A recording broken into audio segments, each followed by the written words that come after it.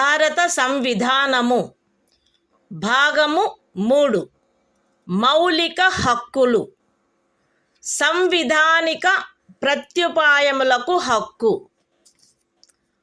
Article 32 ఈ భాగముచే ప్రదత్తము చేయబడిన హక్కులను అమలుపరుచుటకు ప్రత్యుపాయములు ఈ భాగము ద్వారా ప్రదత్తమైన హక్కులను అమలుపరచుటకు సముచిత చర్యల ద్వారా సర్వోన్నత న్యాయస్థానమును అర్థించు హక్కుకు హామీ ఇయ్యబడినది.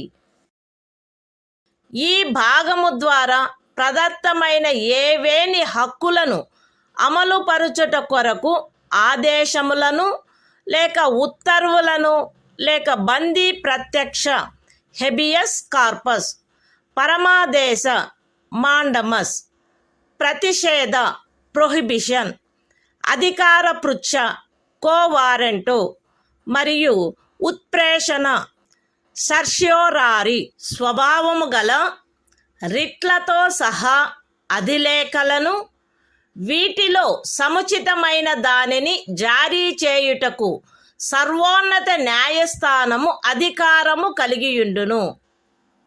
ఖండములు 1 మరియు 2 ద్వారా సర్వోన్నత న్యాయస్థానమునకు ప్రదత్తమైన అధికారములకు భంగము కలగకుండా ఖండము 2 క్రింద సర్వోన్నత న్యాయస్థానముచే వినియోగింపబడదగు అధికారముల అన్నిటినీ కానీ వాటిలో దేనినైనను కానీ ఏదేని ఇతర న్యాయస్థానమునకు దాని అధికారిత యొక్క స్థానిక హద్దులలో వినియోగించు అధికారమును శాసనము ద్వారా parliament వసగవచ్చును.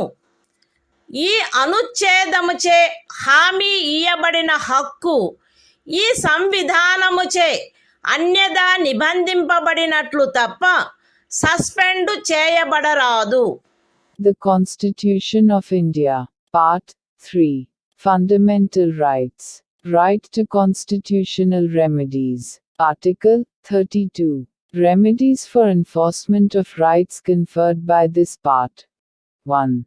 The right to move the Supreme Court, by appropriate proceedings for the enforcement of the rights conferred by this part, is guaranteed. 2. The Supreme Court shall have power to issue directions or orders, or writs, including writs in the nature of habeas corpus, mandamus, prohibition, quo warranto and certiorari, whichever may be appropriate, for the enforcement of any of the rights conferred by this part. 3. Without prejudice to the powers conferred on the Supreme Court, by clauses 1 and 2. Parliament may by law empower any other court to exercise within the local limits of its jurisdiction all or any of the powers exercisable by the Supreme Court under clause 2. 4. The right guaranteed by this article shall not be suspended, except as otherwise provided for by this Constitution.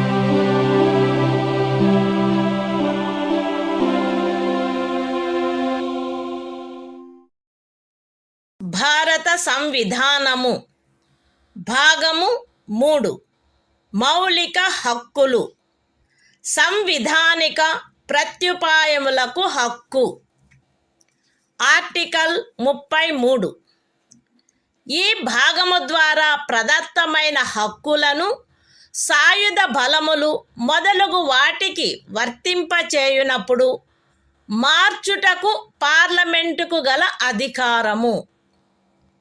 ఈ భాగము ద్వారా ప్రదత్తమైన హక్కులలో వేటినైనను సాయుధ బలములకు చెందిన సభ్యులకు లేక ప్రజాశాంతిని కాపాడు భారము వహించిన సాయుధ బలములకు చెందిన సభ్యులకు లేక గుప్త సమాచారము కొరకు లేక ఎదురు గుప్త సమాచారము కొరకు రాజ్యముచే స్థాపించబడిన ఏదేని బ్యూరోలో లేదా ఇతర వ్యవస్థలో నియమించబడిన వ్యక్తులకు లేక ఏ నుండి సి వరకు గల ఖండములలో నిర్దేశింపబడిన ఏదేని సాయుధ బలము బ్యూరో లేక వ్యవస్థ కొరకై ఏర్పాటు చేసిన టెలికమ్యూనికేషన్ వ్యవస్థలలో నియమించబడిన లేదా వాటికి సంబంధించిన వ్యక్తులకు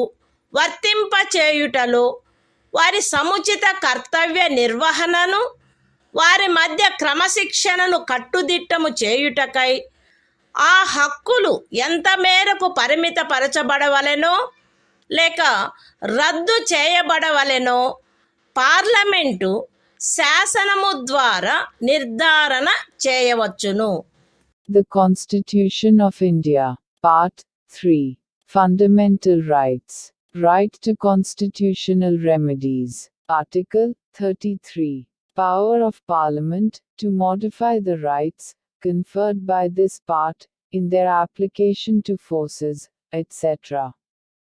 Parliament may by law determine to what extent any of the rights conferred by this part shall, in their application to the members of the armed forces, or the members of the forces charged with the maintenance of public order, or persons employed in any bureau or other organization established by the state for purposes of intelligence or counterintelligence, or person employed in or in connection with the telecommunication systems set up for the purposes of any force, bureau, or organization referred to in clauses A to C be restricted or abrogated so as to ensure the proper discharge of their duties and the maintenance of discipline among them.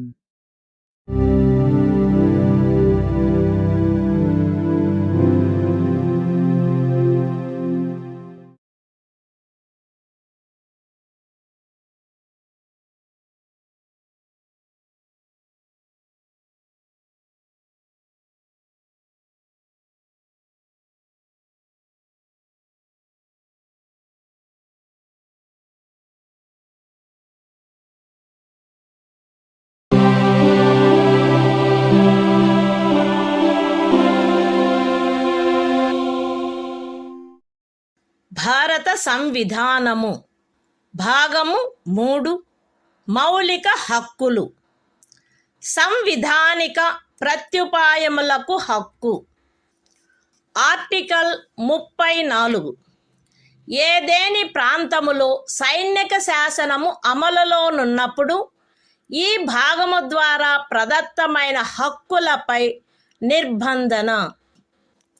ఈ భాగమునందు పూర్వగామి నిబంధనలలో ఏమి ఉన్నప్పటికీ భారతదేశ రాజ్యక్షేత్రములోని ఏదేని ప్రాంతములో సైనిక శాసనము అమలులో ఉండి ఉన్నచో సంఘము యొక్క లేక ఒక రాజ్యము యొక్క సేవలోనున్న ఎవరేని వ్యక్తి అచట శాంతిని కాపాడుటకు లేక తిరిగి నెలకొల్పుటకు సంబంధించి చేసిన ఏదేని కార్యమును గూర్చి పార్లమెంటు శాసనము ద్వారా అతనికి క్షతిపూర్తి చేయవచ్చును, లేక అట్టి ప్రాంతంలో సైనిక శాసనము క్రింద చేయబడిన ఏదేని దండనోత్తర్వును, విధించబడిన ఏదేని శిక్షను, ఉత్తర్వు చేయబడిన సమపహరణను, లేక చేసిన ఏదేని ఇతర కార్యమును మాన్యమునర్చవచ్చును.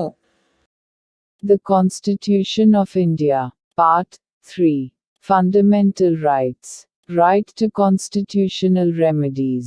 Article 34. Restriction on rights conferred by this part while martial law is in force in any area. Notwithstanding anything in the foregoing provisions of this part, Parliament may, by law, indemnify any person, in the service of the Union, or of a state, or any other person, in respect of any act done by him, in connection with the maintenance or restoration of order, in any area within the territory of India, where martial law was in force, or validate any sentence passed, punishment inflicted, forfeiture ordered, or other act done under martial law in such area.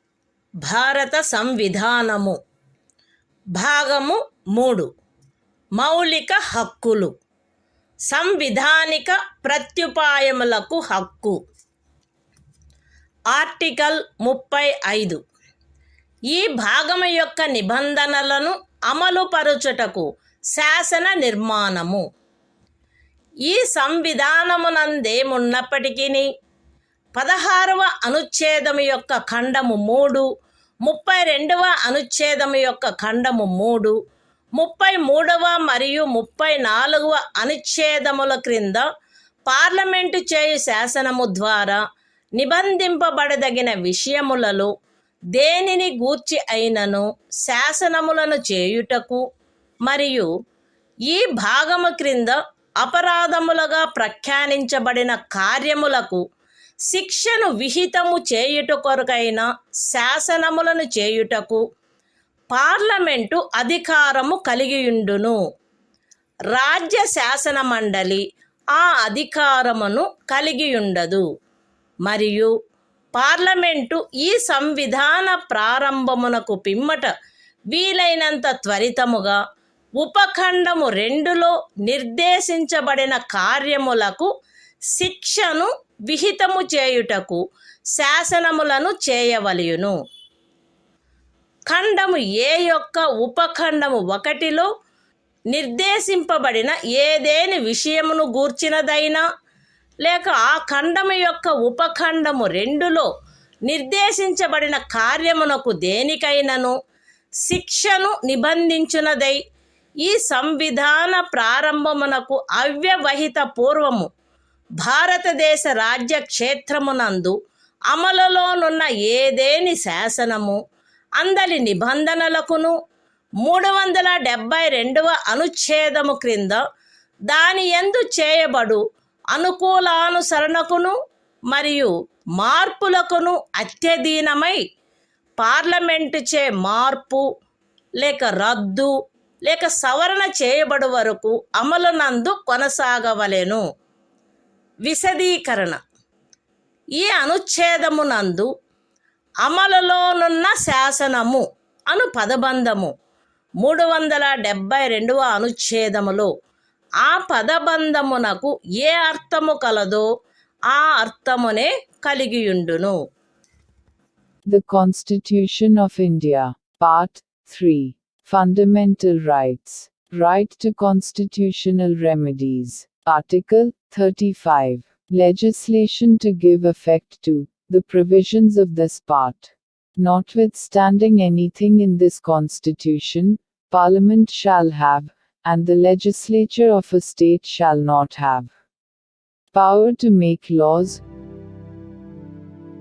with respect to any of the matters which, under Clause 3 of Article 16, Clause 3 of Article 32, Article 33 and Article 34 may be provided for by law made by Parliament, and for prescribing punishment for those acts which are declared to be offences under this part. And Parliament shall, as soon as may be after the commencement of this Constitution, make laws, for prescribing punishment, for the acts referred to in subclause 2.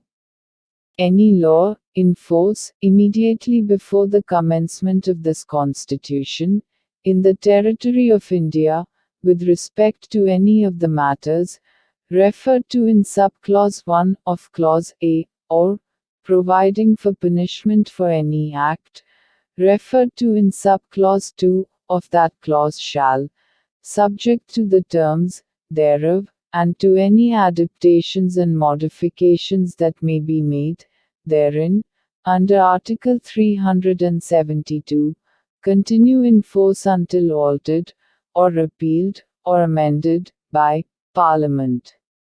Explanation. In this article, the expression, law in force, has the same meaning as in Article 372.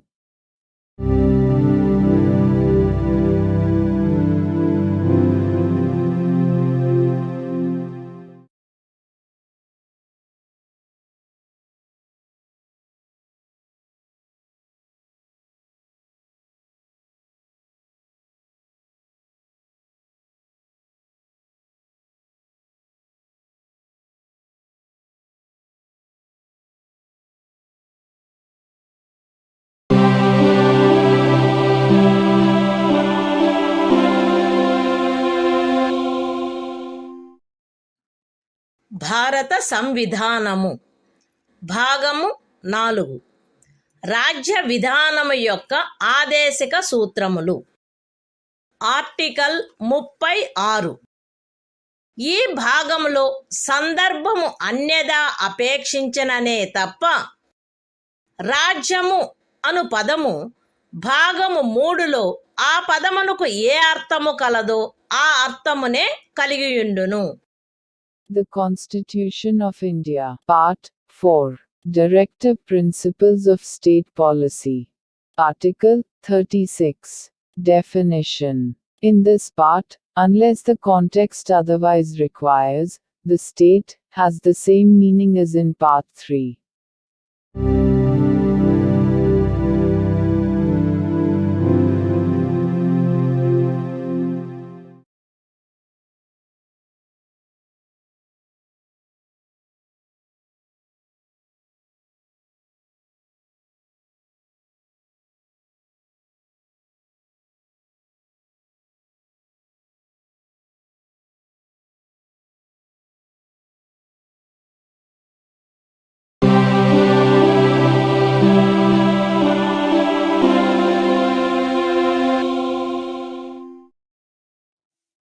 భారత సంవిధానము భాగము 4 రాజ్య విధానము యొక్క ఆదేశిక సూత్రములు.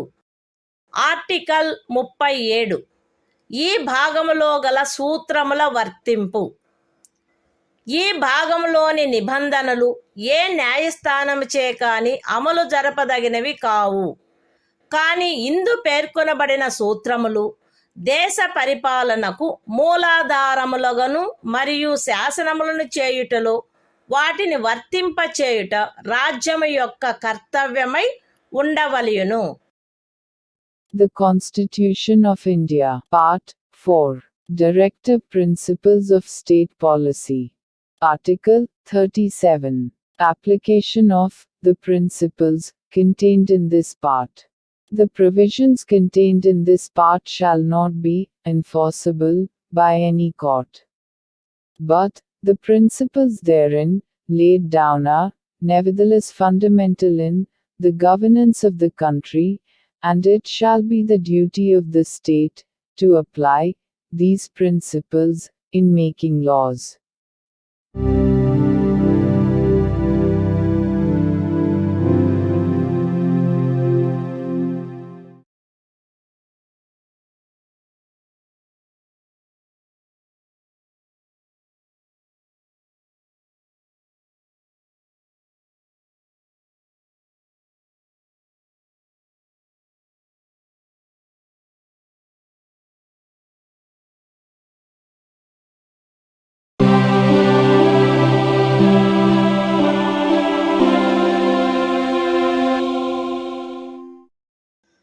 భారత సంవిధానము భాగము 4 రాజ్య విధానము యొక్క ఆదేశిక సూత్రములు.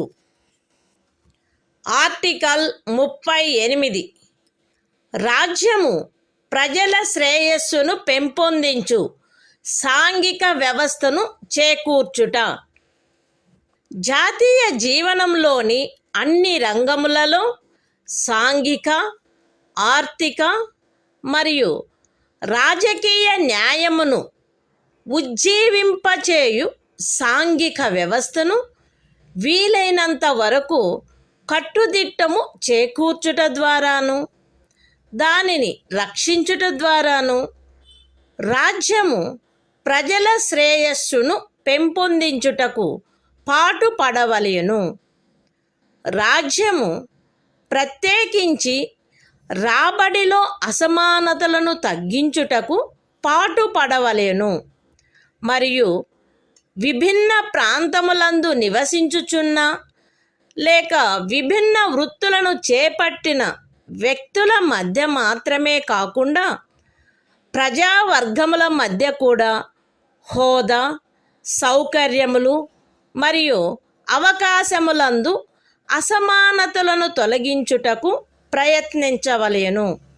The Constitution of India, Part 4, Directive Principles of State Policy.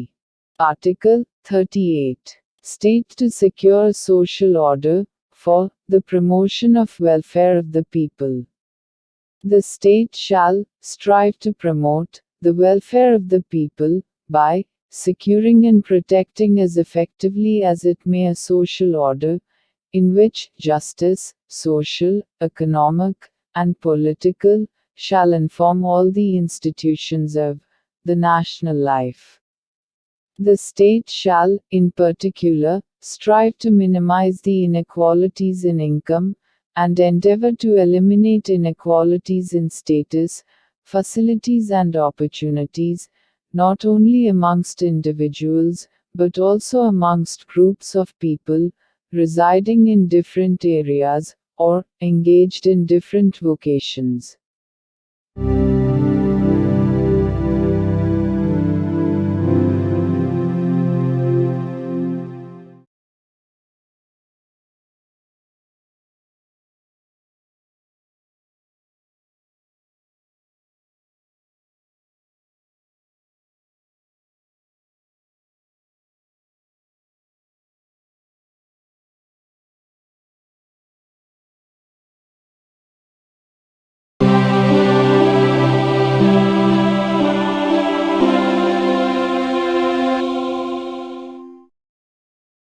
భారత సంవిధానము భాగము 4 రాజ్య విధానము యొక్క ఆదేశిక సూత్రములు.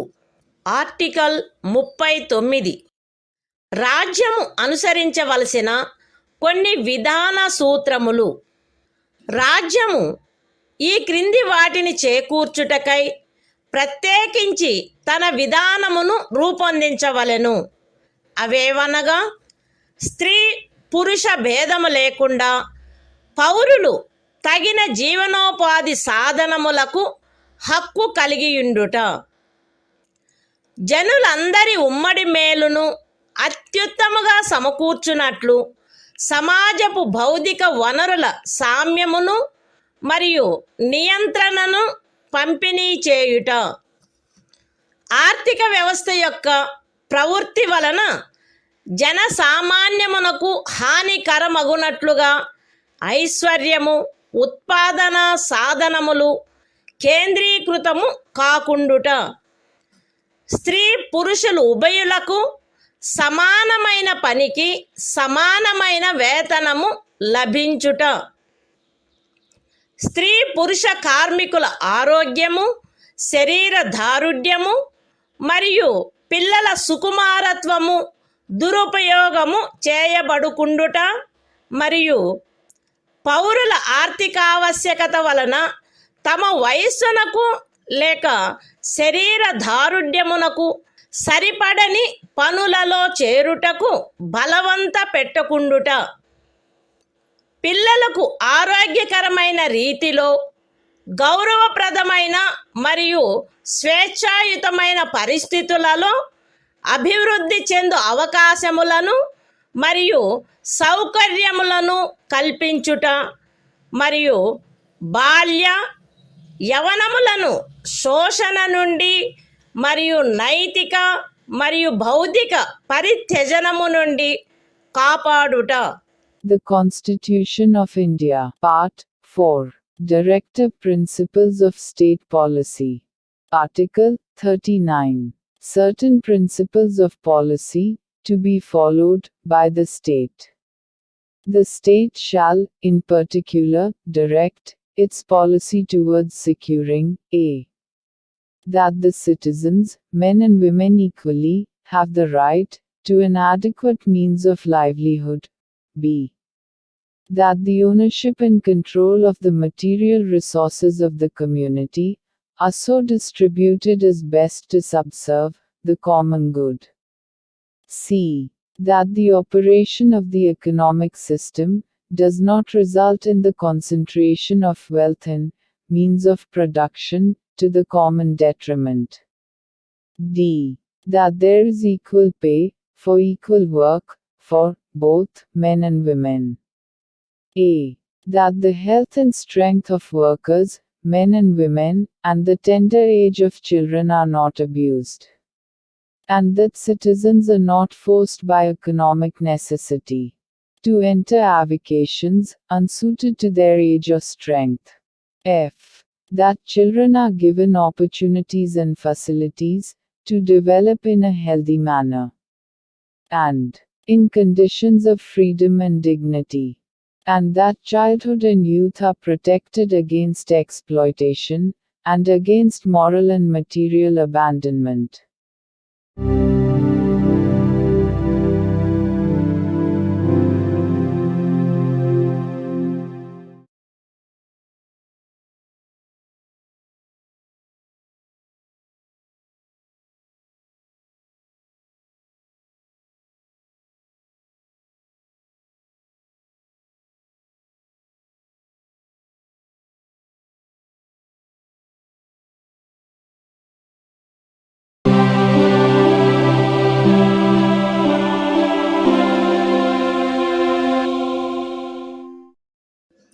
భారత సంవిధానము భాగము 4. రాజ్య విధానము యొక్క ఆదేశక సూత్రములు. Article 39A. సమాన న్యాయము, ఉచిత న్యాయవాద సహాయము.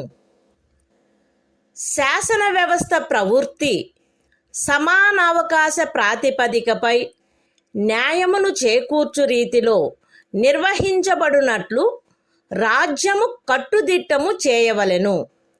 మరియు ప్రత్యేకముగా ఏ పౌరునికైనను ఆర్థిక లేక ఇతర అసక్తతల కారణమున న్యాయమును పొందు అవకాశములు అలభ్యము కాకుండునట్లు కట్టుదిట్టము చేయుటకై తగిన శాసన నిర్మాణమును లేక పథకముల ద్వారా గాని ఏదేని ఇతర విధముగా గాని ఉచిత న్యాయవాద సహాయమును సమకూర్చవలెను. The Constitution of India, Part 4. Directive Principles of State Policy. Article 39A. Equal justice and free legal aid. The state shall secure that the operation of the legal system promotes justice on a basis of equal opportunity, and shall, in particular, provide free legal aid by suitable legislation or schemes, or in any other way to ensure that opportunities for securing justice are not denied to any citizen by reason of economic or other disabilities.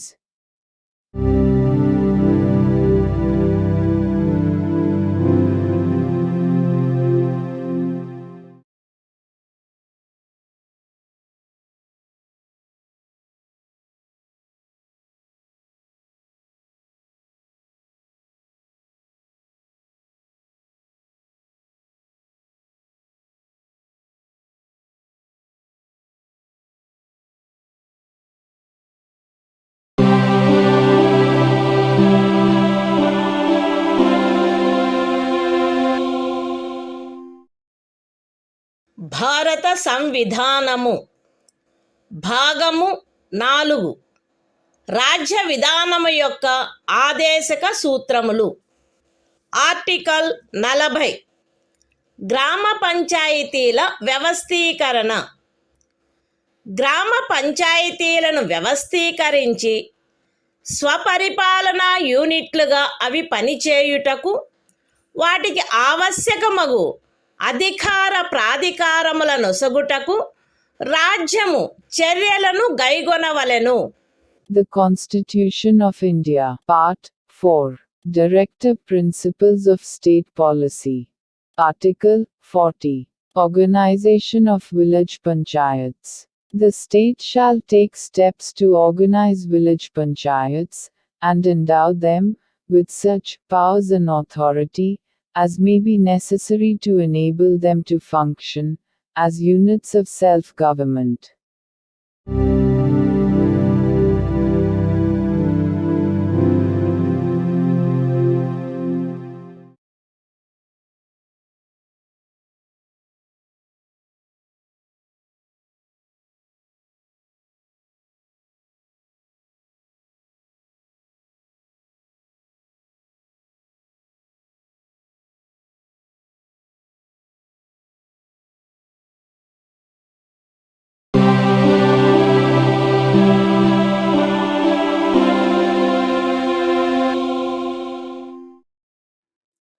భారత సంవిధానము భాగము 4 రాజ్య విధానము యొక్క ఆదేశక సూత్రములు.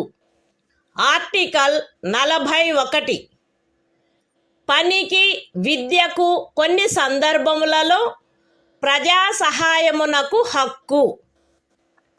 రాజ్యము దాని ఆర్థిక స్తోమత మరియు అభివృద్ధి పరిమితుల మేరకు పనిచేయు హక్కును, విద్య నేర్చుకొను హక్కును మరియు నిరుద్యోగము, అనారోగ్యము, అంగవైకల్యము మరియు ఇతర విధములైన అకారణ దారిద్ర్యము కలిగిన సందర్భములలో ప్రజా సహాయమును పొందు హక్కును చేకూర్చుటకై కట్టుదిట్టమైన ఏర్పాటు చేయవలెను. The Constitution of India, Part 4, Directive Principles of State Policy. Article 41, Right to work, to education, and to public assistance, in certain cases. The state shall, within the limits of its economic capacity and development, make effective provision for securing the right to work, to education, and to public assistance, in cases of unemployment, old age, sickness, and disablement, and in other cases of undeserved want.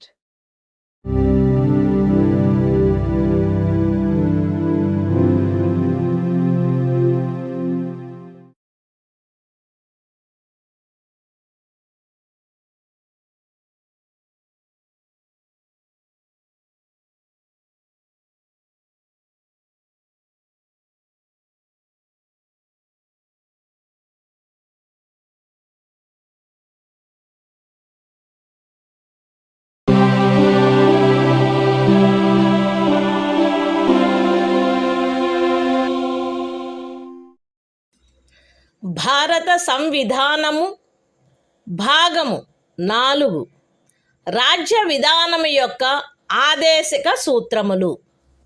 Article 42 పని విషయమున న్యాయమైన మరియు మానవోచితమైన పరిస్థితులకు మరియు ప్రసూతి సహాయమునకు ఏర్పాటు.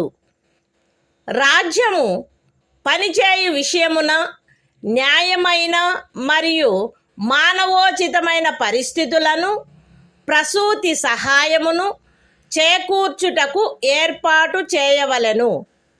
The Constitution of India, Part 4, Directive Principles of State Policy. Article 42, Provision for just and humane conditions of work, and maternity relief. The state shall make provision for securing just and humane conditions of work, and for maternity relief.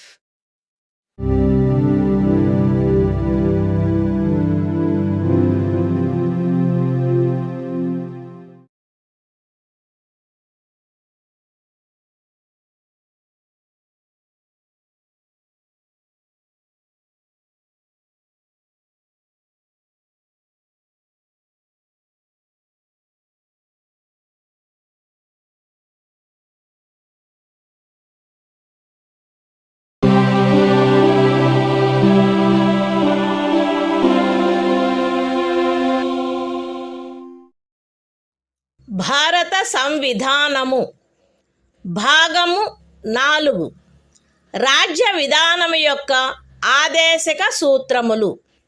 Article 43 కార్మికులకు జీవన భృతి మొదలగునవి. రాజ్యము తగిన శాసన నిర్మాణము ద్వారా లేక ఆర్థిక వ్యవస్థాపన ద్వారా లేక మరే విధముగానైనా వ్యవసాయ, పారిశ్రామిక లేక ఇతర కార్మికులందరికీ పనిని, జీవన భృతిని మరియు సముచిత జీవన స్థాయిని, విశ్రాంతి మరియు సాంఘిక సాంస్కృతిక అవకాశముల పూర్తి వినియోగమును చేకూర్చునట్టి పని పరిస్థితులను కల్పించుటకు ప్రయత్నించవలెను. మరియు ప్రత్యేకించి గ్రామీణ ప్రాంతములలో వైయక్తిక ప్రాతిపదికపై లేక సహకార ప్రాతిపదికపై కుటీర పరిశ్రమలను పెంపొందింపచేయుటకు ప్రయత్నించవలెను. The Constitution of India, Part 4, Directive Principles of State Policy. Article 43, Living wage, etc., for workers. The state shall endeavor to secure, by suitable legislation, or economic organization or in any other way, to all workers, agricultural, industrial or otherwise, work, a living wage, conditions of work ensuring a decent standard of life, and full enjoyment of leisure, and social and cultural opportunities, and, in particular, the state shall endeavor to promote cottage industries, on an individual or cooperative basis, in rural areas.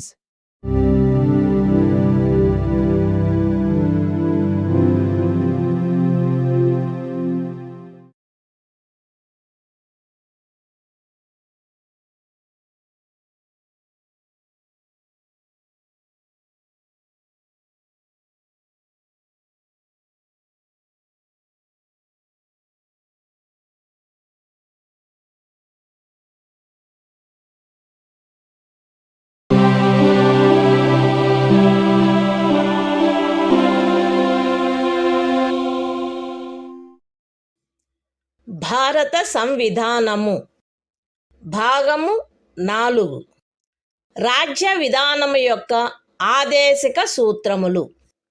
Article 43 పరిశ్రమల నిర్వహణలో కార్మికులు పాల్గొనుట. రాజ్యము తగిన శాసన నిర్మాణము ద్వారా లేక ఏదేని ఇతర విధముగా ఏదేని పరిశ్రమలో నిమగ్నమైన సంస్థల వ్యవస్థాపన లేక ఇతర వ్యవస్థల నిర్వహణలో కార్మికులు పాల్గొనున్నట్లు చర్యలు తీసుకొనవలెను. The Constitution of India, Part 4, Directive Principles of State Policy. Article 43A. Participation of workers in management of industries. The state shall take steps, by suitable legislation or in any other way, to secure the participation of workers in the management of undertakings, establishments, or other organizations engaged in any industry.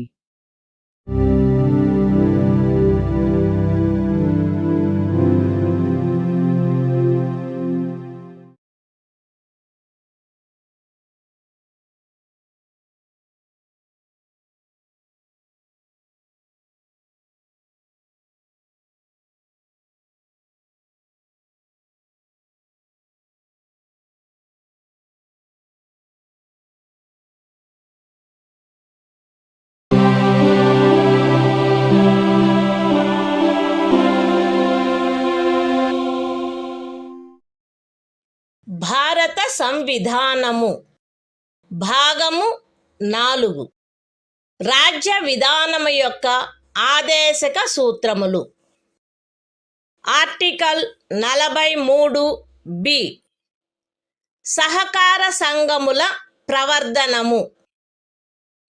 రాజ్యము సహకార సంఘములు స్వచ్ఛందముగా రూపొందించుటకు, స్వాయత్తముగా కృత్యములు నిర్వహించుటకు, ప్రజాస్వామ్య నియంత్రణ మరియు వృత్తిపరమై యాజమాన్యమును ప్రోత్సహించుటకు ప్రయత్నించవలెను. The Constitution of India, Part 4, Directive Principles of State Policy. Article 43b. Promotion of cooperative societies. The state shall endeavor to promote voluntary formation, autonomous functioning, democratic control and professional management of cooperative societies.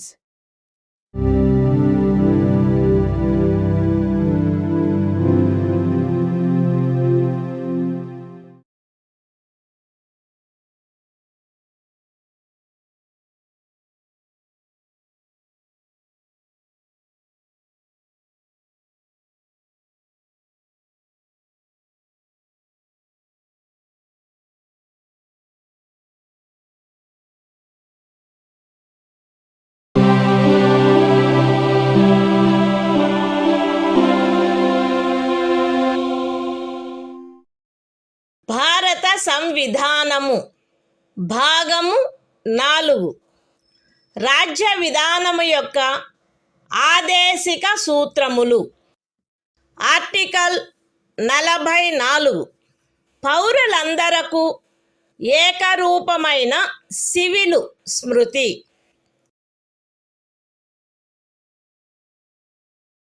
భారతదేశ రాజ్య క్షేత్రమునంతట పౌరులకు ఏకరూపమైన సివిల స్మృతిని చేకూర్చుటకు రాజ్యము ప్రయత్నించవలెను.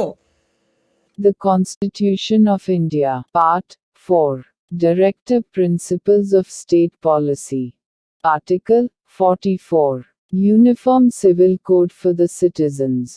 The state shall endeavor to secure for the citizens a uniform civil code throughout the territory of India.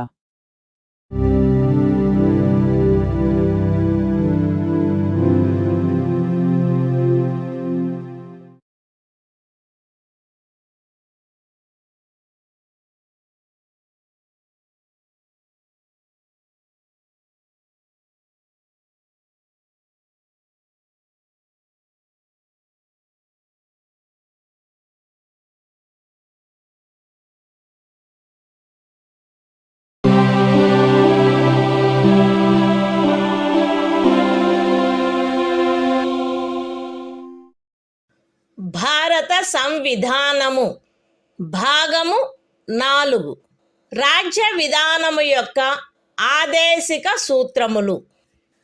Article 45 6 సంవత్సరముల లోపు బాలలందరికీ బాల్య ప్రారంభంలో సంరక్షణ మరియు విద్యను ఏర్పాటు చేయుట. బాలలందరూ వారు 6 సంవత్సరముల వయస్సు పూర్తి చేయునంత వరకు వారికి బాల్య ప్రారంభంలో సంరక్షణ మరియు విద్యను ఏర్పాటు చేయుటకు రాజ్యము ప్రయత్నించవలెను. The Constitution of India, Part 4, Directive Principles of State Policy. Article 45. Provision for early childhood care and education to children below the age of 6 years. The state shall endeavor to provide early childhood care and education for all children until they complete the age of 6 years.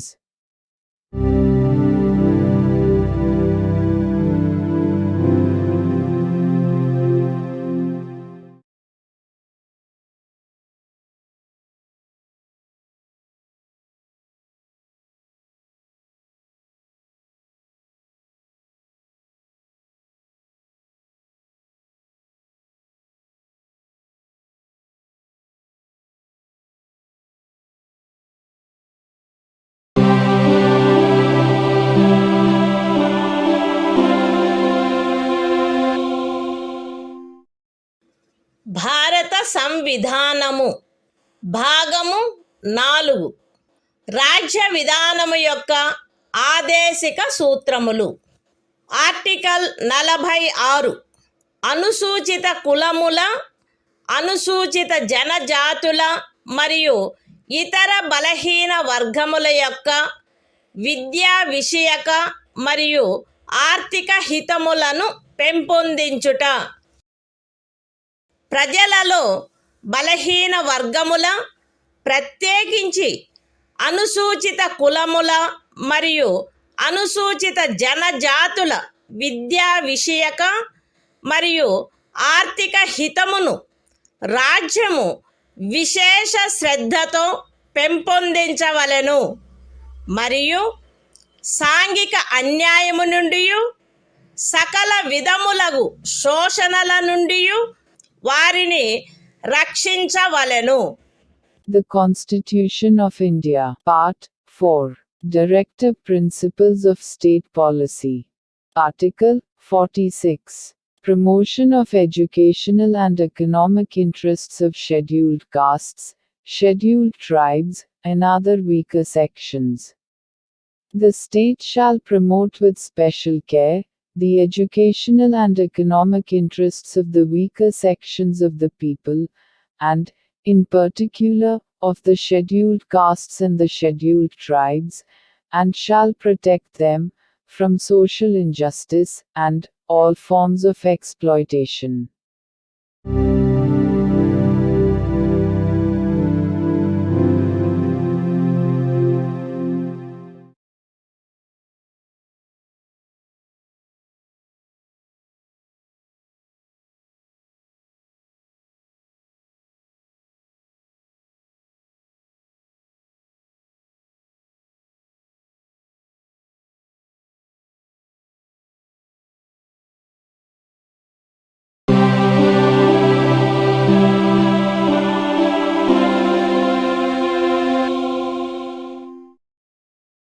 భారత సంవిధానము భాగము 4 రాజ్య విధానము యొక్క ఆదేశిక సూత్రములు.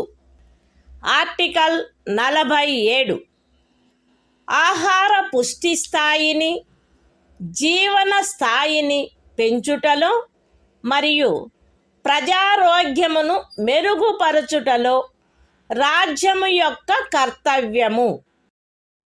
రాజ్యము ప్రజల ఆహార పుష్టి యొక్క స్థాయిని, జీవన స్థాయిని పెంచుట మరియు ప్రజారోగ్యమును మెరుగుపరుచుట తన ప్రాథమిక కర్తవ్యములలోనివిగా పరిగణించవలెను మరియు ప్రత్యేకించి వైద్య ప్రయోజనములకై తప్ప మద్యపానీయములను మరియు ఆరోగ్యమునకు భంగము కలిగించు ఔషధములను సేవించుటను నిషేధించుటకు రాజ్యము ప్రయత్నించవలెను.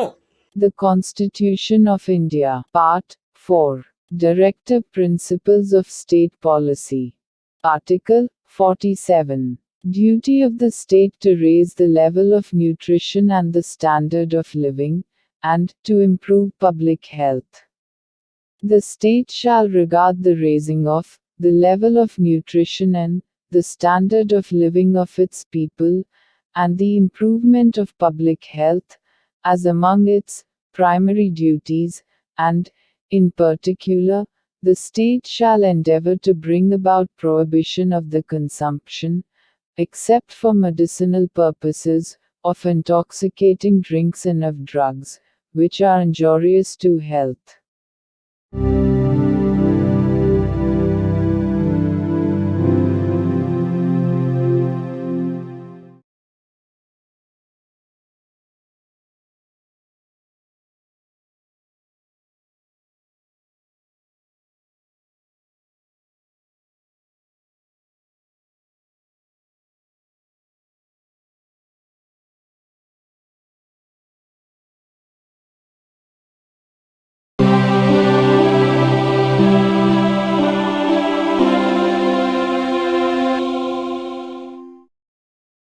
భారత సంవిధానము భాగము 4 రాజ్య విధానం యొక్క ఆదేశిక సూత్రములు.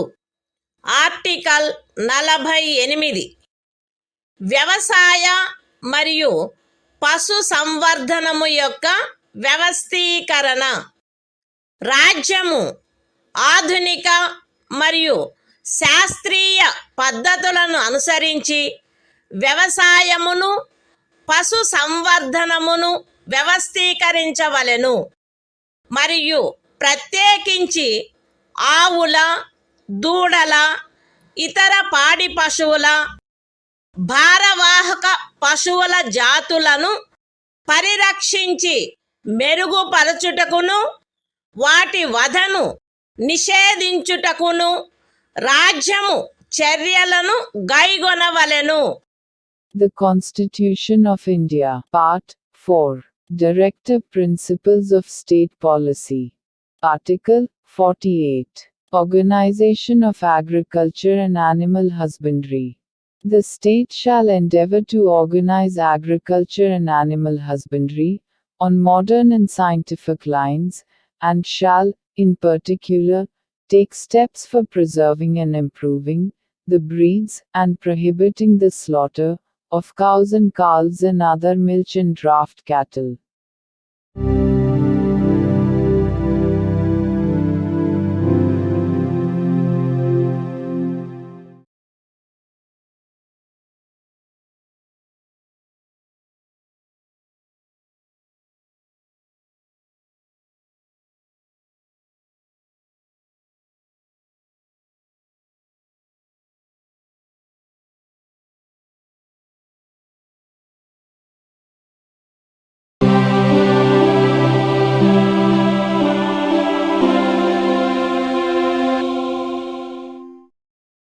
భారత సంవిధానము భాగము 4 రాజ్య విధానము యొక్క ఆదేశిక సూత్రములు. ఆర్టికల్ 48 ఏ పరిసరముల రక్షణ మరియు అభివృద్ధి మరియు అడవుల వన్యప్రాణుల సంరక్షణ. రాజ్యము పరిసరములను కాపాడి అభివృద్ధి చేయుటకును దేశములోని అడవులను వన్యప్రాణులను సంరక్షించుటకును ప్రయత్నించవలెను. The Constitution of India, Part 4, Directive Principles of State Policy. Article 48A, Protection and Improvement of Environment, and Safeguarding of Forests and Wildlife. The state shall endeavor to protect and improve the environment, and to safeguard the forests and wildlife of the country.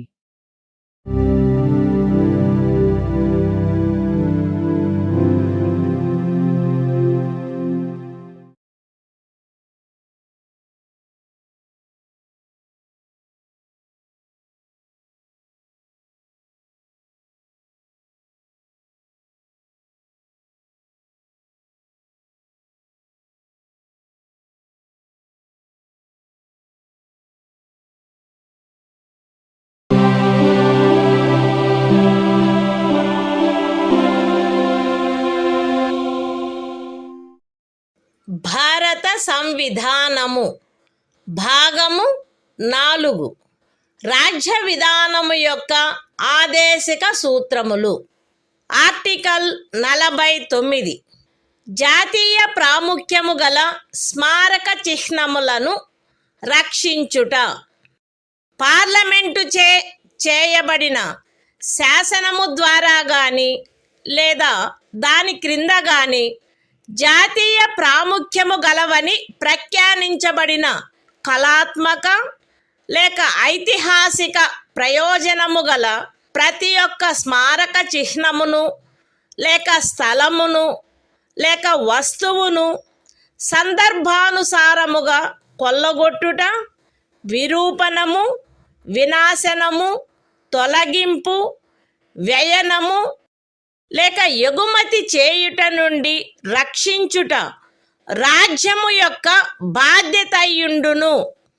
The Constitution of India, Part 4. Directive Principles of State Policy. Article 49. Protection of monuments and places and objects of national importance. It shall be the obligation of the state to protect every monument, or place, or object of artistic or historic interest, declared by or under law made by Parliament to be of national importance, from spoliation, disfigurement, destruction, removal, disposal or export, as the case may be.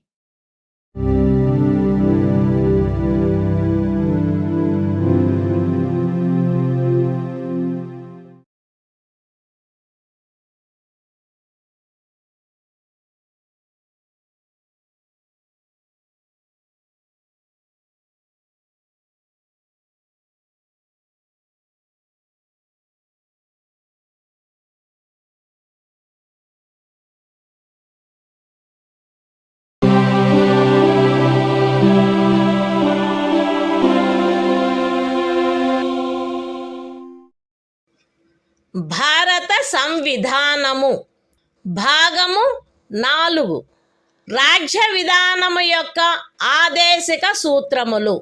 Article 50 న్యాయపాలికను కార్యపాలక వర్గము నుండి వేరుపరుచుట. రాజ్యము యొక్క public సేవలలో న్యాయపాలికను కార్యపాలక వర్గము నుండి వేరుపరుచుటకు రాజ్యము చర్యలను గైగొనవలెను. The Constitution of India, Part 4. Directive Principles of State Policy. Article 50. Separation of judiciary from executive. The state shall take steps to separate the judiciary from the executive, in the public services of the state.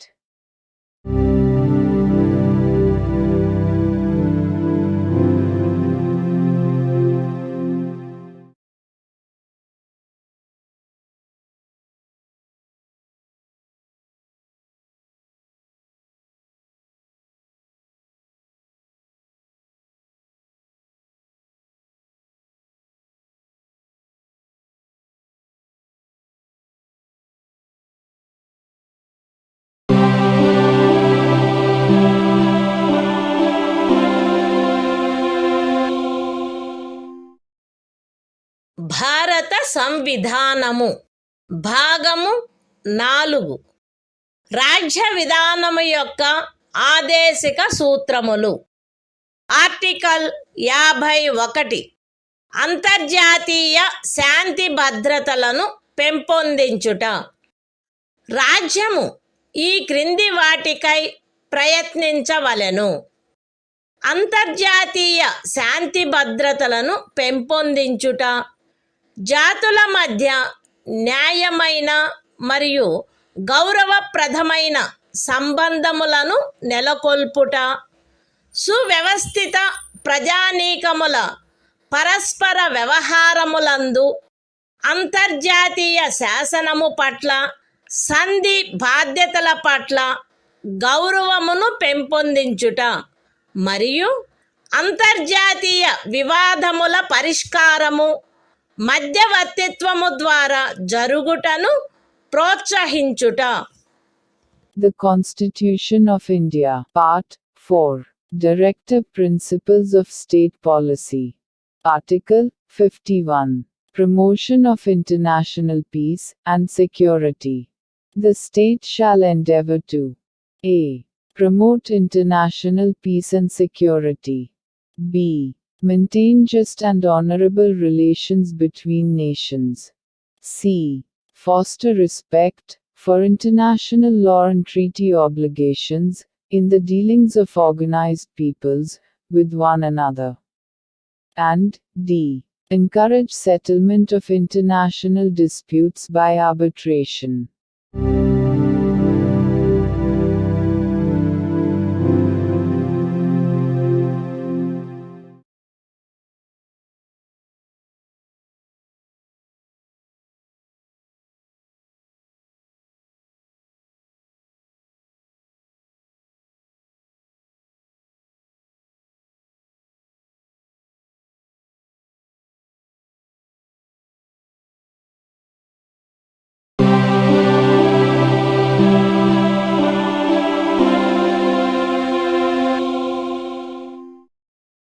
భారత సంవిధానము భాగము 4A మౌలిక కర్తవ్యములు article 51A ప్రతి భారత పౌరునికి సంవిధానమునకు కట్టుబడి ఉండుట మరియు దాని ఆదర్శములను, సంస్థలను, జాతీయ పతాకమును, జాతీయ గీతమును గౌరవించుట, జాతీయ స్వాతంత్ర పోరాటమునకు స్ఫూర్తినిచ్చిన ఉన్నతాదర్శములను జ్ఞప్తి అందించుకొని వాటిని పాటించుట, భారతదేశ సార్వభౌమతను, ఐక్యతను మరియు అఖండతను సమర్థించి కాపాడుట, దేశమును రక్షించుట మరియు కోరినప్పుడు జాతీయ సేవ చేయుట, భారత ప్రజలందరి మధ్య మత, భాష మరియు ప్రాంతము లేక వర్గ వైవిధ్యముల అధిగమించి సామరస్యమును, సోదర భావమును పెంపొందించుట మరియు స్త్రీల గౌరవమును న్యూనపరుచు ఆచారములను విడనాడుట, మన సమ్మిశ్ర సంస్కృతి యొక్క సుసంపన్న సాంప్రదాయమును గౌరవించి పరిరక్షించుట, అడవులు, సరస్సులు, నదులు మరియు వన్యప్రాణులతో సహా ప్రకృతి సిద్ధమైన పరిసరములను కాపాడి అభివృద్ధి చేయుట మరియు ప్రాణికోటి పట్ల కరుణను కలిగియుండుట, వైజ్ఞానిక దృక్పథమును, మానవతావాదమును, జిజ్ఞాసను మరియు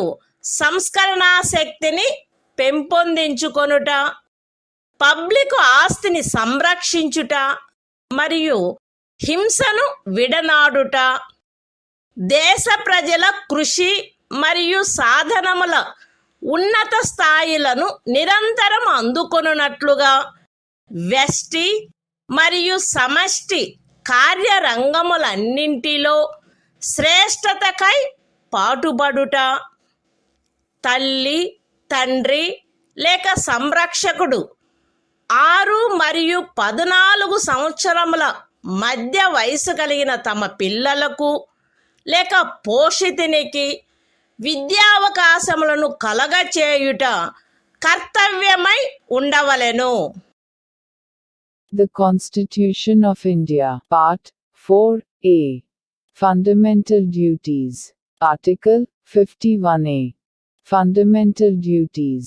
It shall be the duty of every citizen of India to abide by the Constitution and respect its ideals and institutions, the national flag and the national anthem.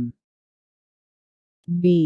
To cherish and follow the noble ideals which inspired our national struggle for freedom. C.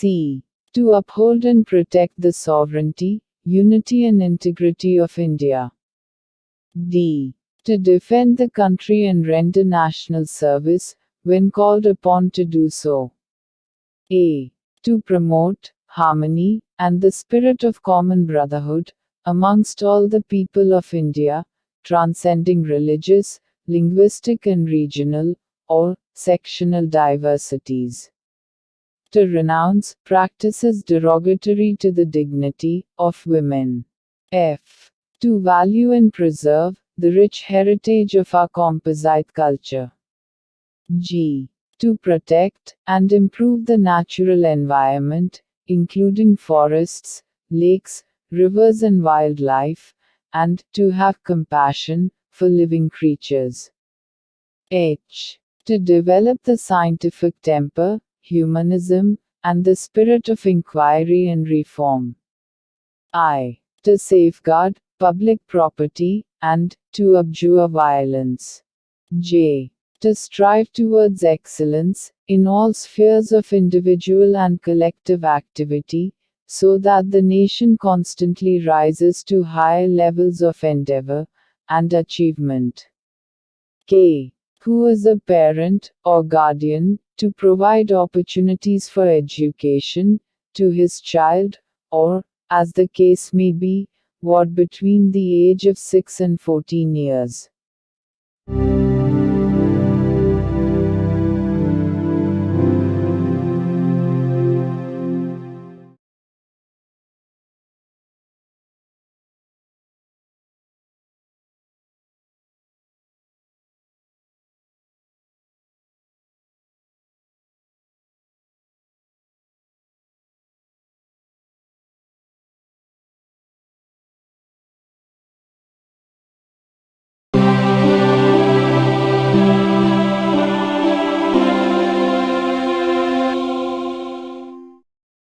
భారత సంవిధానము భాగము 5 సంఘము అధ్యాయం 1 కార్యపాలక వర్గము రాష్ట్రపతి మరియు ఉపరాష్ట్రపతి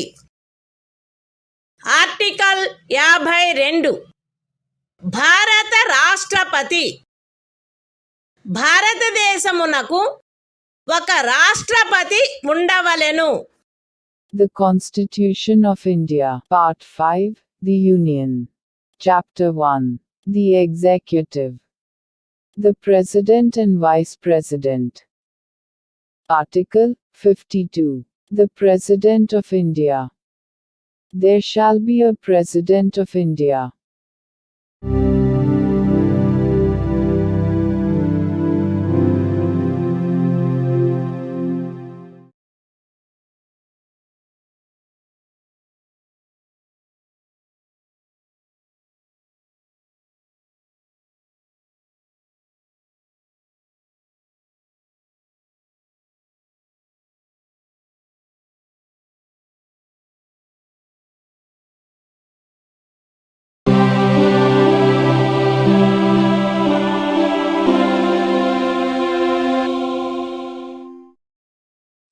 భారత సంవిధానము భాగము 5 సంఘము అధ్యాయము 1 కార్యపాలక వర్గము రాష్ట్రపతి మరియు ఉపరాష్ట్రపతి ఆర్టికల్ 53 సంఘము యొక్క కార్యపాలకాధికారము సంఘము యొక్క కార్యపాలకాధికారము రాష్ట్రపతి యందు నిహితమై ఉండవలెను.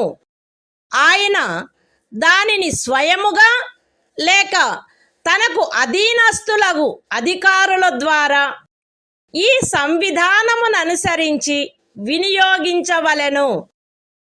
పూర్వగామి నిబంధన యొక్క సాధారణతకు భంగము కలగకుండా సంఘము యొక్క రక్షణ బలములపై సర్వాధిపత్యము రాష్ట్రపతి యందు నిహితమై ఉండవలెను మరియు దాని వినియోగము శాసనము ద్వారా క్రమబద్ధము చేయబడవలెను. ఈ అనుచ్ఛేదములోనిదేదియు అస్తిత్వంలోనున్న ఏదేని శాసనము ద్వారా ఏదేని రాజ్య ప్రభుత్వమునకు గాని ఇతర ప్రాధికారికి గాని ప్రదత్తము చేయబడిన ఏవేని కృత్యములను రాష్ట్రపతికి అంతరణ చేయునిదిగా భావింపబడరాదు. లేక రాష్ట్రపతి మినహా ఇతర ప్రాధికారులకు శాసనము ద్వారా కృత్యములను ప్రదత్తము చేయుట నుండి పార్లమెంటును నివారించదు. The Constitution of India, Part 5, The Union. Chapter 1, The Executive. The President and Vice President. Article 53. Executive power of the Union. 1. The executive power of the Union shall be vested in the President, and shall be exercised by him, either directly, or through officers, subordinate to him, in accordance with this Constitution. 2. Without prejudice to the generality of the foregoing provision, the supreme command of the defense forces of the Union shall be vested in the President, and the exercise thereof shall be regulated by law. 3. Nothing in this article shall be deemed to transfer to the President any functions conferred by any existing law on the government of any state, or other authority, or prevent Parliament from conferring by law functions on authorities other than the President.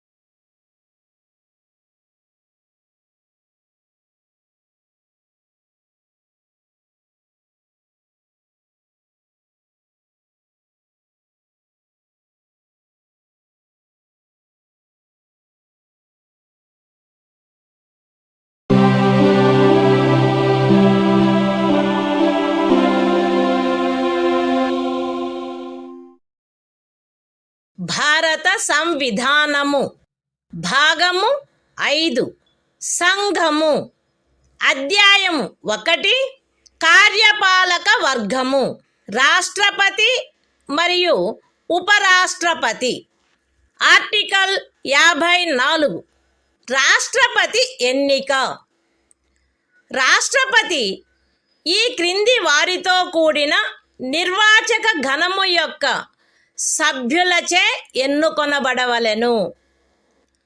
Parliament ఉభయ సదనములోని ఎన్నుకొనబడిన సభ్యులు మరియు రాజ్య శాసన సభలలోని ఎన్నుకొనబడిన సభ్యులు.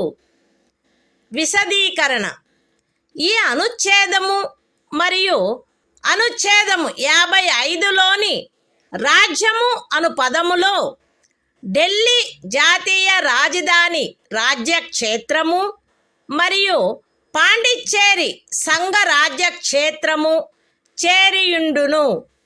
The Constitution of India, Part 5, The Union. Chapter 1. The Executive.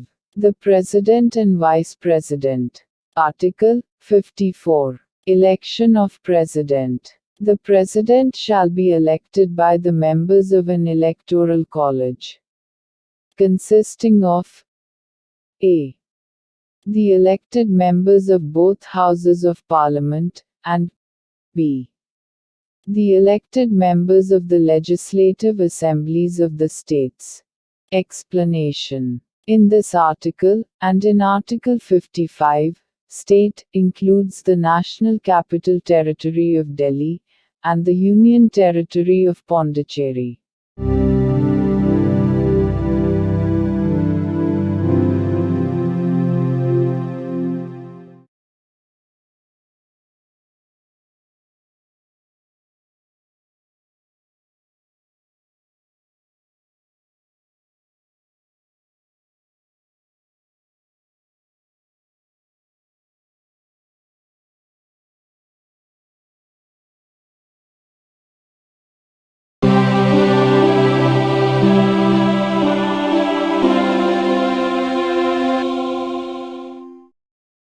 భారత సంవిధానము భాగము 5 సంఘము అధ్యాయము 1 కార్యపాలక వర్గము రాష్ట్రపతి మరియు ఉపరాష్ట్రపతి ఆర్టికల్ 55 రాష్ట్రపతిని ఎన్నుకొను రీతి రాష్ట్రపతి యొక్క ఎన్నికలో వివిధ రాజ్యముల ప్రాతినిధ్య ప్రమాణము ఆచరణీయమైనంత మేరకు ఏకరూపముగా ఉండవలెను.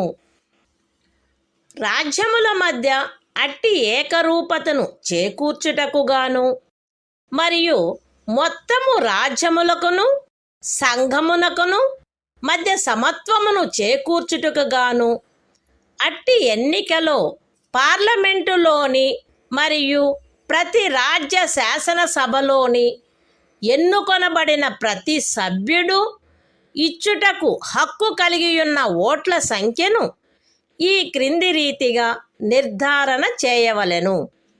ఏ. రాజ్యం యొక్క జనసంఖ్యను ఆ రాజ్య శాసనసభలోని ఎన్నుకొనబడిన మొత్తము సభ్యుల సంఖ్యతో భాగించగా వచ్చు భాగఫలములో 1000 యొక్క గుణిజములు ఎన్నియుండునో అన్ని ఓట్లను రాజ్య శాసనసభకు ఎన్నుకొనబడిన ప్రతి సభ్యుడు కలిగి ఉండవలెను. బి 1000 యొక్క సదరు గుణిజములను లెక్కించిన పిమ్మట శేషము 500కు తగ్గనిచో ఉపఖండము ఏలో నిర్దేశింపబడిన ప్రతి సభ్యునకు గల ఓట్ల సంఖ్యకు అదనముగా 1 ఓటును చేర్చవలెను. సి ఉపఖండములు ఏ మరియు బిల క్రింద రాజ్య శాసనసభలోని సభ్యులకు నియతమైన ఓట్ల మొత్తపు సంఖ్యను పార్లమెంటు ఉభయ సదనములో ఎన్నుకొనబడిన సభ్యుల మొత్తము సంఖ్యతో భాగించగా ఏ సంఖ్య వచ్చునో అన్ని ఓట్లను పార్లమెంటు ఉభయ సదనములోని ఎన్నుకోబడిన ప్రతి సభ్యుడు కలిగి ఉండవలెను. సగమునకు మించిన భిన్నమును 1గా పరిగణించవలెను. ఇతర భిన్నములను ఉపేక్షించవలెను. రాష్ట్రపతి ఎన్నిక ఏకల అంతరణీయ ఓటు ద్వారా అనుపాతిక ప్రాతినిధ్య పద్ధతును అనుసరించి జరగవలెను మరియు అట్టి ఎన్నికలో పోలింగు రహస్యపు బ్యాలెట్ పద్ధతిలో జరగవలెను. విశదీకరణ: ఈ అనుచ్ఛేదములో జనసంఖ్య అను పదబంధమునకు కడపటిదియు అందుకు సంబంధించిన అంకెలు ప్రచురింపబడినదియు అగు జనగణనతో అభినిశ్చితమైన జనసంఖ్య అని అర్థము. అయితే ఈ విశదీకరణలో కడపటిదియు అందుకు సంబంధించిన అంకెలు ప్రచురింపబడినట్టిదియు అగు జనగణనకు గల నిర్దేశమును 2026వ సంవత్సరం పిమ్మట చేయబడు మొదటి జనగణనకు సంబంధించిన అంకెలు ప్రచురించబడు వరకు 1971వ సంవత్సరపు జనగణనకు నిర్దేశమైనట్లు అన్వయించుకొనవలెను.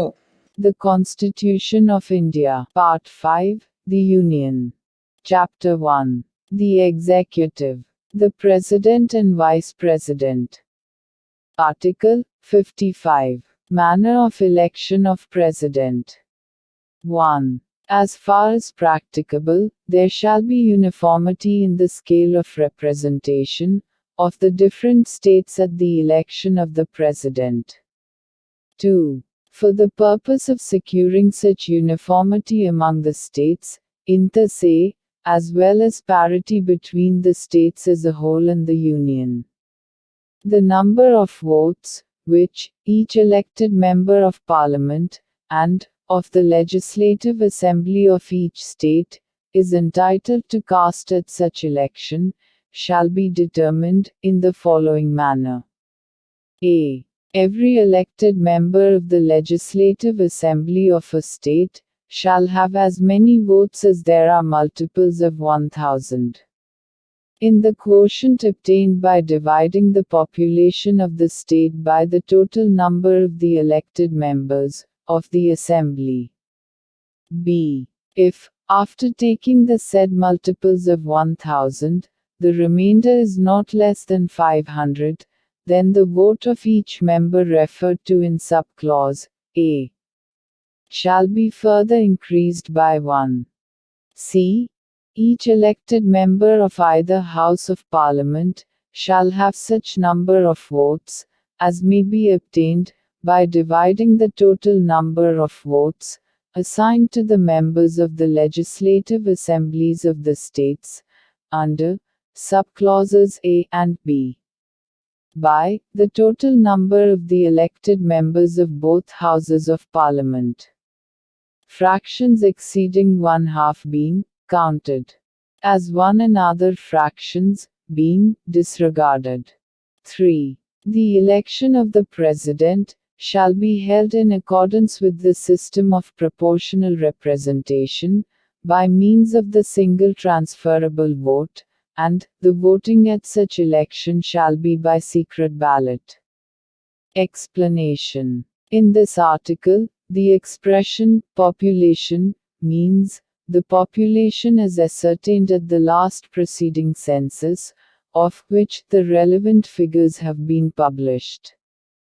Provided that the reference in this explanation to the last preceding census, of which the relevant figures have been published shall, until the relevant figures for the first census taken after the year 2026 have been published, be construed as a reference to the 1971 census.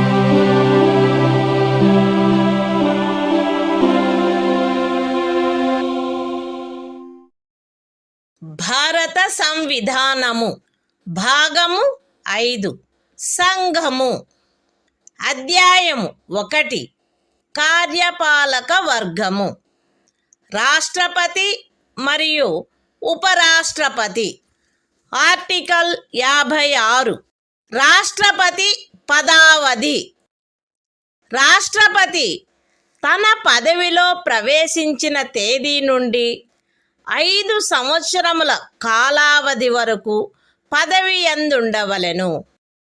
అయితే రాష్ట్రపతి తన చేవ్రాలుతో ఉపరాష్ట్రపతికి లేఖ రాయుట ద్వారా తన పదవికి రాజీనామా ఇవ్వవచ్చును. రాష్ట్రపతిని సంవిధానాతిక్రమణము కావించినందుకు 61వ అనుచ్ఛేదములో నిబంధించబడిన రీతిగా మహాభియోగము ద్వారా పదవి నుండి తొలగించవచ్చును. రాష్ట్రపతి తన పదావధి ముగిసినప్పటికీ తన ఉత్తరాధికారి ఆ పదవిలో ప్రవేశించు వరకు పదవిలో కొనసాగవలెను. ఖండము 1 యొక్క వినాయింపులోని ఖండము ఏ క్రింద ఉపరాష్ట్రపతికి పంపబడిన రాజీనామా పత్రమును ఆయన లోక్సభ అధ్యక్షునికి తక్షణమే పంపవలెను.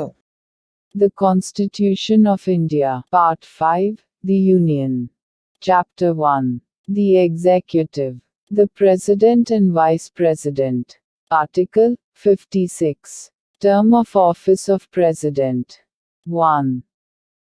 The President shall hold office for a term of 5 years, from the date on which he enters upon his office.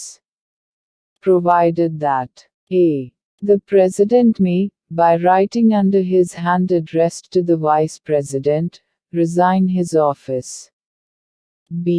The President may, for violation of the Constitution, be removed from office by impeachment in the manner provided in Article 61. c.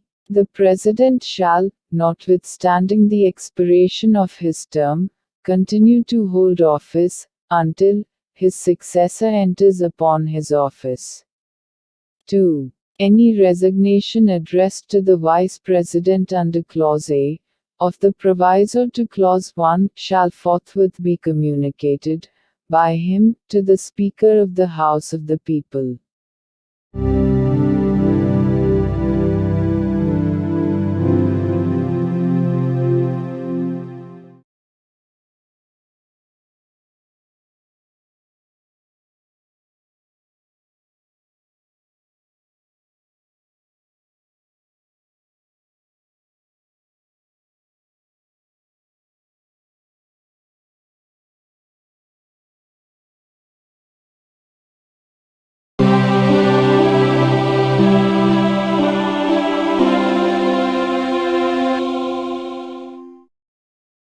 భారత సంవిధానము భాగము 5 సంఘము అధ్యాయము 1 కార్యపాలక వర్గము రాష్ట్రపతి మరియు ఉపరాష్ట్రపతి article 57 తిరిగి ఎన్నికకు పాత్రత.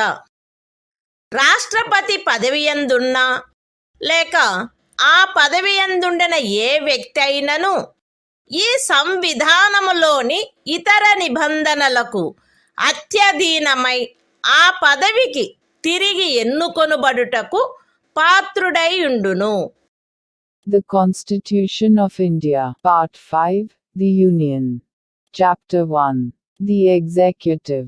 The President and Vice President. Article 57. Eligibility for re-election. A person who holds, or who has held, office as President shall, subject to the other provisions of this Constitution, be eligible for re-election to that office.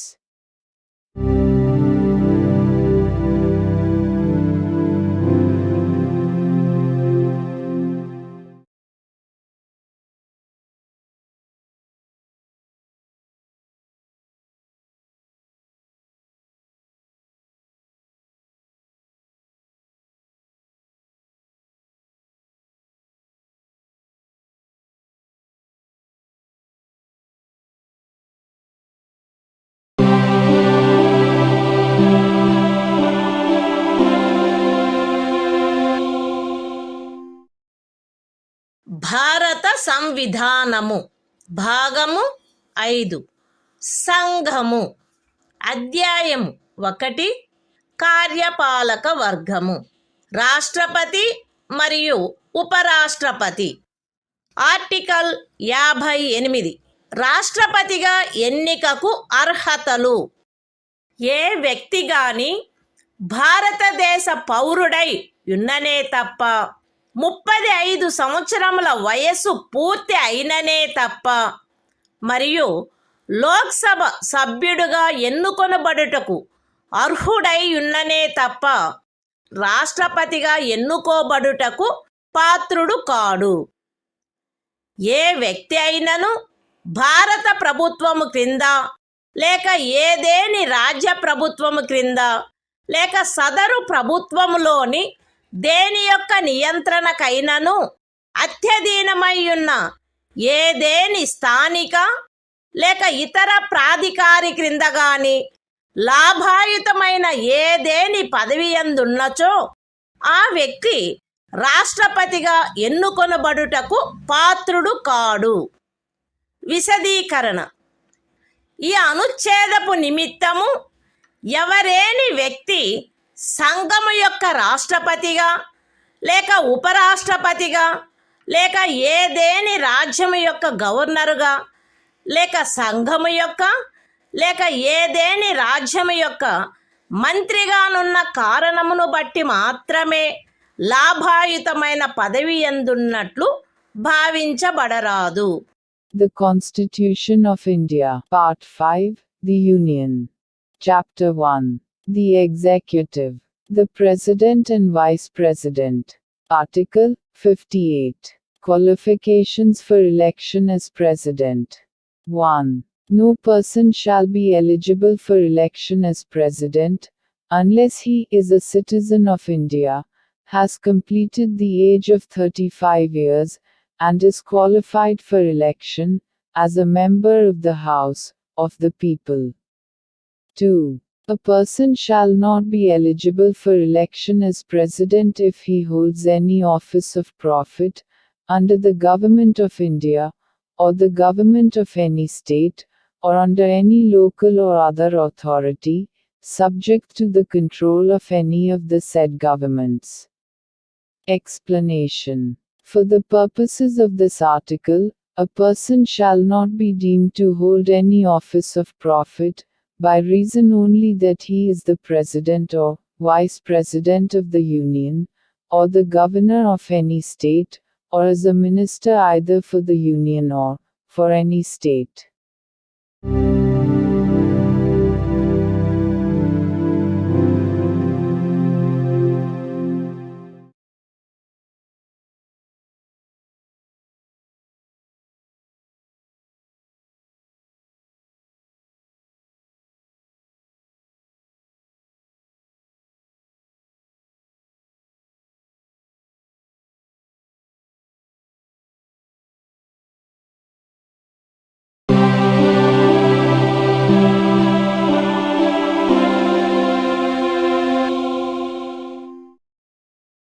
భారత సంవిధానము భాగము 5 సంఘము అధ్యాయము 1 కార్యపాలక వర్గము రాష్ట్రపతి మరియు ఉపరాష్ట్రపతి article 59 రాష్ట్రపతి పదవీ షరతులు రాష్ట్రపతి పార్లమెంటు యొక్క లేక ఏదేని రాజ్య శాసన మండలి యొక్క ఏ సదనములో గాని సభ్యుడుగా ఉండరాదు మరియు పార్లమెంటు యొక్క లేక ఏదేని రాజ్య శాసన మండలి యొక్క ఏ సదనములోని సభ్యుడైనను రాష్ట్రపతిగా ఎన్నుకొనబడినచో ఆయన రాష్ట్రపతి పదవిలో ప్రవేశించిన తేదీ నుండి ఆ సదనములోని తన స్థానమును ఖాళీ చేసినట్లు భావించవలెను. రాష్ట్రపతి లాభాయుతమైన ఏదేని ఇతర పదవియందు ఉండరాదు. రాష్ట్రపతి అద్దె చెల్లించకుండా తన అధికార నివాస గృహములను ఉపయోగించుకొనుటకు హక్కు కలిగియుండును మరియు పార్లమెంటు శాసనము ద్వారా నిర్ధారణ చేయు ఉపలబ్ధులకు భత్యములకు మరియు విశేషాధికారములకు మరియు తద్విషయమున అట్లు నిబంధన చేయబడు వరకు 2వ అనుసూచిలో నిర్దిష్టపరచబడిన ఉపలబ్ధులకు భత్యములకు మరియు విశేషాధికారములకు ఆయన హక్కు కలిగియుండును. రాష్ట్రపతి యొక్క ఉపలబ్ధులు మరియు భత్యములు ఆయన పదావధిలో తగ్గించబడరాదు. The Constitution of India, Part 5, The Union. Chapter 1. The Executive. The President and Vice President. Article 59. Conditions of President's Office. 1. The President shall not be a member of either House of Parliament, or of a House of the Legislature of any state. And, if a member of either House of Parliament or of a House of the Legislature of any state be elected President, he shall be deemed to have vacated his seat in that House, on the date on which he enters upon his office as President. 2. The President shall not hold any other office of profit.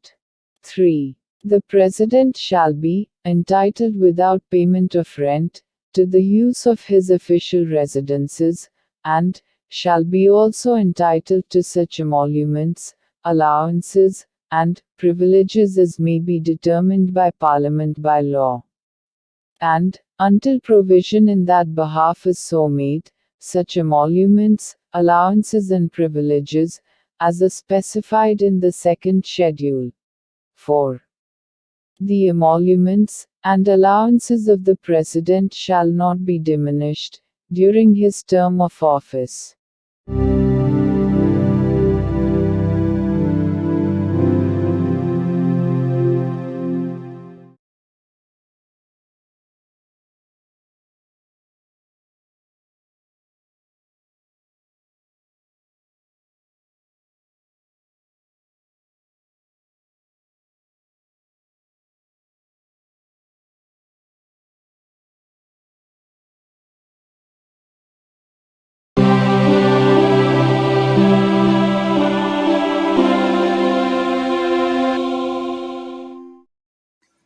భారత సంవిధానము భాగము 5 సంఘము అధ్యాయము 1 కార్యపాలక వర్గము రాష్ట్రపతి మరియు ఉపరాష్ట్రపతి article 60 రాష్ట్రపతిచే ప్రమాణము లేక ప్రతిజ్ఞ ప్రతి రాష్ట్రపతి మరియు రాష్ట్రపతిగా వ్యవహరించు లేక రాష్ట్రపతి కృత్యములను నిర్వహించు ప్రతి వ్యక్తి తన పదవిలో ప్రవేశించుటకు పూర్వము భారతదేశ ముఖ్య న్యాయమూర్తి సమక్షమున లేక ఆయన హాజరు లేనప్పుడు సర్వోన్నత న్యాయస్థాన న్యాయాధీశులలో అందుబాటులో ఉన్న వారిలో అందరికంటే సీనియర్ న్యాయాధీశుని సమక్షమున గాని ఈ క్రింది రూపములో ప్రమాణము లేక ప్రతిజ్ఞ చేసి దానిపై చేవ్రాలు చేయవలెను.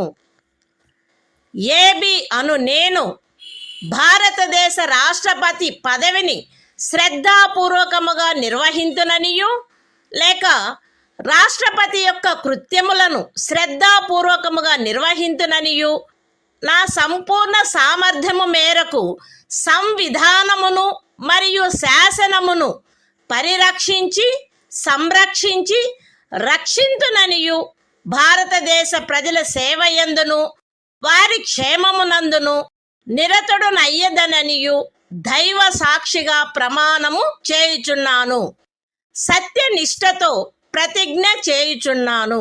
The Constitution of India, Part 5, The Union. Chapter 1. The Executive. The President and Vice President. Article 60. Oath or affirmation by the President. Every President and every person acting as President or discharging the functions of the President shall, before entering upon his office, make and subscribe in the presence of the Chief Justice of India, or, in his absence, the senior most judge of the Supreme Court available, an oath or affirmation in the following form, that is to say, I, A.B., do swear in the name of God, that I will faithfully execute the office, solemnly affirm of President, or discharge the functions of the President of India, and will to the best of my ability, preserve, protect and defend the Constitution, and the law, and that I will devote myself, to the service and well-being of the people of India.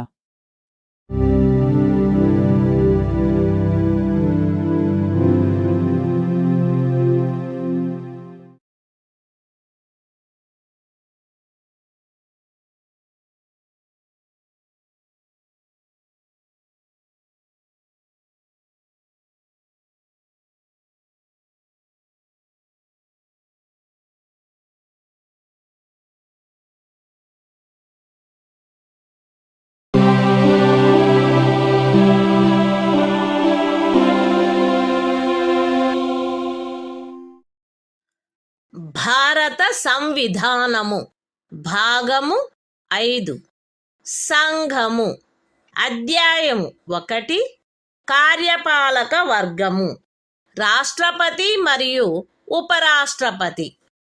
Article 61 రాష్ట్రపతిపై మహాభియోగము తెచ్చుటకు ప్రక్రియ. సంవిధానాతిక్రమణము కావించినాడని రాష్ట్రపతిపై మహాభియోగం జరపబడవలసినప్పుడు parliament యొక్క ఏ సదనము చేనైనను ఆరోపణ చేయబడవలెను.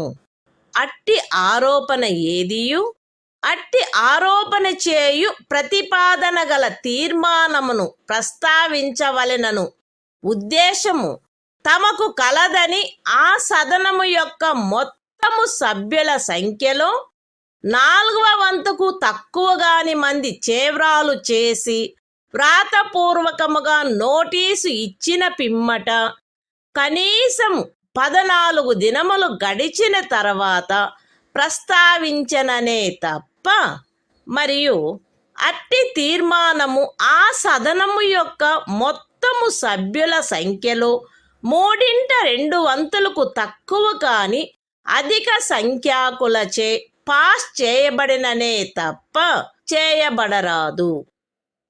Parliament యొక్క ఏ సదనమైనను అట్లు ఆరోపణ చేసినప్పుడు 2వ సదనము ఆ ఆరోపణను దర్యాప్తు చేయవలెను లేక దర్యాప్తు చేయించవలెను.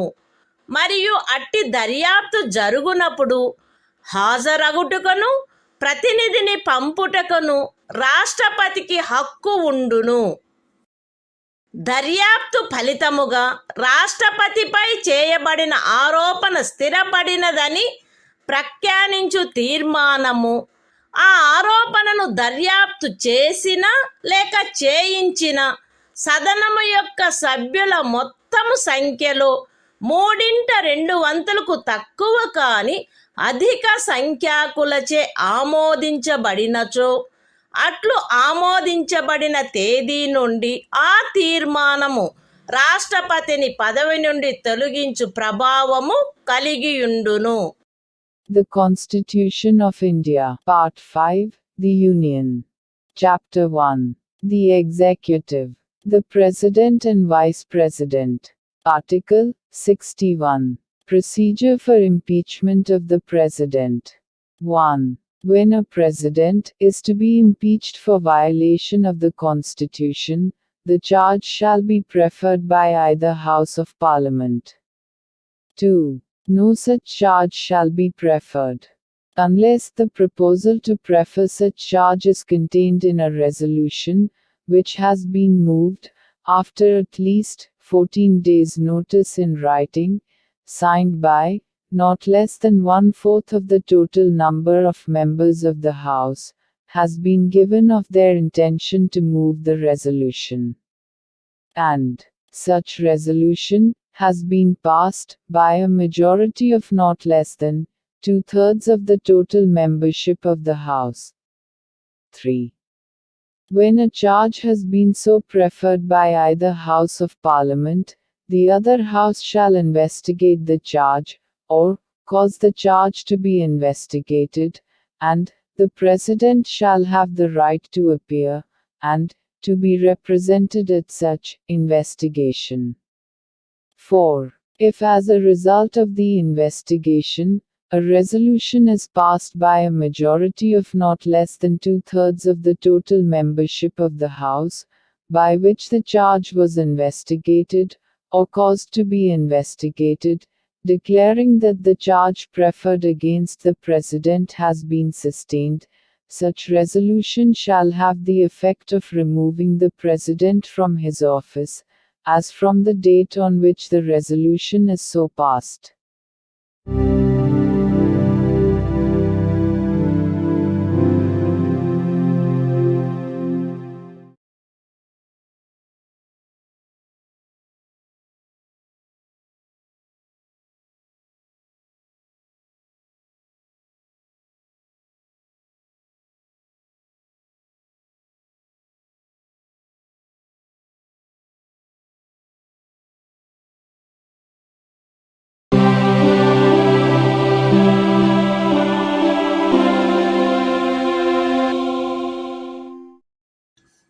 భారత సంవిధానము భాగము 5 సంఘము అధ్యాయము 1 కార్యపాలక వర్గము రాష్ట్రపతి మరియు ఉపరాష్ట్రపతి ఆర్టికల్ 62 రాష్ట్రపతి పదవి ఖాళీ అయినప్పుడు దానిని పూరించుటకు ఎన్నిక జరపవలసిన కాలము మరియు ఆకస్మికముగా ఏర్పడిన ఖాళీని పూరించుటకు ఎన్నుకొనబడు వ్యక్తి యొక్క పదావధి.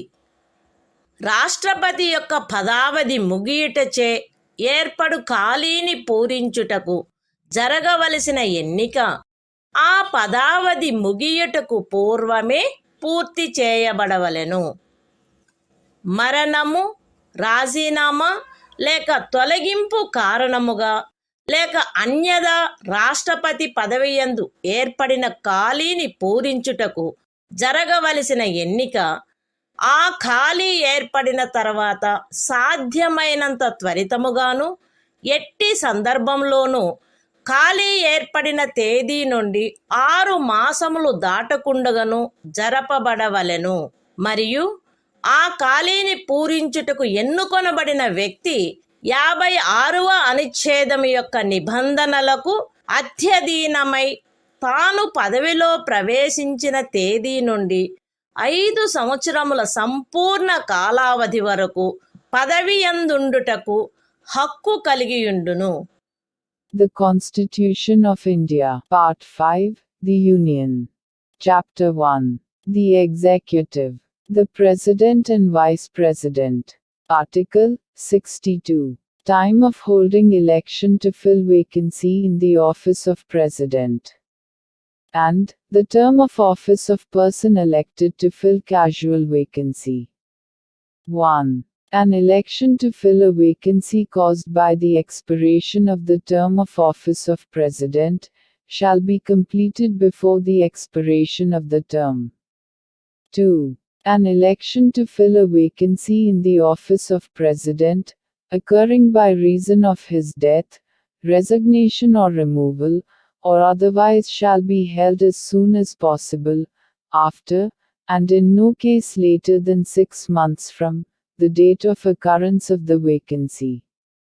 And, the person elected to fill the vacancy shall, subject to the provisions of Article 56, be entitled to hold office for the full term of 5 years, from the date on which he enters upon his office.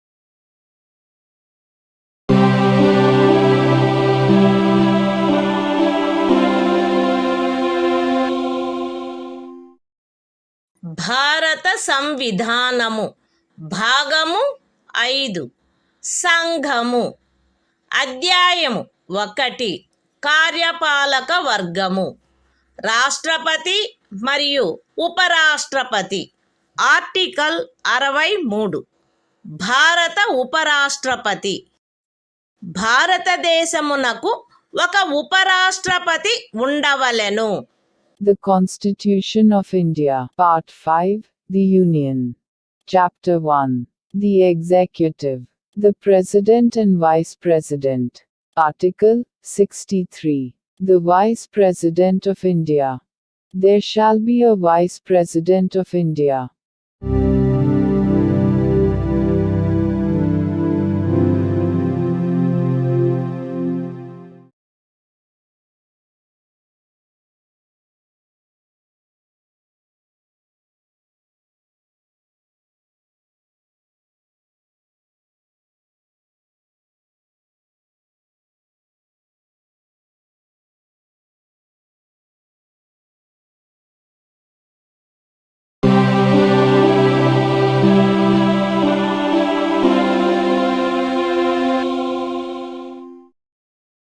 భారత సంవిధానము భాగము 5 సంఘము అధ్యాయము 1 కార్యపాలక వర్గము రాష్ట్రపతి మరియు ఉపరాష్ట్రపతి article 64 ఉపరాష్ట్రపతి పదవి రీత్యా రాజ్యసభకు సభాపతిగా నుండుట.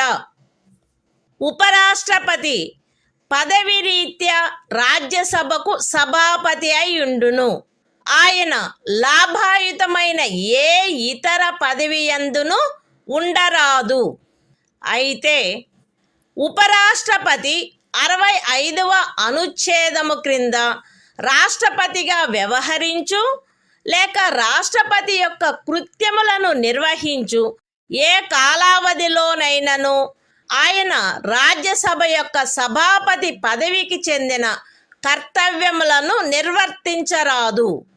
మరియు 97వ అనుచ్ఛేదము క్రింద రాజ్యసభ యొక్క సభాపతికి చెల్లించబడదగు ఎట్టి జీతమునకు లేక భత్యమునకు ఆయన హక్కు కలిగి ఉండడు. The Constitution of India, Part 5, The Union. Chapter 1. The Executive. The President and Vice President. Article 64. The Vice President, to be, ex officio Chairman of the Council of States. The Vice President shall be, ex officio Chairman of the Council of the States, and shall not hold any other office of profit, provided that, during any period, when the Vice President acts as President, or discharges the functions of the President under Article 65, he shall not perform the duties of the office of Chairman of the Council of States. and shall not be entitled to any salary or allowance payable to the chairman of the Council of States, under Article 97.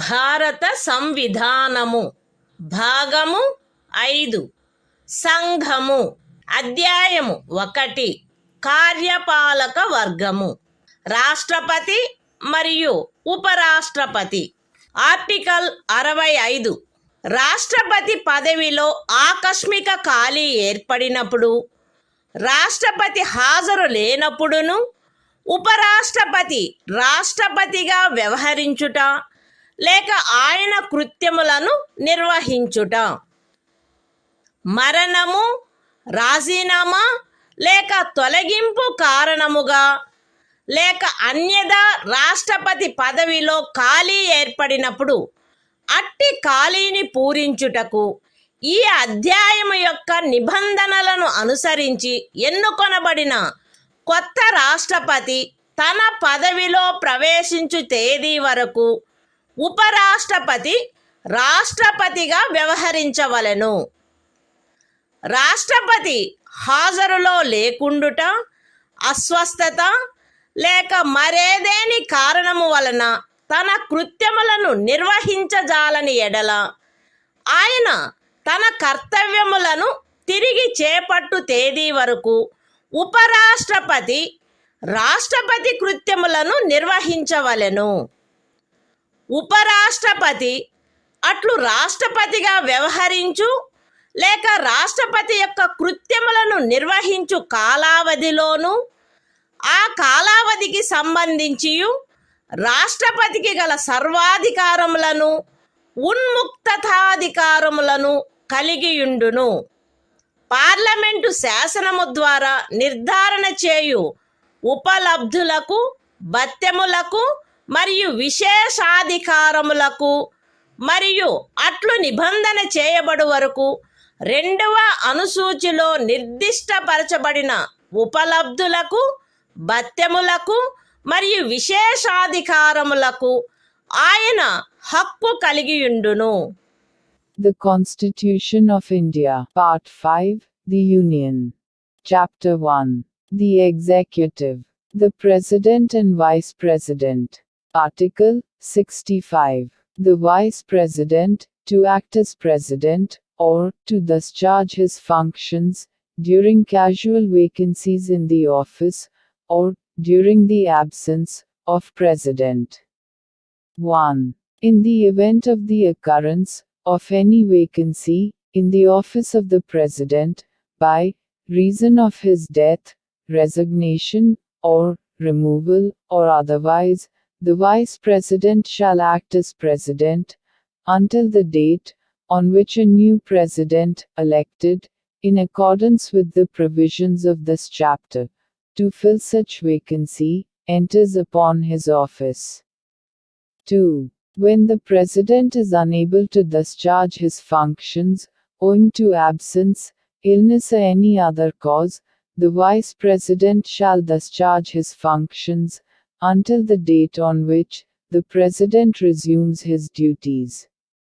3. The Vice President shall, during, and in respect of, the period while he is so acting as, or discharging the functions of President, have all the powers and immunities of the President, and be entitled to such emoluments, allowances and privileges, as may be determined by Parliament, by law.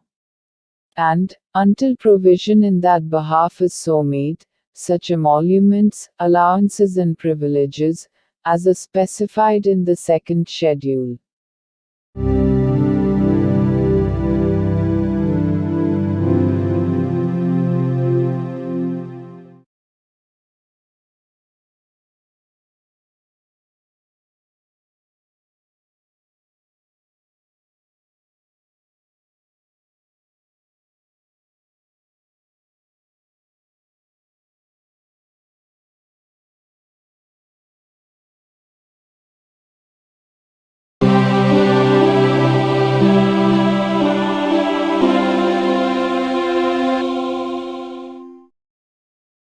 భారత సంవిధానము భాగము 5 సంఘము అధ్యాయము 1 కార్యపాలక వర్గము రాష్ట్రపతి మరియు ఉపరాష్ట్రపతి article 66 ఉపరాష్ట్రపతి ఎన్నిక ఉపరాష్ట్రపతి పార్లమెంటు ఉభయ సదనముల సభ్యులతో కూడిన నిర్వాచక గణము యొక్క సభ్యులచే ఏకల అంతరణీయ ఓటు ద్వారా అనుపాతిక ప్రాతినిధ్య పద్ధతిని అనుసరించి ఎన్నుకొనబడవలెను మరియు అట్టి ఎన్నికలలో ఓటింగు రహస్యపు బ్యాలెట్ పద్ధతిని జరగవలెను.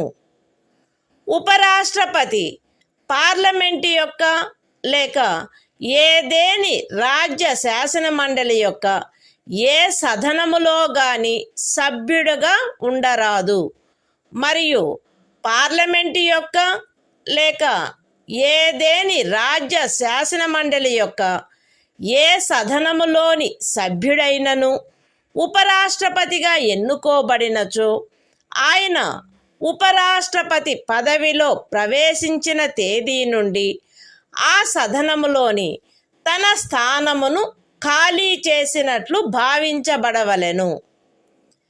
ఏ వ్యక్తి గాని ఆయన భారతదేశ పౌరుడై ఉన్ననే తప్ప ఆయనకు 35 సంవత్సరముల వయస్సు పూర్తి అయిననే తప్ప మరియు ఆయన రాజ్యసభ సభ్యుడుగా ఎన్నుకొనబడుటకు అర్హుడై ఉన్ననే తప్ప ఉపరాష్ట్రపతిగా ఎన్నుకొనబడుటకు పాత్రుడు కాడు.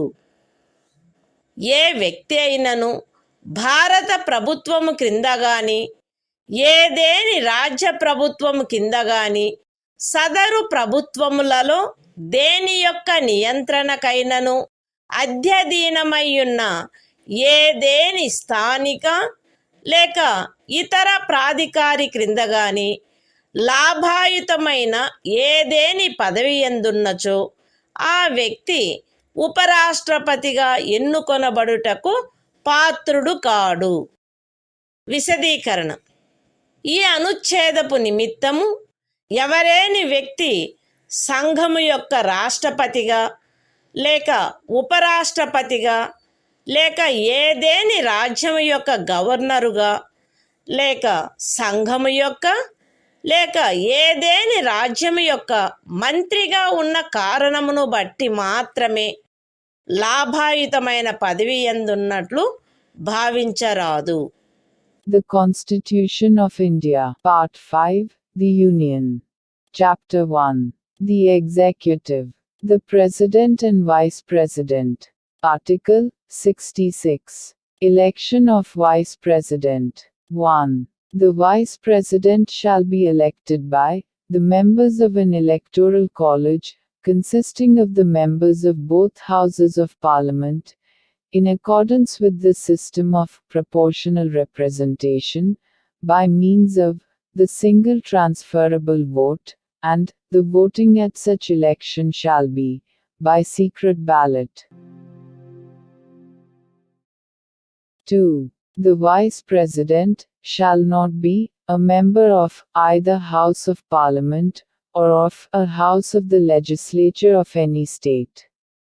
And, if a member of either House of Parliament or of a House of the Legislature of any state be elected Vice President, he shall be deemed to have vacated his seat in that House, on the date on which he enters upon his office, as Vice President. 3. No person shall be eligible for election as Vice President, unless he is a citizen of India. B. Has completed the age of 35 years, and C. Is qualified for election as a member of the Council of States. 4. A person shall not be eligible for election as Vice President if he holds any office of profit under the Government of India, or the Government of any state, or under any local or other authority, subject to the control of any of the said governments. Explanation. For the purposes of this article, a person shall not be deemed to hold any office of profit, by reason only that he is the President or Vice President of the Union, or the Governor of any state, or is a minister either for the Union, or for any state.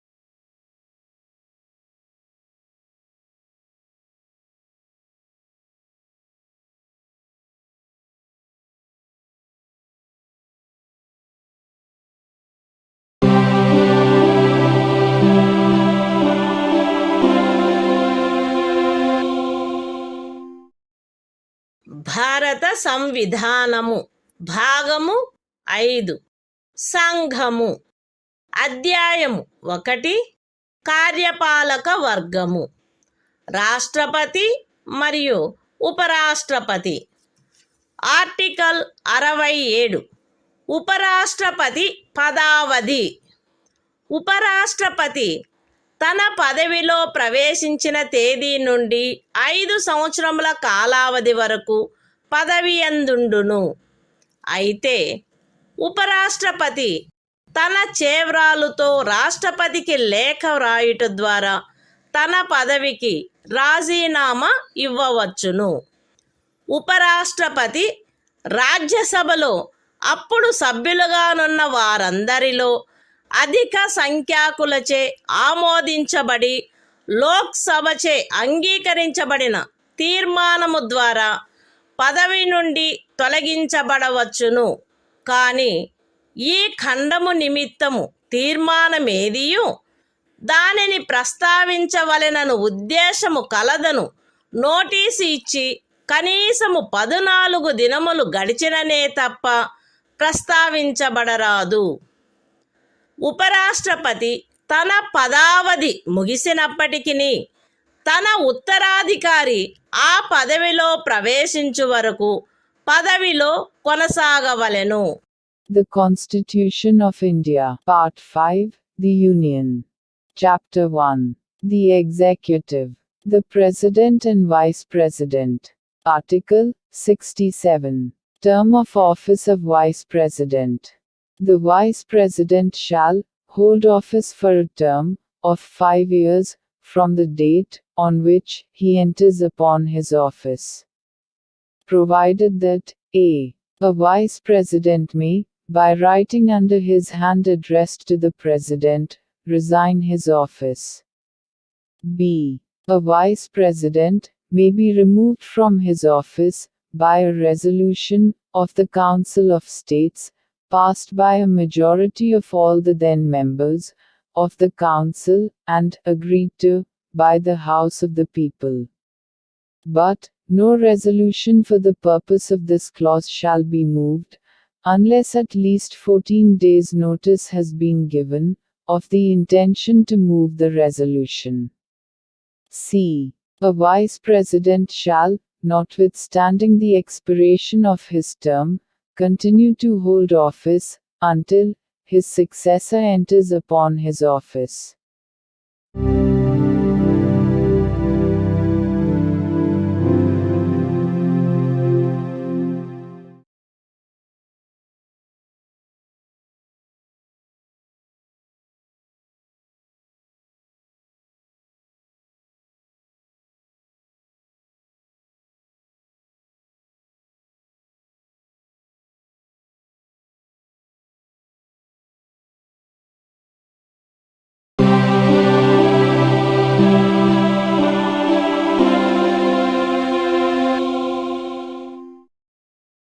భారత సంవిధానము భాగము 5 సంఘము అధ్యాయము 1 కార్యపాలక వర్గము రాష్ట్రపతి మరియు ఉపరాష్ట్రపతి article 68 ఉపరాష్ట్రపతి పదవి ఖాళీ అయినప్పుడు దానిని పూరించుటకు ఎన్నిక జరపవలసిన కాలము మరియు ఆకస్మికముగా ఏర్పడిన ఖాళీని పూరించుటకు ఎన్నుకొనబడు వ్యక్తి యొక్క పదావధి.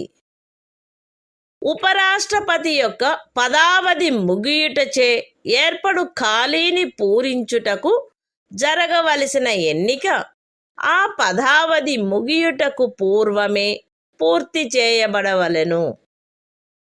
మరణము, రాజీనామా లేక తొలగింపు కారణముగా లేక అన్యథా ఉపరాష్ట్రపతి పదవియందు ఏర్పడిన ఖాళీని పూరించుటకు జరపవలసిన ఎన్నిక ఆ ఖాళీ ఏర్పడిన తరువాత సాధ్యమైనంత త్వరితముగా జరపబడవలెను మరియు ఆ ఖాళీని పూరించుటకు ఎన్నుకొనబడిన వ్యక్తి 67వ అనుచ్ఛేదము యొక్క నిబంధనలకు అత్యధీనమై తాను పదవిలో ప్రవేశించిన తేదీ నుండి 5 సంవత్సరముల సంపూర్ణ కాలావధి వరకు పదవి యందుండుటకు హక్కు కలిగియుండును.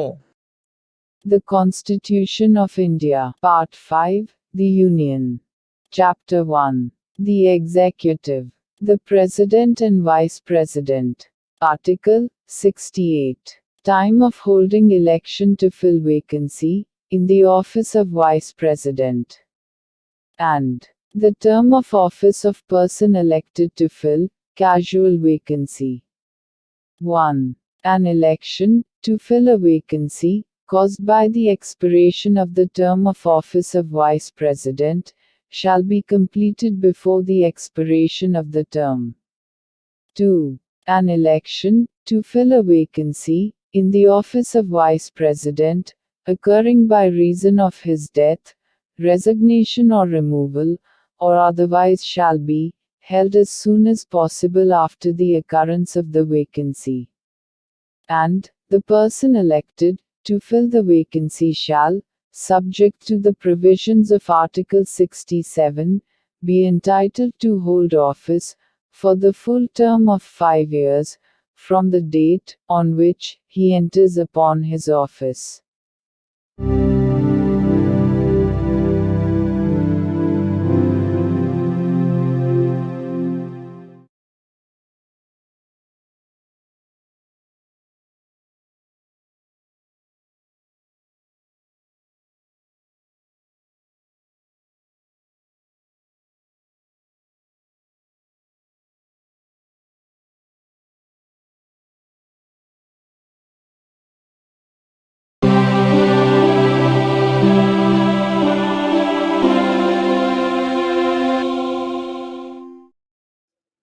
భారత సంవిధానము భాగము 5 సంఘము అధ్యాయము 1 కార్యపాలక వర్గము రాష్ట్రపతి మరియు ఉపరాష్ట్రపతి. ఆర్టికల్ 69 ఉపరాష్ట్రపతిచే ప్రమాణము లేక ప్రతిజ్ఞ. ప్రతి ఉపరాష్ట్రపతి తన పదవిలో ప్రవేశించుటకు పూర్వము రాష్ట్రపతి సమక్షమున గాని తద్విషయమున ఆయనచే నియమింపబడిన వ్యక్తి సమక్షమున గాని ఈ క్రింది ప్రరూపములో ప్రమాణము లేక ప్రతిజ్ఞ చేసి దానిపై చేవ్రాలు చేయవలెను. ఏబి అను నేను శాసనము ద్వారా స్థాపితమైన భారత సంవిధానము పట్ల యథార్థమైన శ్రద్ధానిష్టలను కలిగియుందుననియు మరియు నేను వహింపనున్న కర్తవ్యములను శ్రద్ధాపూర్వకముగా నిర్వహింతుననియు దైవ సాక్షిగా ప్రమాణం చేయుచున్నాను. సత్యనిష్టతో ప్రతిజ్ఞ చేయుచున్నాను.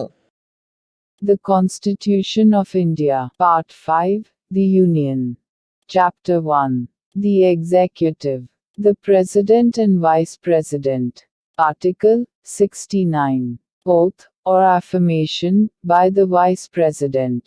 Every Vice President shall, before entering upon his office, make and subscribe before the President, or some person appointed in that behalf, by him.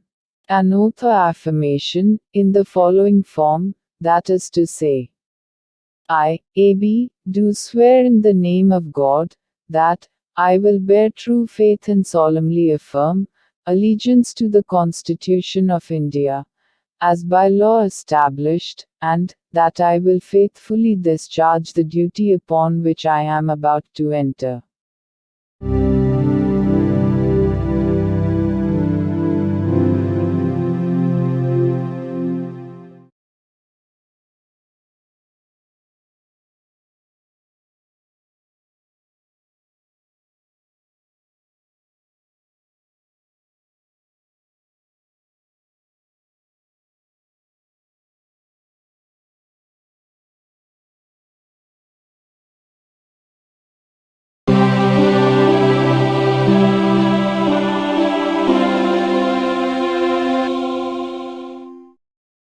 భారత సంవిధానము భాగము 5 సంఘము అధ్యాయము 1 కార్యపాలక వర్గము రాష్ట్రపతి మరియు ఉపరాష్ట్రపతి ఆర్టికల్ 70 ఇతర యాదృచ్ఛిక పరిస్థితులలో రాష్ట్రపతి యొక్క కృత్యములు ఈ అధ్యాయములో నిబంధించబడని ఎట్టి యాదృచ్ఛిక పరిస్థితిలోనైనను రాష్ట్రపతి యొక్క కృత్యములను నిర్వహించుటకు పార్లమెంటు తాను సబబని తలచు నిబంధన చేయవచ్చును.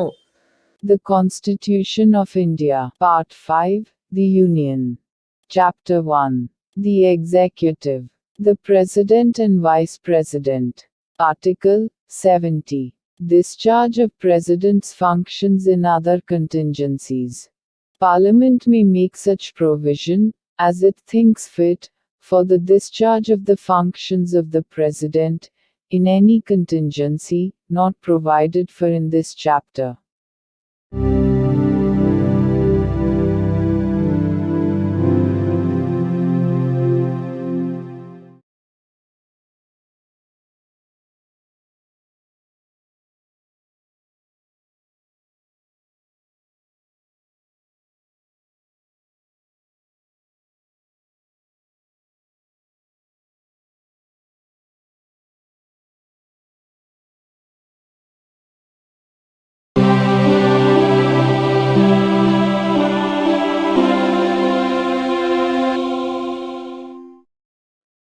భారత సంవిధానము భాగము 5 సంఘము అధ్యాయము 1 కార్యపాలక వర్గము రాష్ట్రపతి మరియు ఉపరాష్ట్రపతి ఆర్టికల్ 71 రాష్ట్రపతి లేక ఉపరాష్ట్రపతి యొక్క ఎన్నికకు చెందిన లేక సంబంధించిన విషయములు రాష్ట్రపతి లేక ఉపరాష్ట్రపతి యొక్క ఎన్నిక నుండి ఉత్పన్నమైన లేక ఎన్నికకు సంబంధించిన అన్ని సందేహములు మరియు వివాదములు సర్వోన్నత న్యాయస్థానముచే పరిశీలించబడి నిర్ణయించబడవలెను.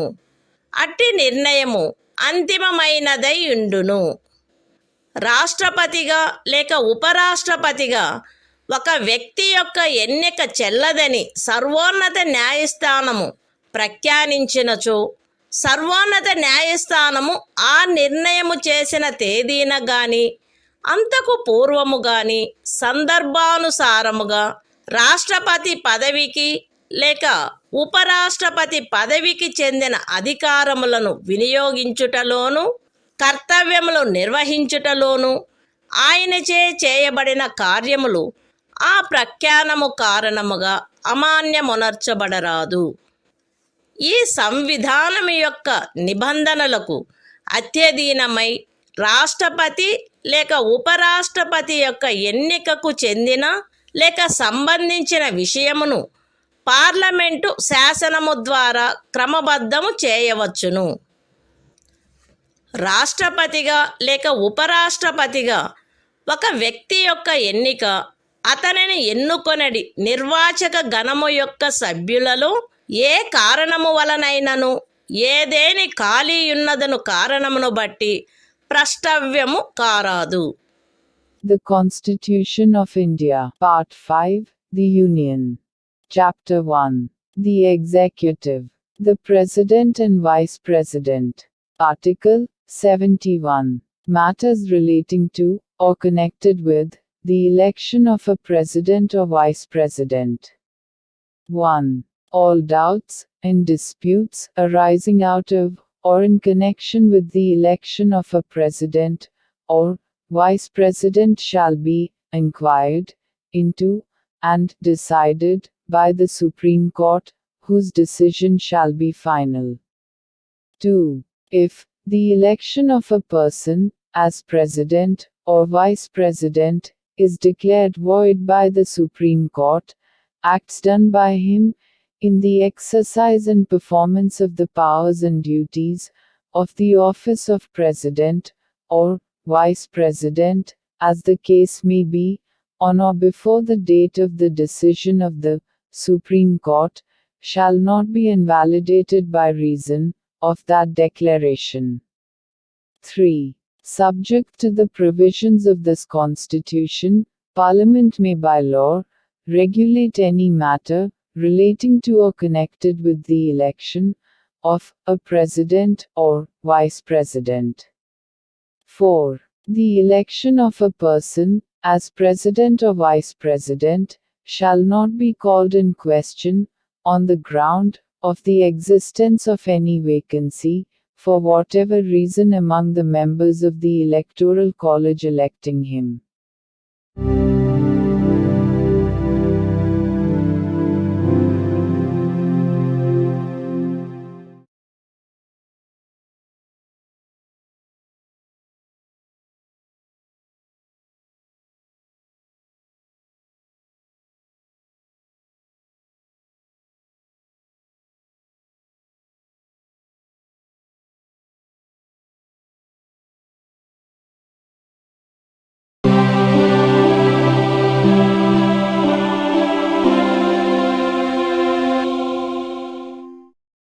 భారత సంవిధానము.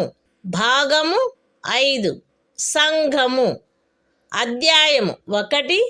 కార్యపాలక వర్గము. రాష్ట్రపతి మరియు ఉపరాష్ట్రపతి. ఆర్టికల్ 72. కొన్ని సందర్భములలో క్షమాపణలు మొదలైన వాటిని మంజూరు చేయుటకు మరియు దండనోత్తర్వును సస్పెండ్ చేయుటకు, పరిహరించుటకు లేక లఘూకరించుటకు రాష్ట్రపతి యొక్క అధికారము.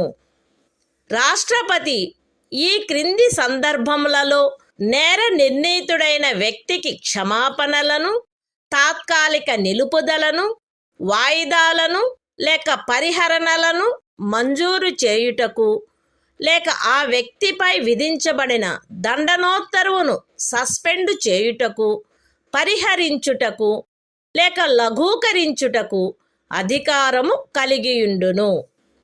శిక్ష లేక దండనోత్తరువు సైనిక న్యాయస్థానముచే విధించబడిన అన్ని సందర్భములలో సంఘము యొక్క కార్యపాలనాధికారంలో చేరియున్న విషయమునకు సంబంధించిన ఏదేని శాసనమునకు విరుద్ధమగు అపరాధమునకై శిక్ష లేక దండనోత్తరు విధించబడిన అన్ని సందర్భములలో దండనోత్తరు మరణ దండనోత్తరు అయిన అన్ని సందర్భములలో ఏదేని సైనిక న్యాయస్థానముచే ఇవ్వబడిన దండనోత్తరువును సస్పెండ్ చేయుటకు, పరిహరించుటకు లేక లఘూకరించుటకు సంఘమునకు చెందిన సాయుధ బలముల యొక్క ఎవరేని అధికారికి శాసనము ద్వారా ప్రదత్తము చేయబడిన అధికారమునకు ఖండము 1 యొక్క ఉపఖండము ఏలో ఉన్నదేదియు భంగము కలిగించదు.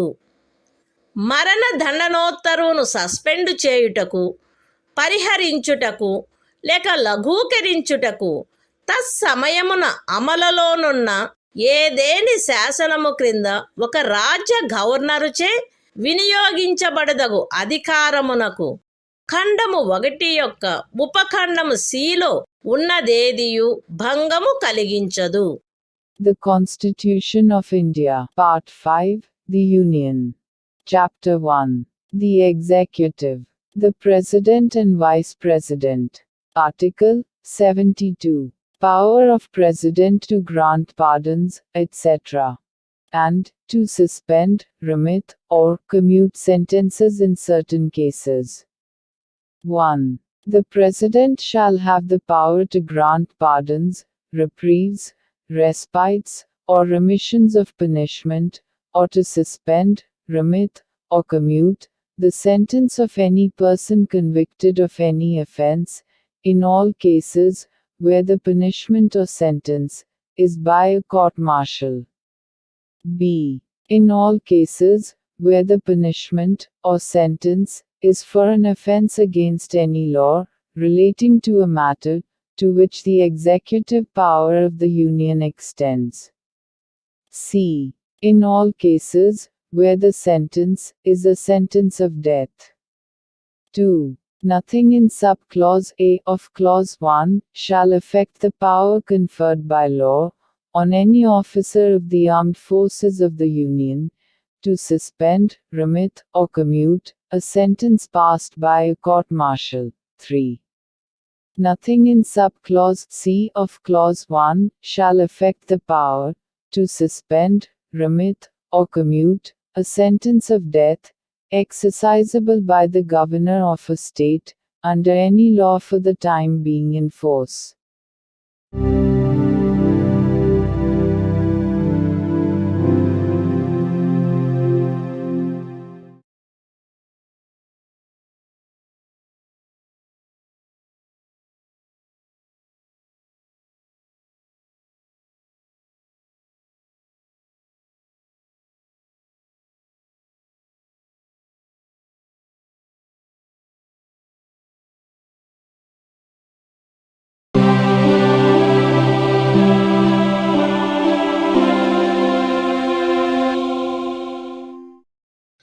భారత సంవిధానము భాగము 5 సంఘము అధ్యాయము 1 కార్యపాలక వర్గము రాష్ట్రపతి మరియు ఉపరాష్ట్రపతి ఆర్టికల్ 73 సంఘము యొక్క కార్యపాలకాధికార విస్తరణ ఈ సంవిధాన నిబంధనలకు అధ్యయనమై సంఘము యొక్క కార్యపాలకాధికారములో ఈ క్రిందివి చేరియుండును. ఏ విషయములను గురించి శాసనములను చేయుటకు పార్లమెంటు అధికారము గలదో ఆ విషయములు మరియు ఏదేని సంధి లేక ఖరారును బట్టి భారత ప్రభుత్వముచే వినియోగించబడదగు హక్కుల యొక్క ప్రాధికారము యొక్క మరియు అధికారిత యొక్క వినియోగము. అయితే ఈ సంవిధానములో గాని పార్లమెంటుచే చేయబడిన ఏదేని శాసనములో గాని అభివ్యక్తము కాని నిబంధించబడినట్లు తప్ప ఏదేని రాజ్యములో ఏ విషయములను గురించి శాసనములను చేయుటకు ఆ రాజ్య శాసన మండలికి కూడా అధికారము కలదో ఆ విషయములు ఉపఖండము ఏలో నిర్దేశించబడిన కార్యపాలకాధికారములో చేరియుండవు.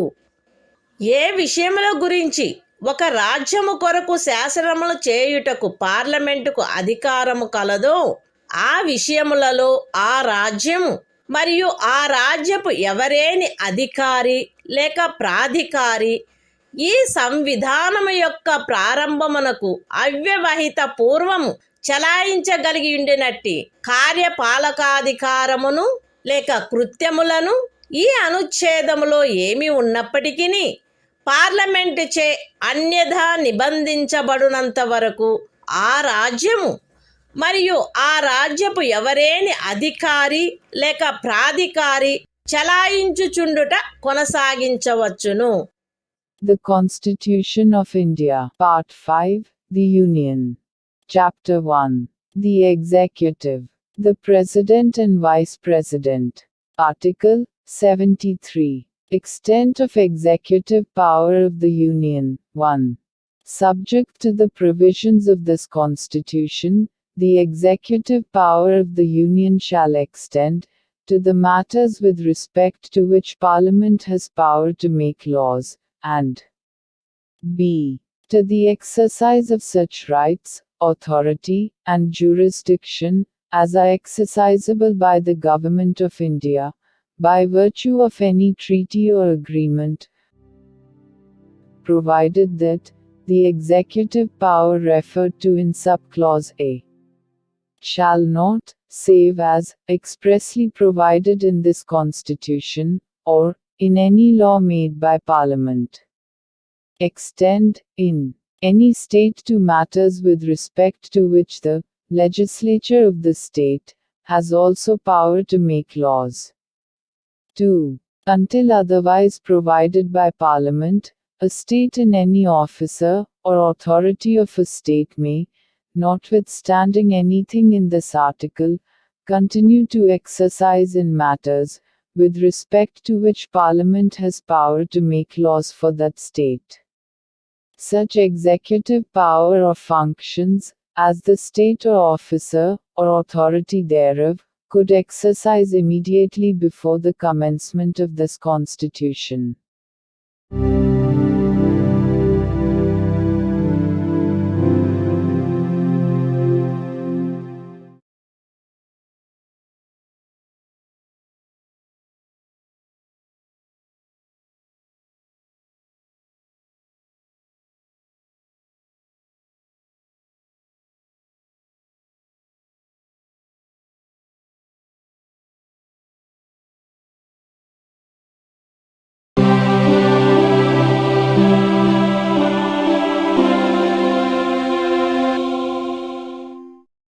భారత సంవిధానము భాగము 5 సంఘము అధ్యాయము 1 కార్యపాలక వర్గము మంత్రి పరిషత్తు ఆర్టికల్ 74 రాష్ట్రపతికి సహాయపడుటకును సలహానిచ్చుటకును మంత్రి పరిషత్తు రాష్ట్రపతికి సహాయపడుటకును సలహానిచ్చుటకును ప్రధానమంత్రి ఆధిపత్యమున ఒక మంత్రి పరిషత్తు ఉండవలెను.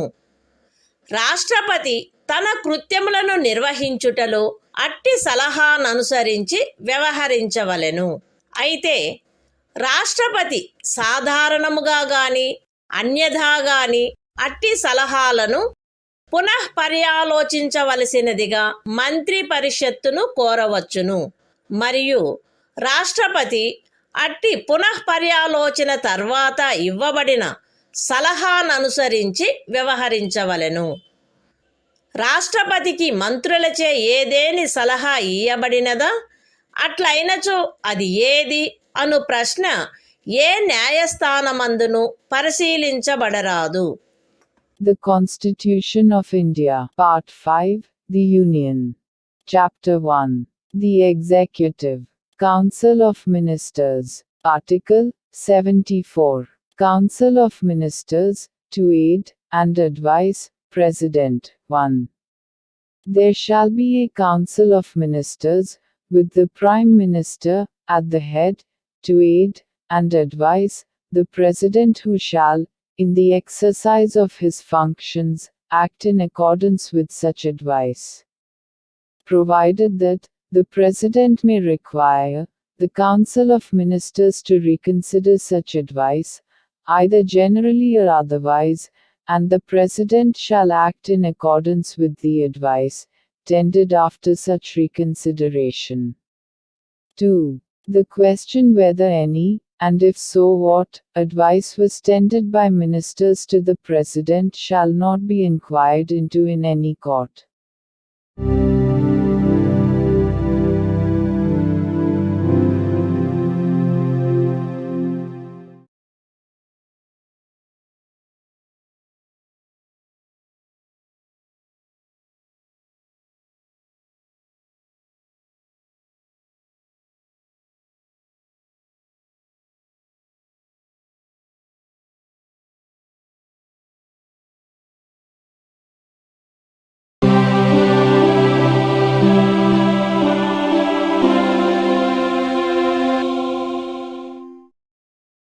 భారత సంవిధానము భాగము 5 సంఘము. అధ్యాయము 1 కార్యపాలక వర్గము. మంత్రి పరిషత్తు. ఆర్టికల్ 75 మంత్రులను గూర్చిన ఇతర నిబంధనలు. ప్రధానమంత్రి రాష్ట్రపతిచే నియమించబడవలెను. ఇతర మంత్రులు ప్రధానమంత్రి సలహాపై రాష్ట్రపతిచే నియమించబడవలెను. మంత్రి పరిషత్తులో ప్రధానమంత్రితో సహా మొత్తము మంత్రుల సంఖ్య లోక్సభలోని మొత్తము సభ్యుల సంఖ్యలో 15% మించరాదు. 10వ అనుసూచి యొక్క 2వ పేరా క్రింద పార్లమెంటు ఉభయ సదనములలోని ఏదేని రాజకీయ పార్టీకి చెందియుండి ఆ సదనము యొక్క సభ్యునిగా ఉండుటకు నిరర్హుడైన ఒక సభ్యుడు అతని అనర్హత ప్రారంభపు తేదీ నుండి అట్టి సభ్యునిగా అతని పదవీ కాలావధి ముగియునంత వరకు లేదా అతను అట్టి కాలావధి ముగియకముందే పార్లమెంటు ఉభయ సదనములలో ఏ సదనము యొక్క ఏదేని ఎన్నికకు పోటీ చేసి ఎన్నికైనట్లుగా ప్రఖ్యానింపబడు తేదీ వరకు, వీటిలో ఏది ముందుగా వచ్చునో అంతవరకు ఖండము 1 క్రింద మంత్రిగా నియోజితుడగుటకు కూడా నిరర్హుడగును. మంత్రులు రాష్ట్రపతి అభీష్టముండునంత వరకు పదవి యందుందురు. మంత్రి పరిషత్తు లోక్సభకు సమిష్టిగా ఉత్తరదాయి అయి ఉండును.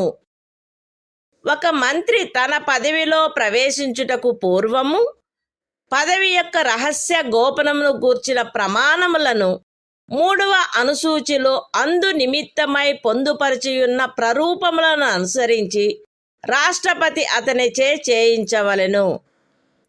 పార్లమెంటు యొక్క ఏ సదనములో గాని వరుసగా 6 మాసముల కాలావధి వరకు సభ్యుడిగా లేని మంత్రి ఆ కాలావధి ముగియగానే మంత్రి పదవిని కోల్పోవును.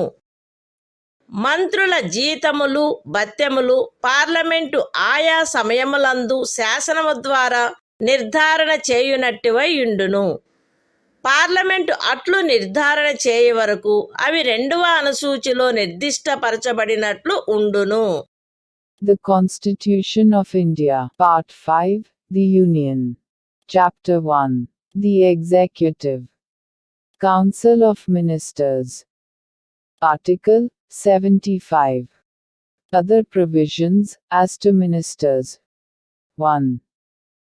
The Prime Minister shall be appointed by the President, and the other ministers shall be appointed by the President, on the advice of the Prime Minister. 1a. The total number of ministers, including the Prime Minister, in the Council of Ministers, shall not exceed 15% of the total number of members of the House of the People. 1b. A member of either House of Parliament, belonging to any political party, who is disqualified for being a member of that House, under paragraph 2 of the 10th schedule, shall also be disqualified to be appointed as a minister under clause 1. For duration of the period commencing from the date of his disqualification, till the date on which the term of his office as such member would expire, or where he contests any election to either House of Parliament before the expiry of such period, till the date on which he is declared elected, whichever is earlier. 2. The ministers shall hold office during the pleasure of the President. 3. The Council of Ministers shall be collectively responsible to the House of the People. 4. Before a minister enters upon his office, the President shall administer to him the oaths of office and of secrecy according to the forms set out for the purpose in the 3rd schedule. 5. A minister who, for any period of 6 consecutive months, is not a member of either House of Parliament, shall at the expiration of that period cease to be a minister.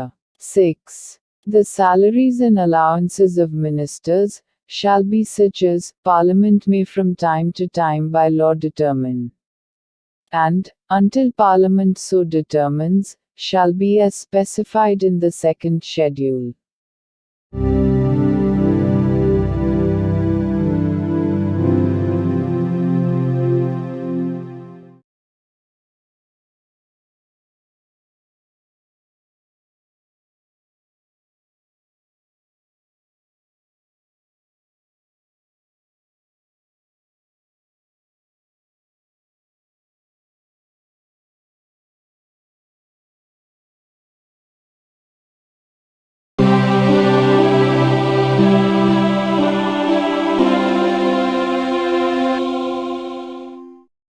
భారత సంవిధానము భాగము 5 సంఘము అధ్యాయము 1 కార్యపాలక వర్గము భారతదేశ attorney general article 76 సర్వోన్నత న్యాయస్థానము యొక్క న్యాయాధీశుడిగా నియమించబడుటకు అర్హుడైన వ్యక్తిని రాష్ట్రపతి భారతదేశపు అటార్నీ జనరలుగా నియమించవలెను. ఆయా సమయములందు శాసనిక విషయములలో రాష్ట్రపతిచే తనకు నిర్దేశించబడు వాటిపై భారత ప్రభుత్వమునకు సలహానిచ్చుటయు, రాష్ట్రపతిచే తనకు అప్పగించబడు శాసనిక స్వభావము గల ఇతర కర్తవ్యములను నిర్వర్తించుటయు ఈ సంవిధానము ద్వారా గాని దాని క్రింద గాని తత్సమయమున అమలులోనున్న ఏదేని ఇతర శాసనము ద్వారా గాని దాని క్రింద గాని తనకు ప్రదత్తము చేయబడిన కృత్యములను నిర్వహించుటయు అటార్నీ జనరల్ యొక్క కర్తవ్యమై ఉండును. అటార్నీ జనరలు తన కర్తవ్యములను నిర్వహించుటలో భారతదేశ రాజ్య క్షేత్రములోని న్యాయస్థానములన్నింటిలో వాదనాధికారమును కలిగియుండును.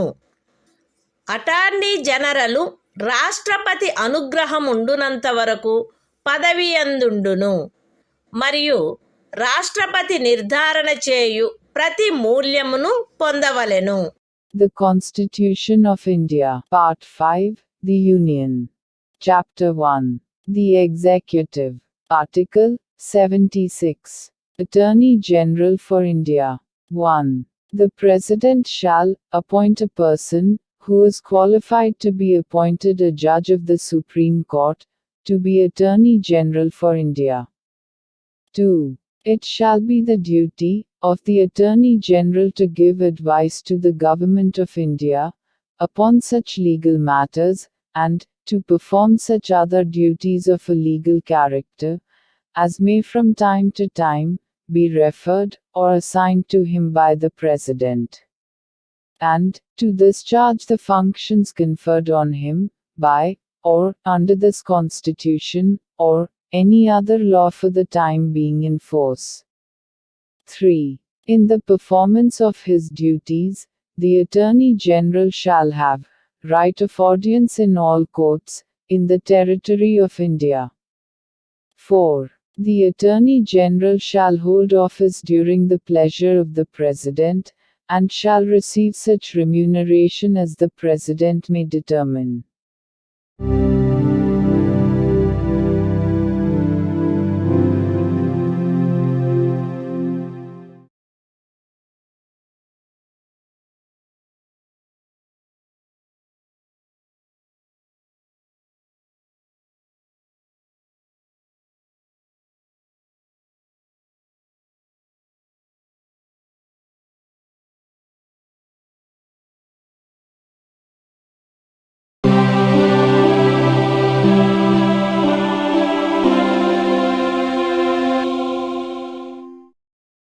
భారత సంవిధానము భాగము 5 సంఘము అధ్యాయము 1 కార్యపాలక వర్గము ప్రభుత్వము యొక్క కార్యకలాప నిర్వహణ ఆర్టికల్ 77 భారత ప్రభుత్వమునకు చెందిన కార్యపాలక చర్యాంతయు రాష్ట్రపతి పేర తీసుకొనబడినట్లు అభివ్యక్తపరచబడవలెను.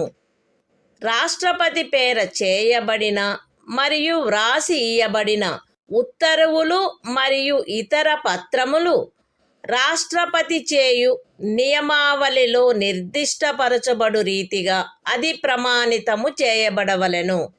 అట్లు అది ప్రమాణితము చేయబడిన ఉత్తర్వు యొక్క లేక పత్రము యొక్క మాన్యత అది రాష్ట్రపతిచే చేయబడినట్టి లేక వ్రాసి ఇయ్యబడినట్టి ఉత్తర్వు లేక పత్రము కాదనడి కారణమును బట్టి ప్రశ్నించబడరాదు. రాష్ట్రపతి భారత ప్రభుత్వమునకు చెందిన కార్యకలాపములను మిక్కిలి సుకరముగా జరుపుటకును ఆ కార్యకలాపములను మంత్రులకు కేటాయించుటకును నియమావళిని చేయవలెను. The Constitution of India, Part 5, The Union. Chapter 1. The Executive. Conduct of Government Business. Article 77. Conduct of Business of the Government of India.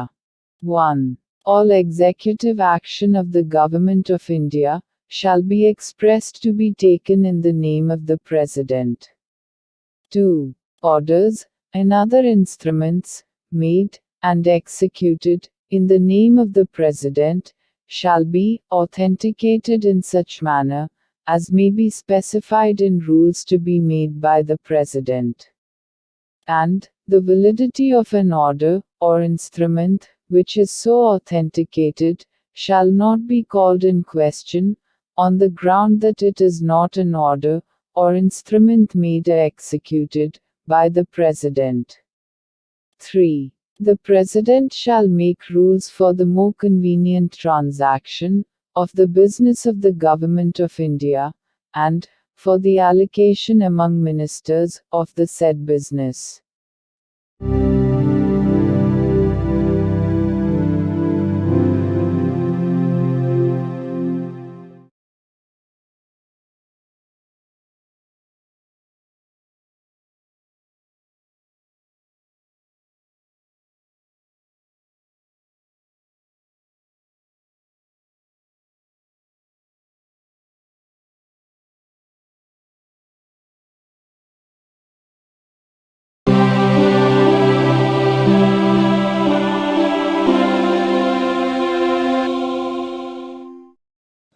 భారత సంవిధానము భాగము 5 సంఘము అధ్యాయము 1 కార్యపాలక వర్గము ప్రభుత్వము యొక్క కార్యకలాప నిర్వహణ ఆర్టికల్ 78 రాష్ట్రపతికి సమాచారమును అందచేయుట మున్నగు విషయములను గురించి ప్రధానమంత్రి కర్తవ్యములు ఈ క్రింద తెలుపబడినవి ప్రధానమంత్రి కర్తవ్యములై ఉండును.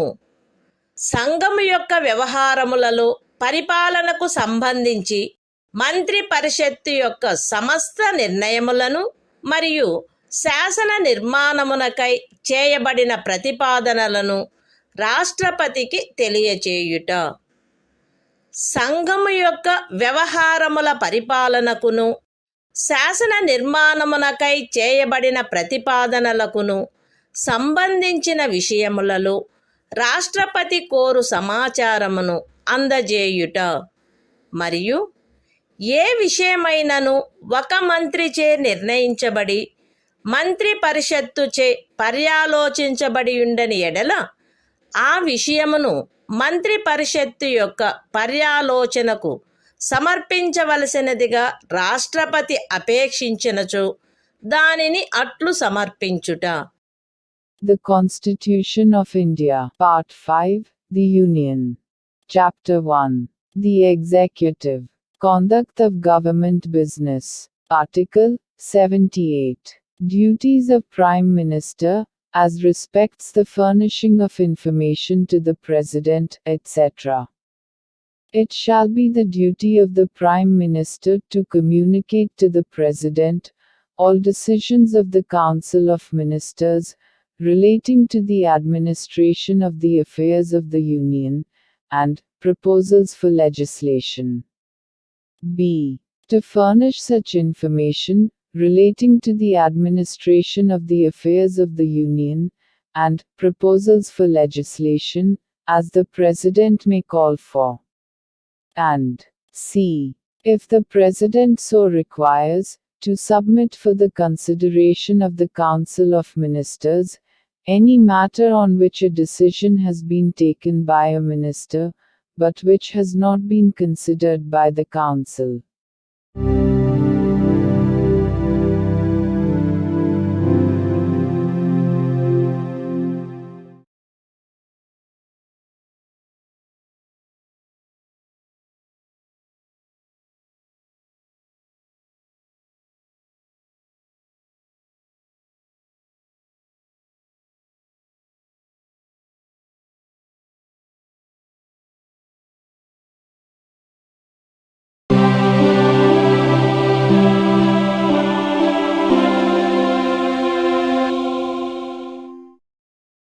భారత సంవిధానము భాగము 5 సంఘము అధ్యాయం 2 పార్లమెంటు సాధారణ విషయములు ఆర్టికల్ 79 పార్లమెంటు యొక్క సంఘటన సంఘమునకు రాష్ట్రపతితోనూ క్రమముగా రాజ్యసభ మరియు లోక్సభ అని అనబడు 2 సదనములతో కూడిన ఒక పార్లమెంటు ఉండవలెను. The Constitution of India, Part 5, The Union. Chapter 2, Parliament, General. Article 79. Constitution of Parliament. There shall be a Parliament for the Union, which shall consist of the President, and 2 houses, to be known respectively as the Council of States, and the House of the People.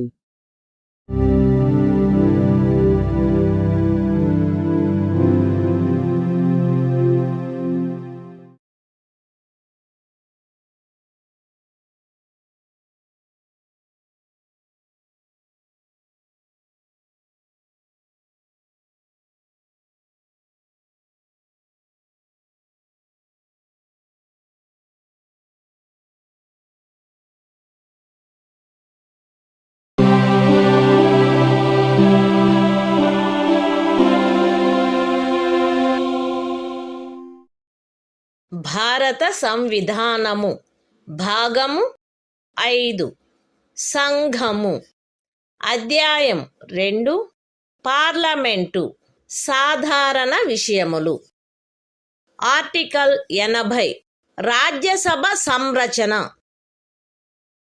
Rajya Sabha ఈ క్రింది వారితో కూడి ఉండవలెను. ఖండము 3 యొక్క నిబంధనలను అనుసరించి రాష్ట్రపతిచే నామనిర్దేశము చేయబడు 12 మంది సభ్యులు మరియు రాజ్యముల యొక్కయు సంఘ రాజ్య క్షేత్రముల యొక్కయు 238 మందికి మించని ప్రతినిధులు. రాజ్యసభలో రాజ్యముల యొక్కయు సంఘ రాజ్య క్షేత్రముల యొక్కయు ప్రతినిధులచే పూరించబడవలసిన స్థానముల కేటాయింపు 4వ అనుసూచియందు గల తద్విషయక నిబంధనలను అనుసరించి ఉండవలెను. ఖండము 1 యొక్క ఉపఖండము ఏ క్రింద రాష్ట్రపతిచే నామనిర్దేశము చేయబడు సభ్యులు ఈ క్రింది వాటిని పోలిన విషయములందు విశేష జ్ఞానమును కాని ఆచరణానుభవమును కాని కలిగిన వ్యక్తులై ఉండవలెను. అనగా సాహిత్యము, విజ్ఞాన శాస్త్రము, కళ మరియు సాంఘిక సేవ. రాజ్యసభకు ప్రతి రాజ్యం యొక్క శాసనసభలోని ఎన్నుకొనబడిన సభ్యులచే ఏకల అంతరణీయ ఓటు ద్వారా అనుపాతిక ప్రాతినిధ్య పద్ధతిని అనుసరించి ఆ రాజ్యం యొక్క ప్రతినిధులు ఎన్నుకొనబడవలెను. రాజ్యసభకు సంఘ రాజ్య క్షేత్రముల యొక్క ప్రతినిధులు పార్లమెంటు శాసనము ద్వారా విహితపరచు రీతిలో ఎంపిక చేయబడవలెను. The Constitution of India, Part 5, The Union. Chapter 2, Parliament, General. Article 80. Composition of the Council of States. 1. The Council of States shall consist of 12 members to be nominated by the President, in accordance with the provisions of Clause 3. And b. Not more than 238 representatives of the states, and of the Union territories. 2. The allocation of seats, in the Council of States, to be filled by representatives of the states and of the Union territories, shall be in accordance with the provisions in that behalf contained in the 4th schedule. 3. The members to be nominated by the President under Subclause A of Clause 1 shall consist of persons having special knowledge or practical experience in respect of such matters as the following, namely: literature, science, art and social service. 4. The representatives of each state, in the Council of States, shall be elected, by the elected members of the Legislative Assembly of the state, in accordance with the system of proportional representation, by means of the single transferable vote. 5. The representatives of the Union territories in the Council of States shall be chosen in such manner, as Parliament may by law prescribe.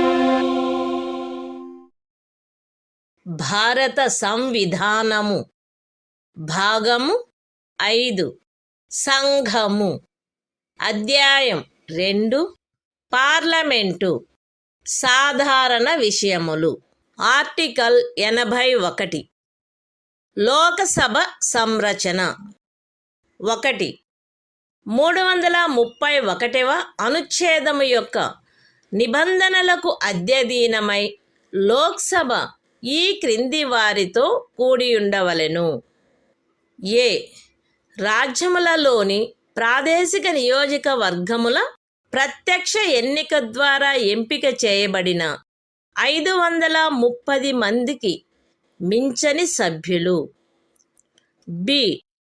Parliament శాసనము ద్వారా నిబంధించిన రీతిగా ఎంపిక చేయబడి సంఘ రాజ్య క్షేత్రములకు ప్రాతినిధ్యం వహించు 20 మందికి మించని సభ్యులు. 2. ఖండము 1లోని ఉపఖండము ఏ నిమిత్తము ఏ. ఒక రాజ్యపు స్థానముల సంఖ్యకును దాని జనసంఖ్యకును గల నిష్పత్తి ఆచరణీయమైనంత మేరకు అన్ని రాజ్యములకు ఒకే రీతిగా ఉండునట్లు లోక్సభలోని స్థానములు ప్రతి ఒక్క రాజ్యమునకు కేటాయించబడవలెను. మరియు బి. ప్రతి ప్రాదేశిక నియోజకవర్గపు జనసంఖ్యకును ఆ నియోజకవర్గమునకు కేటాయించబడిన స్థానముల సంఖ్యకును గల నిష్పత్తి ఆచరణీయమైనంత మేరకు రాజ్యము అంతటను ఒకే రీతిగా ఉండునట్లు ప్రతి రాజ్యము ప్రాదేశిక నియోజకవర్గములుగా విభజించబడవలెను. అయితే ఏదేని రాజ్యమునందరి జనసంఖ్య 60 లక్షలకు మించనంత వరకు ఆ రాజ్యమునకు లోక్సభ స్థానములను కేటాయించు నిమిత్తము ఈ ఖండము యొక్క ఉపఖండము ఏలోని నిబంధనలు వర్తించవు. 3. ఈ అనుచ్ఛేదములో జనసంఖ్య అను పదమునకు కడపటిదియు అందుకు సంబంధించిన అంకెలు ప్రచురణ చేయబడినట్టిదియు అగు జనగణనలో అభినిశ్చితమైన జనసంఖ్య అని అర్థము.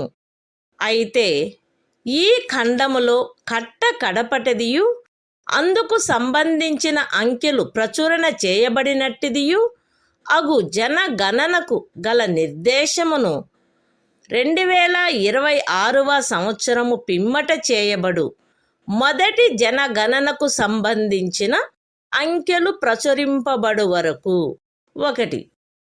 ఖండము 2 యొక్క ఉపఖండము ఏ మరియు ఆ ఖండమునకు గల వినాయింపు నిమిత్తము 1971వ సంవత్సరపు జనగణనకు నిర్దేశమైనట్లు మరియు 2. ఖండము 2 యొక్క ఉపఖండము బి నిమిత్తము 2001వ సంవత్సరపు జనగణనకు నిర్దేశమైనట్లు అన్వయించుకొనవలెను. The Constitution of India, Part 5, The Union. Chapter 2, Parliament, General. Article 81. Composition of the House of the People. 1. Subject to the provisions of Article 331, the House of the People shall consist of a. Not more than 530 members chosen by direct election, from territorial constituencies in the states. And b. Not more than 20 members to represent the Union territories, chosen in such manner, as Parliament may by law provide. 2. For the purposes of sub-clause A of Clause 1. There shall be allotted to each state, a number of seats in the House of the People, in such manner, that the ratio between that number, and, the population of the state is, so far as practicable, the same for all states. And, b. Each state, shall be divided into territorial constituencies, in such manner, that the ratio between the population of each constituency, and, the number of seats allotted to it is, so far as practicable, the same throughout the state.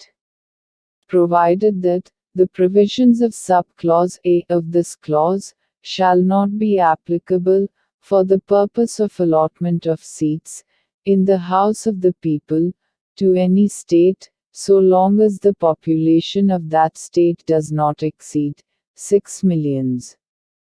3. In this article, the expression population means the population is ascertained at the last preceding census, of which the relevant figures have been published.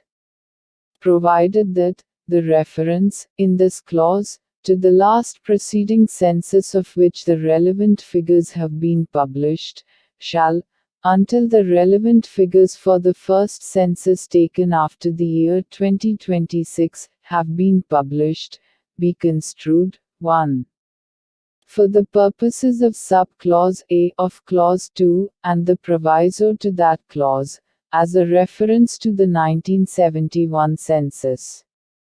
And 2. For the purposes of sub-clause B of Clause 2, as a reference to the 2001 census.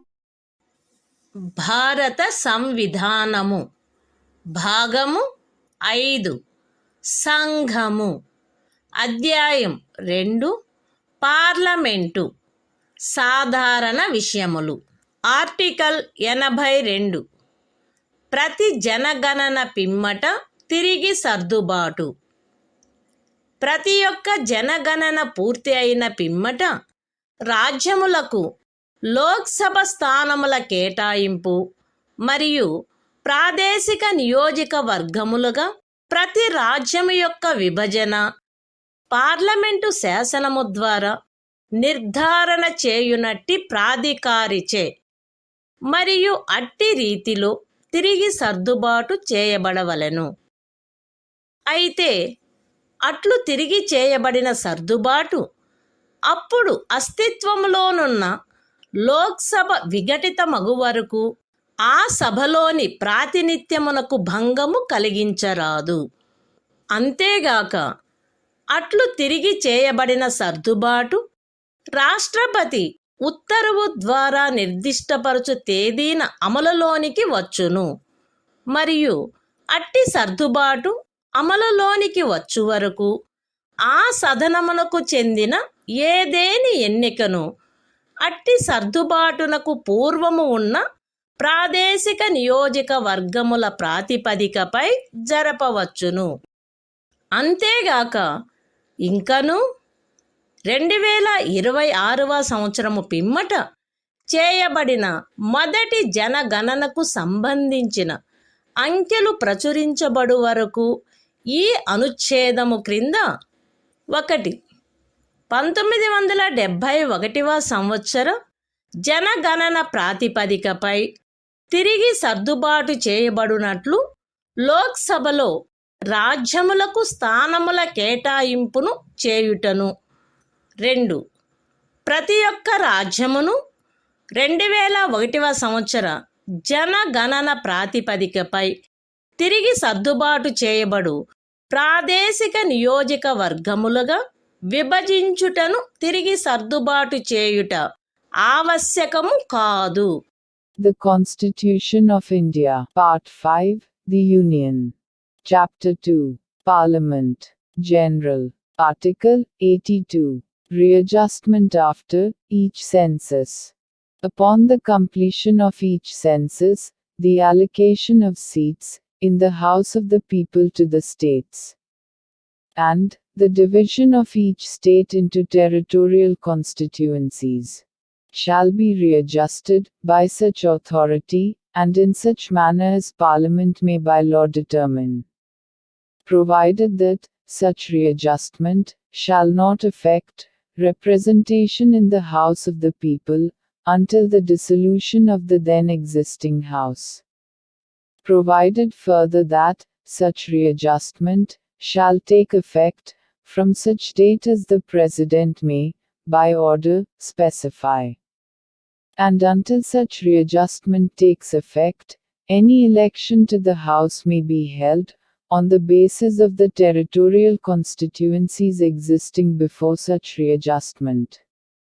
Provided also that, until the relevant figures for the first census, taken after the year 2026, have been published, it shall not be necessary to readjust the allocation of seats in the House of the People to the states, as readjusted on the basis of the 1971 census.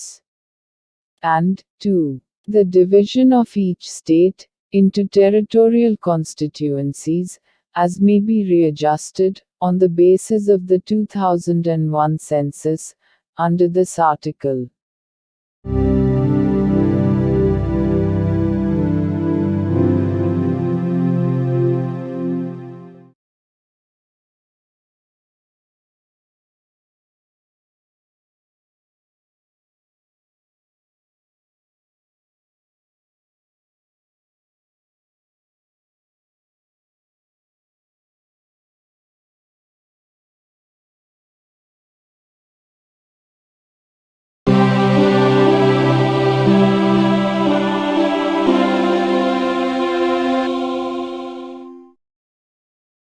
భారత సంవిధానము భాగము 5 సంఘము అధ్యాయం 2 parliament సాధారణ విషయములు article 83 parliament యొక్క సదనముల కాలావధి 1. రాజ్యసభ విఘటనకు లోను కాదు, కానీ parliament శాసనము ద్వారా తద్విషయమున చేయు నిబంధనలను అనుసరించి రాజ్యసభ సభ్యులలో వీలైనంత దగ్గర సంఖ్యలో గల 3వ వంతు మంది ప్రతి 2వ సంవత్సరము ముగిసిన మీదట వీలైనంత త్వరితముగా పదవి నుండి విరమించవలెను. 2. లోక్సభ దాని మొదటి సమావేశమునకై నియతమైన తేదీ నుండి 5 సంవత్సరముల పాటు ఆ లోపున విఘటన చేయబడిననే తప్ప కొనసాగవలెను, అంతకు మించి కొనసాగరాదు. సదరు 5 సంవత్సరముల కాలావధి యొక్క ముగింపు ఆ సదనము యొక్క విఘటనగా ప్రవర్తితము కావలెను. అయితే ఆ తైక్యతను గూర్చిన అధిప్రఖ్యానము అమలులోనున్నప్పుడు ఒక్కొక్కసారి ఒక్కొక్క సంవత్సరమునకు మించకుండునట్లును, ఏ సందర్భములోనైనను సదరు అధిప్రఖ్యానము యొక్క అమలు ఆగిపోయిన తరువాత 6 మాసములకు మించకుండునట్లును సదరు కాలావధిని పార్లమెంటు శాసనము ద్వారా పొడిగించవచ్చును. The Constitution of India, Part 5, The Union. Chapter 2, Parliament, General. Article 83. Duration of Houses of Parliament. 1. The Council of States shall not be subject to dissolution, but, as nearly as possible 1/3 of the members thereof shall retire, as soon as may be on the expiration of every second year, in accordance with the provisions made in that behalf by Parliament, by law. 2. The House of the People, unless sooner dissolved, shall continue for 5 years from the date appointed for its first meeting, and no longer and the expiration of the said period of 5 years shall operate as a dissolution of the House, provided that the said period may, while a proclamation of emergency is in operation, be extended by Parliament by law, for a period not exceeding 1 year at a time, and not extending in any case beyond a period of 6 months, after the proclamation has ceased to operate.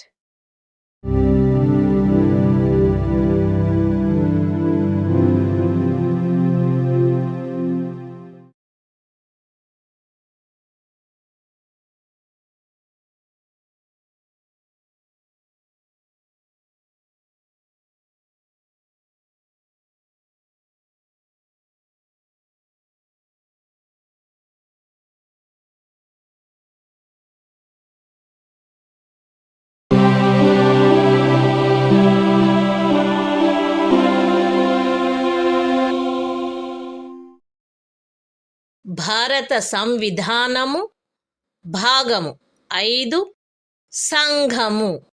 అధ్యాయం 2 parliament సాధారణ విషయములు. Article 84 parliament సభ్యత్వమునకు అర్హత. ఏ వ్యక్తి అయినను తాను భారతదేశ పౌరుడై ఉండి ఎన్నికల కమిషనుచే తద్విషయమై ప్రాధీకృతుడైన వ్యక్తి సమక్షమున 3వ అనుసూచిలో అందు నిమిత్తము పొందుపరచబడిన ప్రరూపమును అనుసరించి ప్రమాణము లేక ప్రతిజ్ఞ చేసి దానిపై చేవ్రాలు చేసిననే తప్ప రాజ్యసభలోని స్థానము విషయంలో 30 సంవత్సరముల వయస్సుకు తక్కువ కాకుండాను, లోక్సభలోని స్థానము విషయంలో 25 సంవత్సరముల వయస్సుకు తక్కువ కాకుండాను ఉన్ననే తప్ప, మరియు పార్లమెంటుచే చేయబడిన ఏదేని శాసనము ద్వారా గాని దాని క్రింద గాని తద్విషయమున విహితము చేయబడు ఇతర అర్హతలను కలిగియున్ననే తప్ప పార్లమెంటులోని స్థానమును పూరించుటకై ఎంపిక చేయబడుటకు అర్హుడు కాడు. The Constitution of India, Part 5, The Union. Chapter 2, Parliament, General. Article 84. Qualification for membership of Parliament. A person shall not be qualified to be chosen to fill a seat in Parliament, unless he is a citizen of India, and makes and subscribes, before some person, authorized in that behalf by the Election Commission, an oath or affirmation according to the form set out for the purpose, in the third schedule. B. Is, in the case of a seat in the Council of States, not less than 30 years of age, and, in the case of a seat in the House of the People, not less than 25 years of age. And, C. Possesses such other qualifications, as may be prescribed, in that behalf, by or under, any law made by Parliament.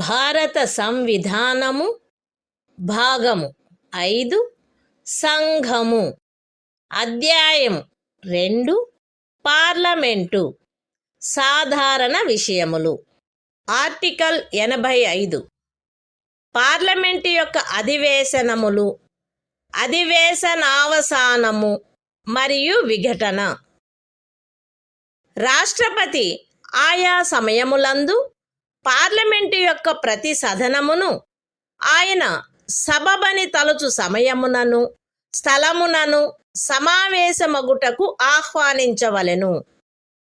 కానీ దాని ఒక అధివేశనములోని కడపటి ఉపవేశనమునకును దాని మరుసటి అధివేశనములోని మొదటి ఉపవేశనమునకును నియతమైన తేదీకి మధ్య 6 మాసముల అంతరము ఉండరాదు. రాష్ట్రపతి ఆయా సమయములందు ఆ సదనముల యొక్క లేక ఆ సదనములలో దేని యొక్క అయినను అధివేశనావసానము చేయవచ్చును. లోక్సభను విఘటన చేయవచ్చును. The Constitution of India, Part 5, The Union. Chapter 2, Parliament, General. Article 85. Sessions of Parliament, Prorogation, and Dissolution. 1. The President shall from time to time summon each House of Parliament to meet at such time and place as he thinks fit. But 6 months shall not intervene between its last sitting in one session and the date appointed for its first sitting in the next session. 2. The President may from time to time prorogue the Houses, or either House. B. Dissolve the House of the People.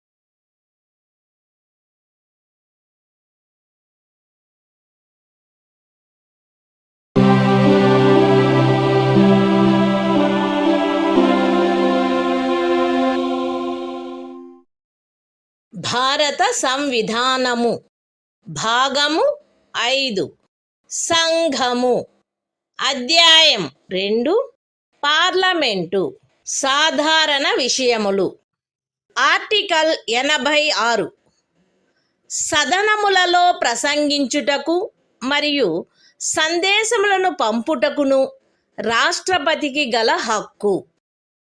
రాష్ట్రపతి parliament యొక్క ఏ సదనములోనైనను కలిసి సమావేశమైన ఉభయ సదనములలోనైనను ప్రసంగించవచ్చును మరియు అందు నిమిత్తము సభ్యుల హాజరును కోరవచ్చును.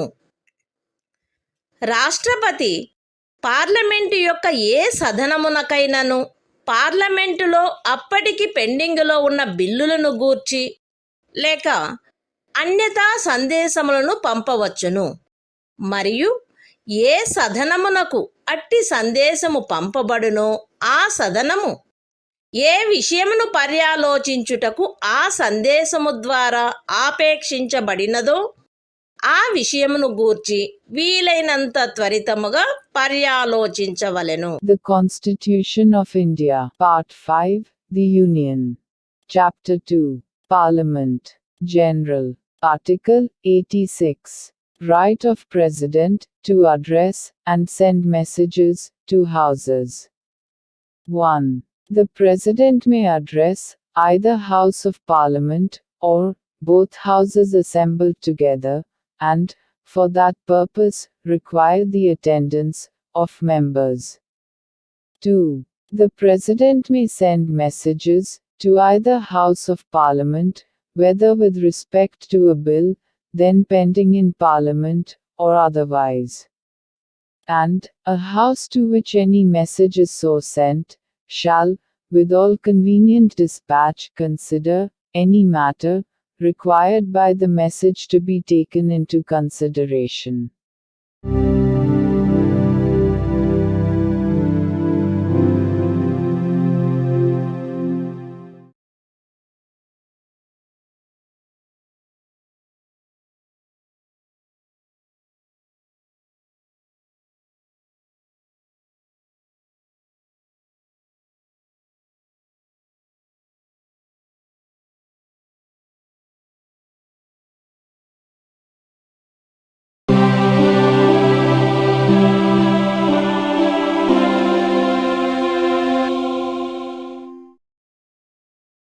భారత సంవిధానము భాగము 5 సంఘము అధ్యాయము 2 పార్లమెంటు సాధారణ విషయములు.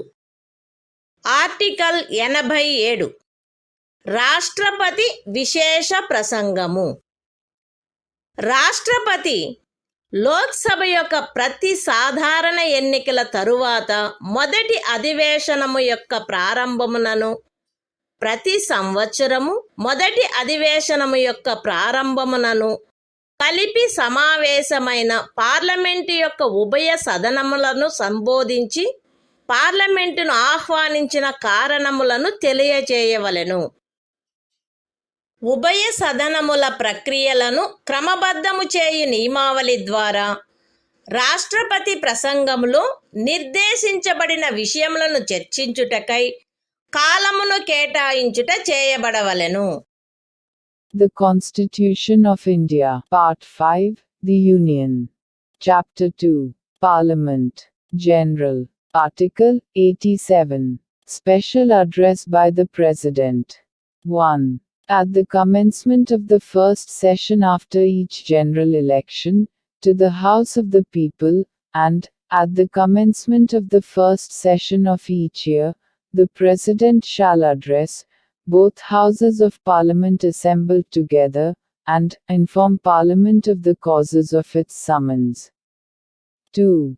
Provision shall be made by the rules regulating the procedure of either House for the allotment of time for discussion of the matters referred to in such address.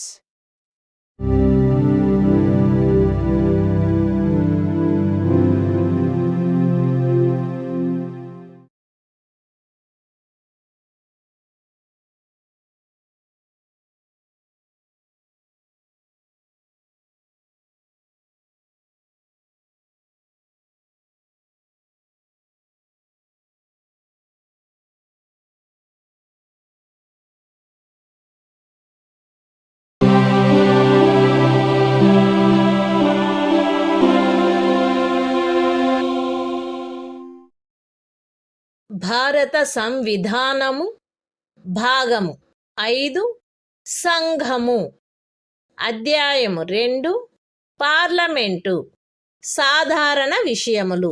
Article 88 సదనములను గురించి మంత్రులకు అటార్నీ జనరలకు గల హక్కులు. ప్రతి మంత్రి మరియు భారతదేశ అటార్నీ జనరలును ఉభయ సదనములలో దేనియందైనను ఆ సదనముల సంయుక్త ఉపవేశనములోనైనను ఆయన సభ్యుడిగా పేర్కొనబడిన పార్లమెంటు యొక్క ఏ కమిటీలోనైనను మాట్లాడుటకును అన్యథా వాటి కార్యకలాపములలో పాల్గొనుటకును హక్కు కలిగియుండును.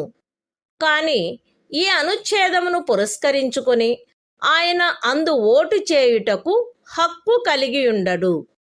The Constitution of India, Part 5, The Union. Chapter 2, Parliament, General. Article 88. Rights of Ministers and Attorney General.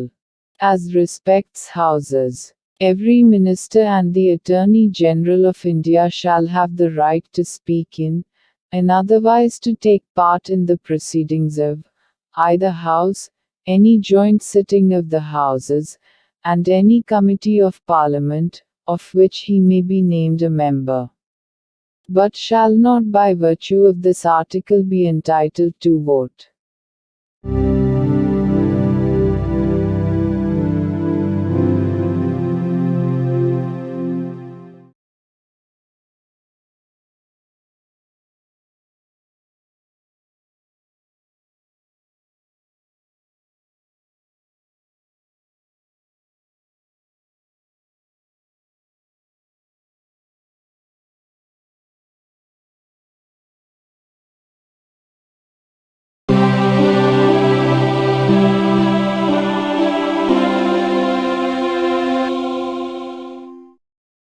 భారత సంవిధానము భాగము 5 సంఘము అధ్యాయము 2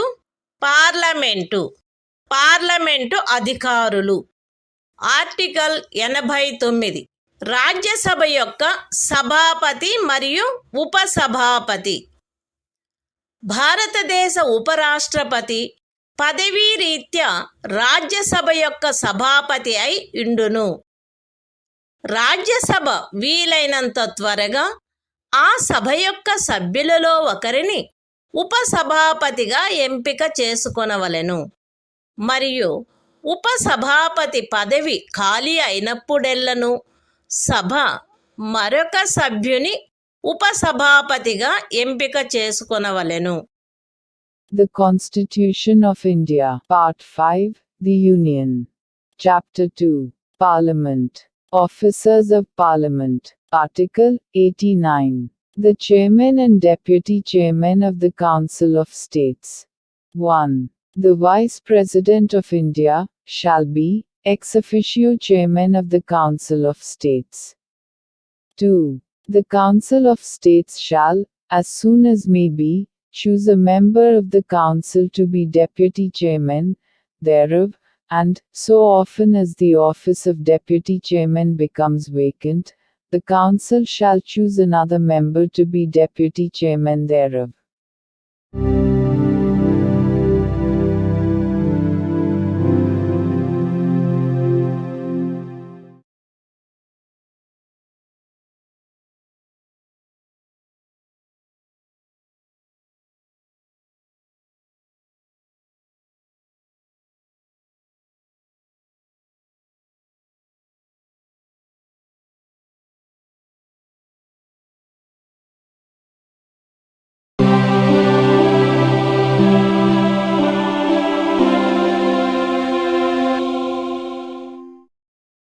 భారత సంవిధానము భాగము 5 సంఘము అధ్యాయం 2 పార్లమెంటు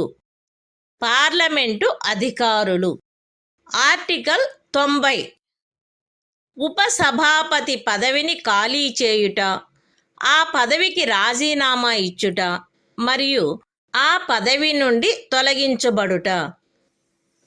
రాజ్యసభ యొక్క ఉపసభాపతి పదవియందున్న సభ్యుడు ఏ సభలో సభ్యత్వమును కోల్పోయినచో తన పదవిని ఖాళీ చేయవలెను. బి తన చేవ్రాలుతో సభాపతికి లేఖ వ్రాయుట ద్వారా ఎప్పుడైనను తన పదవికి రాజీనామా ఇవ్వవచ్చును. మరియు సి సభలో అప్పుడున్న సభ్యులందరిలో అధిక సంఖ్యాకులచే పాస్ చేయబడిన ఆ సభ యొక్క తీర్మానము ద్వారా పదవి నుండి తొలగించబడవచ్చును. అయితే ఖండము సి నిమిత్తమగు తీర్మానమేదియు దానిని ప్రస్తావించవలెనను ఉద్దేశము కలదని నోటీసు ఇచ్చి కనీసం 14 దినములు గడిచిననే తప్ప ప్రస్తావించబడరాదు. The Constitution of India, Part 5, The Union. Chapter 2, Parliament. Officers of Parliament. Article 90. Vacation and resignation of, and removal from, the office of Deputy Chairman. A member holding office, as Deputy Chairman of the Council of States, shall vacate his office if he ceases to be a member of the Council. B. May at any time, by writing under his hand addressed to the Chairman, resign his office. And C. May be removed from his office, by a resolution of the Council, passed by a majority of all the then members of the Council.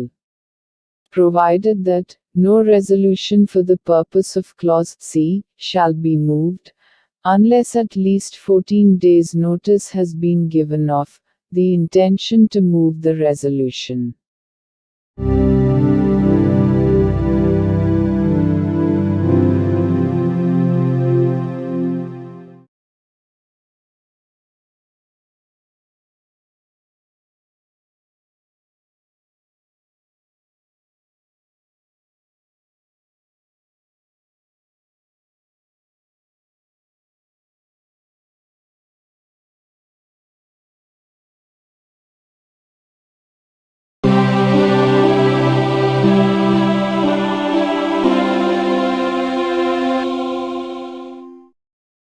భారత సంవిధానము భాగము 5 సంఘము అధ్యాయము 2 parliament అధికారులు.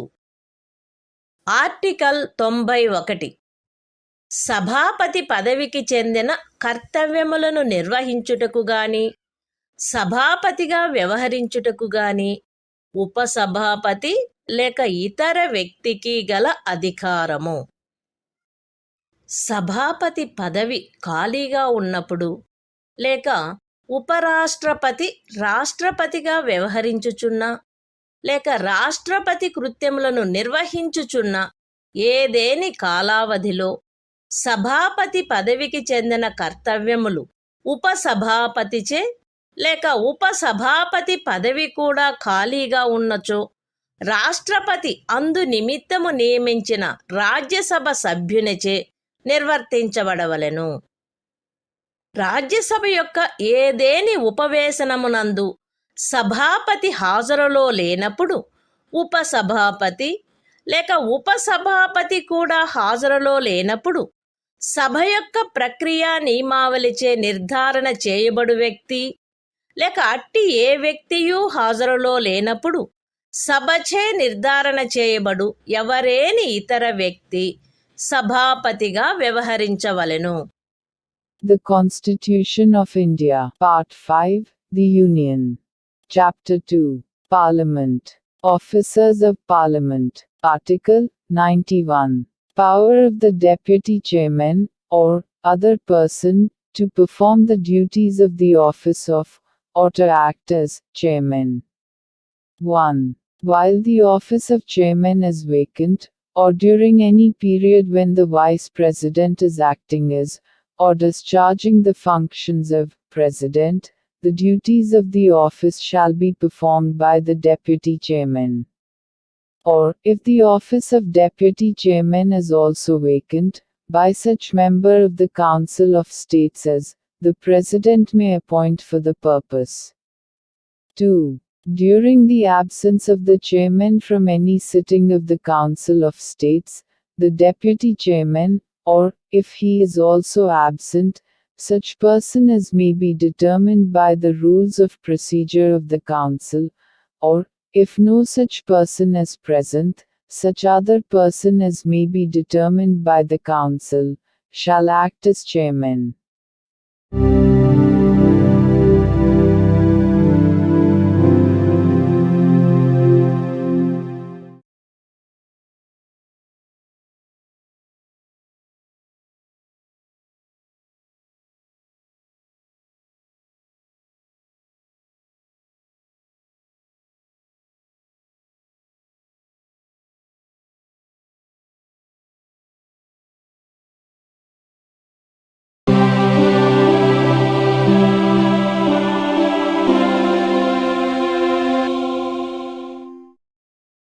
భారత సంవిధానము భాగము 5 సంఘము అధ్యాయము 2 parliament అధికారులు ఆర్టికల్ 92 సభాపతి లేక ఉపసభాపతిని పదవి నుండి తొలగించుటకు తీర్మానము పర్యాలోచించబడుచున్నప్పుడు ఆయన అధ్యక్షత వహించకుండుట.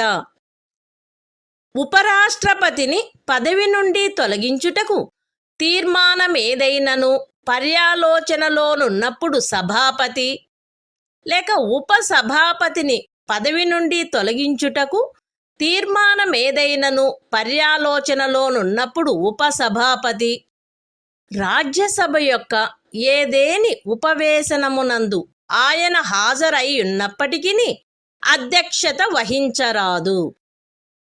అట్టి ప్రతి ఉపవేశమునకు 91వ అనుచ్ఛేదములోని ఖండము 2 యొక్క నిబంధనలు సందర్భానుసారముగా సభాపతి లేక ఉపసభాపతి హాజరులో లేనట్టి ఉపవేశనమునకు వర్తించునటులనే వర్తించును.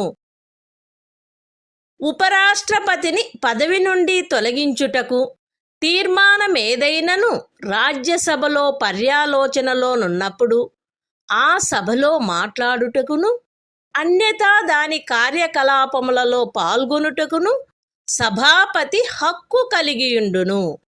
కాని 100వ అనుచ్ఛేదములో ఏమి ఉన్నప్పటికీ అట్టి తీర్మానముపై గాని ఆ కార్యకలాపములలో ఏదేని ఇతర విషయముపై గాని ఓటు చేయుటకు ఆయనకు బొత్తిగా హక్కు ఉండదు. The Constitution of India, Part 5, The Union. Chapter 2, Parliament. Officers of Parliament.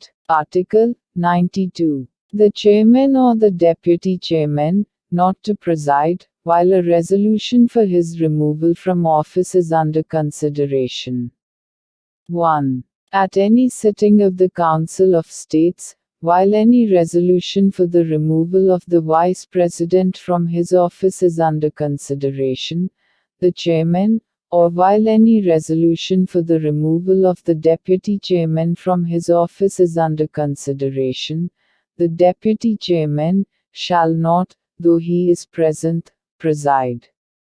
And, the provisions of Clause 2 of Article 91 shall apply in relation to every such sitting, as they apply in relation to a sitting from which the chairman, or, as the case may be, the deputy chairman, is absent. 2. The chairman shall have the right to speak in, and, otherwise to take part in the proceedings of, the Council of States, while any resolution for the removal of the Vice President from his office is under consideration in the Council, but, notwithstanding anything in Article 100, shall not be entitled to vote at all on such resolution, or on any other matter during such proceedings.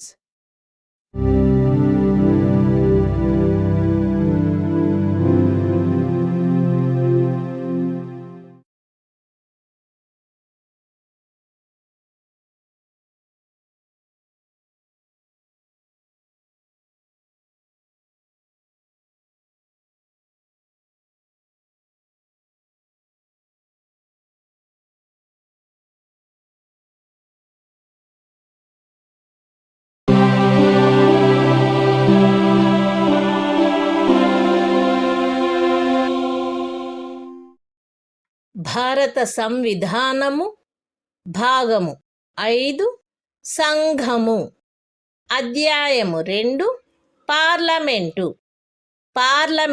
అధికారులు article 93 Lok Sabha అధ్యక్షుడు మరియు ఉపాధ్యక్షుడు. లోక్సభ వీలైనంత త్వరితముగా ఆ సదనం యొక్క సభ్యులలో ఇద్దరిని క్రమముగా అధ్యక్ష ఉపాధ్యక్ష పదవులకు ఎంపిక చేసుకొనవలెను. మరియు అధ్యక్ష పదవి గాని ఉపాధ్యక్ష పదవి గాని ఖాళీ అయినప్పుడెల్లను ఆ సభ మరొక సభ్యుని సందర్భానుసారముగా అధ్యక్షుడుగా లేక ఉపాధ్యక్షుడుగా ఎంపిక చేసుకొనవలెను. The Constitution of India, Part 5, The Union. Chapter 2, Parliament. Officers of Parliament. Article 93. The Speaker and Deputy Speaker of the House of the People. The House of the People shall, as soon as may be, choose 2 members of the House, to be respectively Speaker and Deputy Speaker thereof, and so often as the office of Speaker or Deputy Speaker becomes vacant, the House shall choose another member to be Speaker or Deputy Speaker, as the case may be.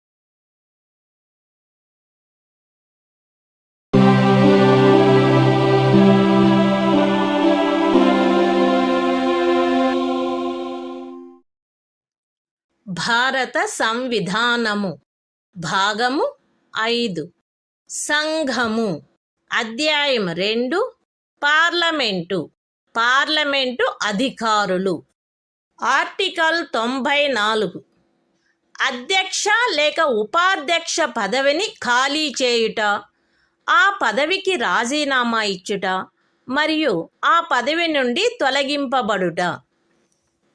Lok Sabha యొక్క అధ్యక్ష లేక ఉపాధ్యక్ష పదవి యందున్న సభ్యుడు లోక్సభలో సభ్యత్వమును కోల్పోయినచో తన పదవిని ఖాళీ చేయవలెను. అట్టి సభ్యుడు అధ్యక్షుడైనచో ఉపాధ్యక్షునికి, ఉపాధ్యక్షుడైనచో అధ్యక్షునికి తన చేవ్రాలుతో లేఖ వ్రాయుట ద్వారా ఎప్పుడైనను తన పదవికి రాజీనామా ఇవ్వవచ్చును. మరియు లోక్సభలో అప్పుడు సభ్యులుగానున్న వారందరిలో అధిక సంఖ్యాకులచే పాస్ చేయబడిన ఆ సభ యొక్క తీర్మానము ద్వారా పదవి నుండి తొలగించబడవచ్చును. అయితే ఖండము సి నిమిత్తము తీర్మానమేదియు దానిని ప్రస్తావించవలెనను ఉద్దేశము కలదని నోటీసు ఇచ్చి కనీసం 14 దినములు గడిచిననే తప్ప ప్రస్తావించబడరాదు. అంతేగాక లోక్సభ విఘటన జరిగినప్పుడెల్లను అట్టి విఘటన అనంతరము జరుగు లోక్సభ మొదటి సమావేశమునకు అవ్యవహిత పూర్వము వరకు అధ్యక్షుడు తన పదవిని ఖాళీ చేయరాదు. The Constitution of India, Part 5, The Union. Chapter 2, Parliament. Officers of Parliament. Article 94. Vacation and resignation of, and removal from, the offices of Speaker and Deputy Speaker. A member holding office as Speaker, or Deputy Speaker of the House of the People, shall vacate his office if he ceases to be a member of the House of the People. B. May at any time, by writing under his hand addressed, if such member is the Speaker, to the Deputy Speaker, and, if such member is the Deputy Speaker, to the Speaker, resign his office, and, c. may be removed from his office by a resolution of the House of the People, passed by a majority of all the then members of the House, provided that no resolution for the purpose of clause c shall be moved, unless at least 14 days' notice has been given of the intention to move the resolution. Provided further that, whenever the House of the People is dissolved, the Speaker shall not vacate his office until immediately before the first meeting of the House of the People, after the dissolution.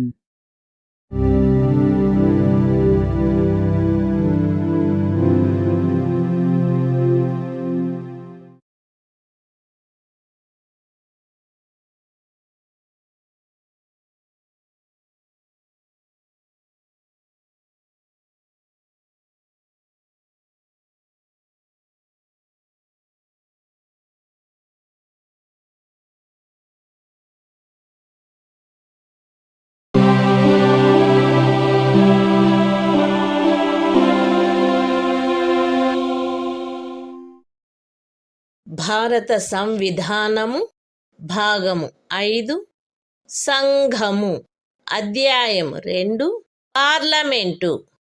Parliament అధికారులు article 95 అధ్యక్ష పదవికి చెందిన కర్తవ్యములను నిర్వహించుటకు గాని అధ్యక్షుడుగా వ్యవహరించుటకు గాని ఉపాధ్యక్షునికి లేక ఇతర వ్యక్తికి గల అధికారము. అధ్యక్ష పదవి ఖాళీగానున్నప్పుడు ఆ పదవికి చెందిన కర్తవ్యములు ఉపాధ్యక్షునిచే లేక ఉపాధ్యక్ష పదవి కూడా ఖాళీగానున్నచో రాష్ట్రపతి అందు నిమిత్తము నియమించు లోక్సభ సభ్యునిచే నిర్వర్తించబడవలెను. లోక్సభ యొక్క ఏదేని ఉపవేశమునందు అధ్యక్షుడు హాజరులో లేనప్పుడు ఉపాధ్యక్షుడు లేక ఉపాధ్యక్షుడు కూడా హాజరులో లేనప్పుడు లోక్సభ యొక్క ప్రక్రియా నియమావళిచే నిర్ధారణ చేయబడు వ్యక్తి లేక అట్టి ఏ వ్యక్తియు హాజరులో లేనప్పుడు లోక్సభచే నిర్ధారణ చేయబడు ఎవరేని ఇతర వ్యక్తి అధ్యక్షుడుగా వ్యవహరించవలెను. The Constitution of India, Part 5, The Union. Chapter 2, Parliament. Officers of Parliament. Article 95. Power of the Deputy Speaker, or other person, to perform the duties of the office of, or to act as, Speaker. 1. While the office of Speaker is vacant, the duties of the office shall be performed by the Deputy Speaker. Or, if the office of Deputy Speaker is also vacant, by such member of the House of the People as the President may appoint for the purpose. 2. During the absence of the Speaker, from any sitting of the House of the People, the Deputy Speaker, or, if he is also absent, such person, as may be determined by the rules of procedure of the House, or, if no such person is present, such other person, as may be determined by the House, shall act as Speaker.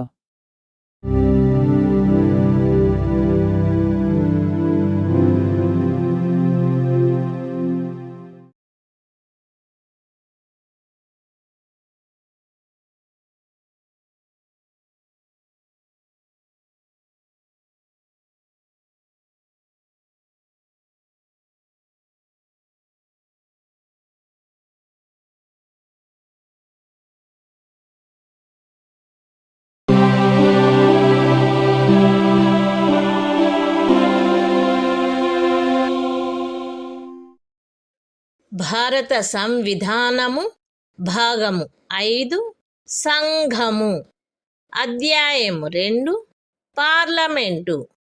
Parliament అధికారులు article 96 అధ్యక్షుని లేక ఉపాధ్యక్షుని పదవి నుండి తొలగించుటకు తీర్మానము పర్యాలోచించబడుచున్నప్పుడు ఆయన అధ్యక్షత వహించకుండుట. అధ్యక్షుని పదవి నుండి తొలగించుటకు తీర్మానమేదైనను పర్యాలోచనలోనున్నప్పుడు అధ్యక్షుడు లేక ఉపాధ్యక్షుని పదవి నుండి తొలగించుటకు తీర్మానమేదైనను పర్యాలోచనలో ఉన్నప్పుడు ఉపాధ్యక్షుడు లోక్సభ యొక్క ఏదేని ఉపవేశనమునందు ఆయన హాజరయ్యున్నప్పటికీ అధ్యక్షత వహించరాదు. అట్టి ప్రతి ఉపవేశనమునకు 95వ అనుచ్ఛేదములోని ఖండము 2 యొక్క నిబంధనలు సందర్భానుసారముగా అధ్యక్షుడు లేక ఉపాధ్యక్షుడు హాజరులో లేనట్టి ఉపవేశనమునకు వర్తించునటులనే వర్తించును. అధ్యక్షుని పదవి నుండి తొలగించుటకు తీర్మానమేదైనను లోక్సభలో పర్యాలోచనలోనున్నప్పుడు ఆ సభలో మాట్లాడుటకును అన్యథా దాని కార్యకలాపములో పాల్గొనుటకును అధ్యక్షుడు హక్కు కలిగియుండును. 100వ అనుచ్ఛేదములో ఏమి ఉన్నప్పటికీ అట్టి తీర్మానముపై గాని అట్టి ఆ కార్యకలాపములో ఏదేని ఇతర విషయంపై గాని మొదటిసారి మాత్రమే ఓటు చేయుటకు ఆయన హక్కు కలిగియుండును. కాని ఓట్లు సమానమై ఉండినెడల ఓటు చేయుటకు ఆయనకు హక్కు ఉండదు. The Constitution of India, Part 5, The Union. Chapter 2, Parliament. Officers of Parliament. Article 96. The Speaker or the Deputy Speaker, not to preside, while a resolution for his removal from office is under consideration. 1. At any sitting of the House of the People, while any resolution for the removal of the Speaker from his office is under consideration, the Speaker, or while any resolution for the removal of the Deputy Speaker from his office is under consideration, the Deputy Speaker shall not, though he is present, preside. And the provisions of Clause 2 of Article 95 shall apply, in relation to every such sitting, as they apply in relation to a sitting, from which the Speaker, or, as the case may be, the Deputy Speaker, is absent. 2. The Speaker shall have the right to speak in, and otherwise to take part in, the proceedings of, the House of the People, while, any resolution, for his removal from office is under consideration, in the House. And shall, notwithstanding anything in Article 100, be entitled to vote, only in the first instance, on such resolution, or on any other matter during such proceedings. But not, in the case of an equality, of votes.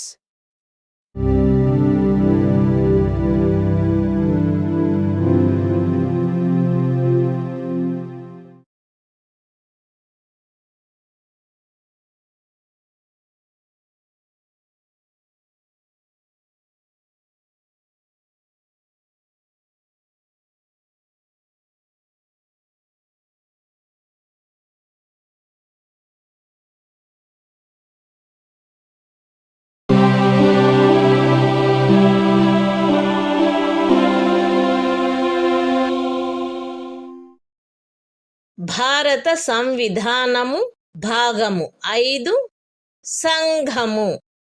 అధ్యాయం 2 parliament. Parliament అధికారులు. Article 97 సభాపతి, ఉపసభాపతి మరియు అధ్యక్షుని, ఉపాధ్యక్షుని యొక్క జీతములు మరియు భత్యములు. రాజ్యసభ యొక్క సభాపతికిని, ఉపసభాపతికిని మరియు లోక్సభ యొక్క అధ్యక్షునకును, ఉపాధ్యక్షునకును క్రమముగా వారికి పార్లమెంటు శాసనము ద్వారా నియతము చేయు జీతములు భత్యములు చెల్లించబడవలెను మరియు తద్విషయమున నిబంధన చేయబడు వరకు 2వ అనుసూచిలో నిర్దిష్టపరచవలసిన జీతములు మరియు భత్యములు చెల్లించబడవలెను. The Constitution of India, Part 5, The Union. Chapter 2, Parliament. Officers of Parliament. Article 97. Salaries and allowances of the Chairman, and Deputy Chairman, and the Speaker, and Deputy Speaker. There shall be paid to the Chairman, and the Deputy Chairman, of the Council of States, and to the Speaker, and the Deputy Speaker of the House of the People, such salaries and allowances, as may be respectively fixed by Parliament by law. And, until provision in that behalf is so made, such salaries and allowances as is specified in the second schedule.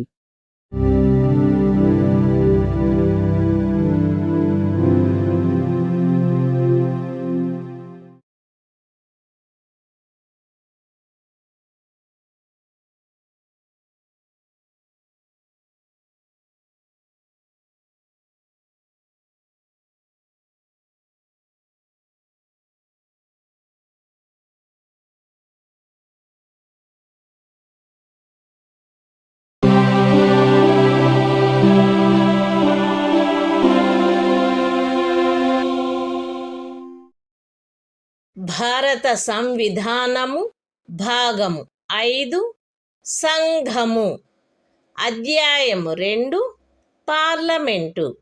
Parliament అధికారులు article 98 parliament యొక్క సచివాలయము parliament యొక్క ప్రతి సదనమునకు వేరువేరుగా సచివాలయ సిబ్బంది ఉండవలెను. అయితే ఈ ఖండములోనున్నదేదియు పార్లమెంటు యొక్క ఉభయ సదనములకు చెందు ఉమ్మడి పదవులు సృష్టించుటను నివారించునదిగా అన్వయించబడరాదు. పార్లమెంటు యొక్క ఉభయ సదనముల సచివాలయ సిబ్బంది యొక్క భర్తీని మరియు ఆ సిబ్బందిలో నియమించబడిన వ్యక్తుల సేవా షరతులను పార్లమెంటు శాసనము ద్వారా క్రమబద్ధము చేయవచ్చును. ఖండము 2 క్రింద పార్లమెంటుచే నిబంధన చేయబడు వరకు రాష్ట్రపతి సందర్భానుసారముగా లోక్సభ యొక్క అధ్యక్షునితో లేక రాజ్యసభ యొక్క సభాపతితో సంప్రదించి లోక్సభకు లేక రాజ్యసభకు చెందిన సచివాలయ సిబ్బంది యొక్క భర్తీని మరియు ఆ సిబ్బందిలో నియమించబడిన వ్యక్తుల సేవా షరతులను క్రమబద్ధము చేయు నియమావళిని చేయవచ్చును. మరియు అట్లు చేయబడిన నియమావళి సదరు ఖండము క్రింద చేయబడు ఏదేని శాసనము యొక్క నిబంధనలకు అత్యధీనమై ప్రభావము కలిగి ఉండవలెను. The Constitution of India, Part 5, The Union. Chapter 2, Parliament. Officers of Parliament. Article 98. Secretariat of Parliament. 1. Each House of Parliament shall have a separate secretarial staff. Provided that nothing in this clause shall be construed as preventing the creation of posts common to both Houses of Parliament. 2. Parliament may by law regulate the recruitment and the conditions of service of persons appointed to the secretarial staff of either House of Parliament. 3. Until provision is made by Parliament under Clause 2. The President may, after consultation with the Speaker of the House of the People, or the Chairman of the Council of States, as the case may be, make rules regulating the recruitment and the conditions of service of persons appointed to the secretarial staff of the House of the People or the Council of States. And any rules so made shall have effect, subject to the provisions of any law made under the said clause.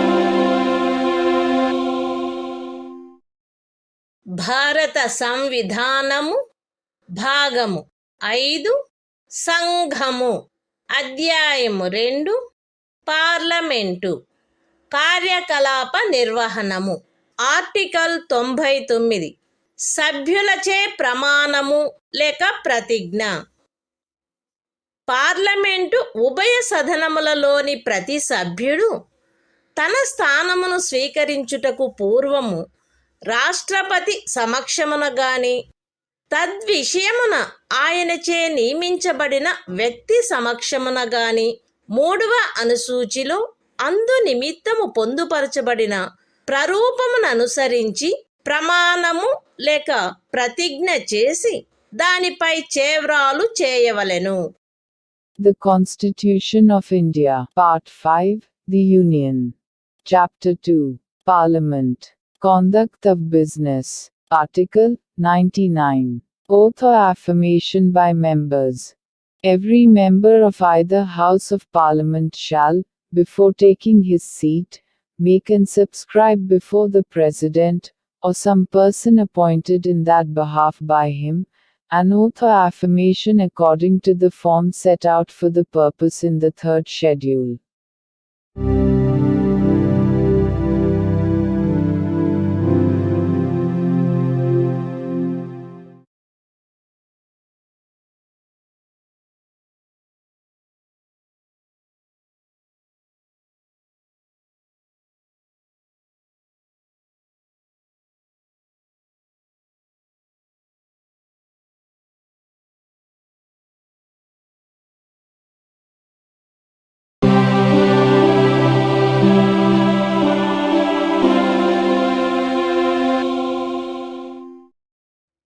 భారత సంవిధానము భాగము 5 సంఘము అధ్యాయము 2 parliament కార్యకలాప నిర్వహణము article 100 సదనములలో voting ఖాళీలున్నప్పటికీ వ్యవహరించుటకు సదనములకు గల అధికారము మరియు కోరము. ఈ సంవిధానములో అన్యదా నిబంధించబడినట్లు తప్ప ఉభయ సదనములలో దేని ఉపవేశనములో గాని సదనముల సంయుక్త ఉపవేశనములో గాని అన్ని ప్రశ్నలు అధ్యక్షుడు లేక సభాపతి మినహా లేక సభాపతిగా గాని అధ్యక్షుడుగా గాని వ్యవహరించుచున్న వ్యక్తి మినహా హాజరయ్యుండి ఓటు చేయు సభ్యులలో అధిక సంఖ్యాకుల ఓట్లచే నిర్ధారణ చేయబడవలెను. సభాపతి గాని అధ్యక్షుడు గాని లేక ఆ స్థానములో వ్యవహరించుచున్న వ్యక్తి గాని మొదటిసారి ఓటు చేయరాదు. కాని ఓట్లు సమానమై యుండినెడల ఆయన నిర్ణాయక ఓటును కలిగియుండవలెను మరియు అట్టి ఓటును వేయవలెను. పార్లమెంటు యొక్క ఏ సదనమునందైనను సభ్యత్వ స్థానములలో ఖాళీ ఏదేని ఉన్నప్పటికీ ఆ సదనము వ్యవహరించు అధికారమును కలిగియుండును మరియు పార్లమెంటు యొక్క ఏవేని కార్యకలాపములలో ఉపవిష్ణుడగుటకు లేక ఓటు చేయుటకు లేక అన్యదా పాల్గొనుటకు హక్కు కలిగియుండని ఎవరేని వ్యక్తి ఆ కార్యకలాపములలో ఉపవిష్ణుడయ్యనని గాని ఓటు వేసెనని గాని అన్యదా పాల్గొనెనని గాని ఆ తరువాత కనుగొనబడినప్పటికీ ఆ కార్యక్రమములు మాన్యత కలిగినవై యుండును. పార్లమెంటు శాసనము ద్వారా అన్యదా నిబంధించునంత వరకు పార్లమెంటు ఉభయ సదనములలో దేని సమావేశమునకైనను కావలసిన కోరము ఆ సదనము యొక్క మొత్తము సభ్యుల సంఖ్యలో 10వ భాగమై ఉండవలెను. ఒక సదనము యొక్క సమావేశమునందెప్పుడైనను కోరము లేనిచో కోరము సమకూరు వరకు ఆ సమావేశమును స్థగితమునర్చుట లేక సమావేశమును సస్పెండ్ చేయుట సభాపతి అధ్యక్షుని లేక అట్లు ఆ స్థానమున వ్యవహరించు వ్యక్తి యొక్క కర్తవ్యమై ఉండవలెను. The Constitution of India, Part 5, The Union. Chapter 2, Parliament. Conduct of Business. Article 100. Voting, in Houses, power of Houses to act, notwithstanding vacancies and quorum. 1. Save as otherwise provided in this Constitution, all questions at any sitting of either House, or joint sitting of the Houses, shall be determined by a majority of votes, of the members present and voting, other than the Speaker or person acting as Chairman or Speaker. The Chairman or Speaker, or person acting as such, shall not vote in the first instance, but shall have an exercise a casting vote, in the case of an equality of votes. 2. Either House of Parliament shall have power to act, notwithstanding any vacancy in the membership thereof, and any proceedings in Parliament shall be valid, notwithstanding that it is discovered subsequently, that some person who was not entitled so to do, sat or voted, or otherwise took part in the proceedings. 3. Until Parliament by law otherwise provides, the quorum to constitute a meeting of either House of Parliament shall be 1/10 of the total number of members of the House. 4. If at any time during a meeting of a House there is no quorum, it shall be the duty of the chairman or speaker, or person acting as such, either to adjourn the House or to suspend the meeting until there is a quorum.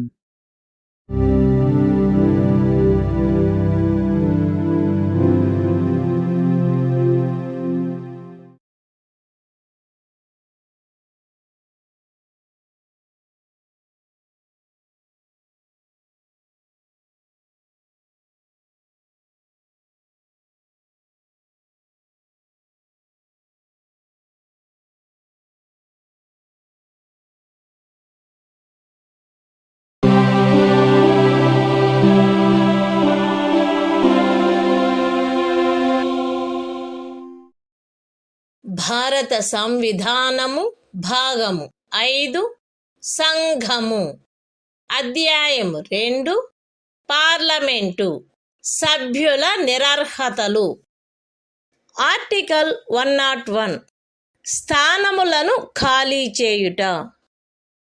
ఒకే వ్యక్తి parliament యొక్క ఉభయ సదనములలోనూ సభ్యుడై ఉండరాదు.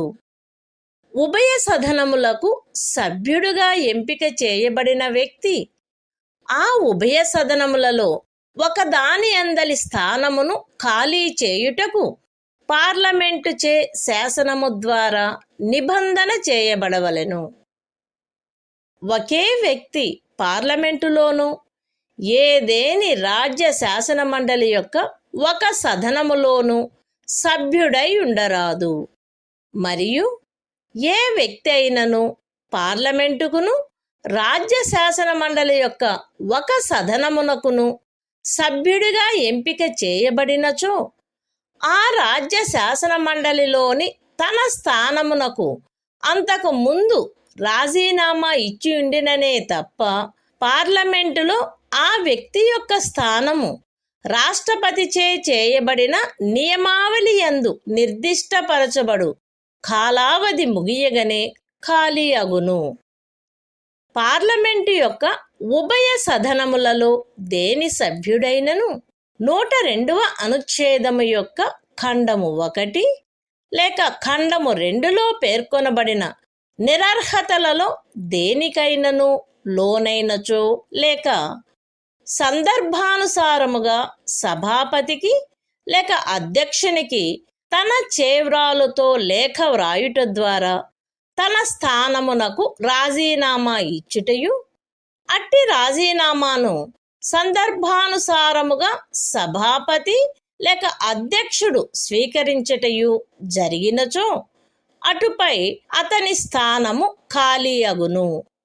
అయితే ఉపఖండము below నిర్దేశించబడిన ఏదేని రాజీనామా విషయంలో సందర్భానుసారముగా సభాపతి లేక అధ్యక్షుడు తనకు అందిన సమాచారమును బట్టి గాని అన్యదా కాని మరియు తాను సబబని తలచు పరిశీలన జరిపిన పిమ్మట ఆ రాజీనామా స్వచ్ఛందముగా చేసినది కాదని లేక నిజమైనది కాదని అభిప్రాయపడినచో ఆయన ఆ రాజీనామాను స్వీకరించరాదు. పార్లమెంటు యొక్క ఉభయ సదనములలో దేని సభ్యుడైనను ఆ సదనము యొక్క అనుజ్ఞ లేకుండా దాని సమావేశములన్నిటికీ 60 దినముల కాలావధి వరకు హాజరు కానిచో ఆయన స్థానము ఖాళీ అయినట్లు ఆ సదనము ప్రఖ్యానించవచ్చును. అయితే సదరు 60 దినముల కాలావధిని పరిగణ చేయుటలో ఆ సదనము అధివేశనావసానము చేయబడియున్నా లేక వరుసగా 4 దినములకు మించి స్థగితమునర్చబడియున్న ఏదేని కాలావధిని లెక్కింపరాదు. The Constitution of India, Part 5, The Union. Chapter 2, Parliament. Disqualifications of members. Article 101. Vacation of seats. 1. No person shall be a member of both houses of Parliament. And provision shall be made by Parliament, by law, for the vacation by a person who is chosen a member of both houses of his seat, in one house or the other. 2. No person shall be a member both of Parliament and of a house of the legislature of a state. And, if a person is chosen a member both of Parliament and of a house of the legislature of a state, then, at the expiration of such period as may be specified in rules made by the President, that person's seat in Parliament shall become vacant, unless he has previously resigned his seat in the legislature of the state. 3. If a member of either House of Parliament becomes subject to any of the disqualifications mentioned in Clause 1 or Clause 2 of Article 102, or resigns his seat, by writing under his hand addressed to the chairman or the speaker, as the case may be, and his resignation is accepted by the chairman or the speaker, as the case may be, his seat shall thereupon become vacant. Provided that, in the case of any resignation referred to in subclause B, if, from information received or otherwise, and, after making such inquiry, as he thinks fit, the chairman or the speaker, as the case may be, is satisfied that such resignation is not voluntary or genuine, he shall not accept such resignation. 4. If for a period of 60 days, a member, of either House of Parliament, is, without permission of the House, absent from all meetings thereof, the House may declare his seat vacant. Provided that, in computing the said period of 60 days, no account shall be taken, of any period, during which, the House is prorogued, or is adjourned for more than 4 consecutive days.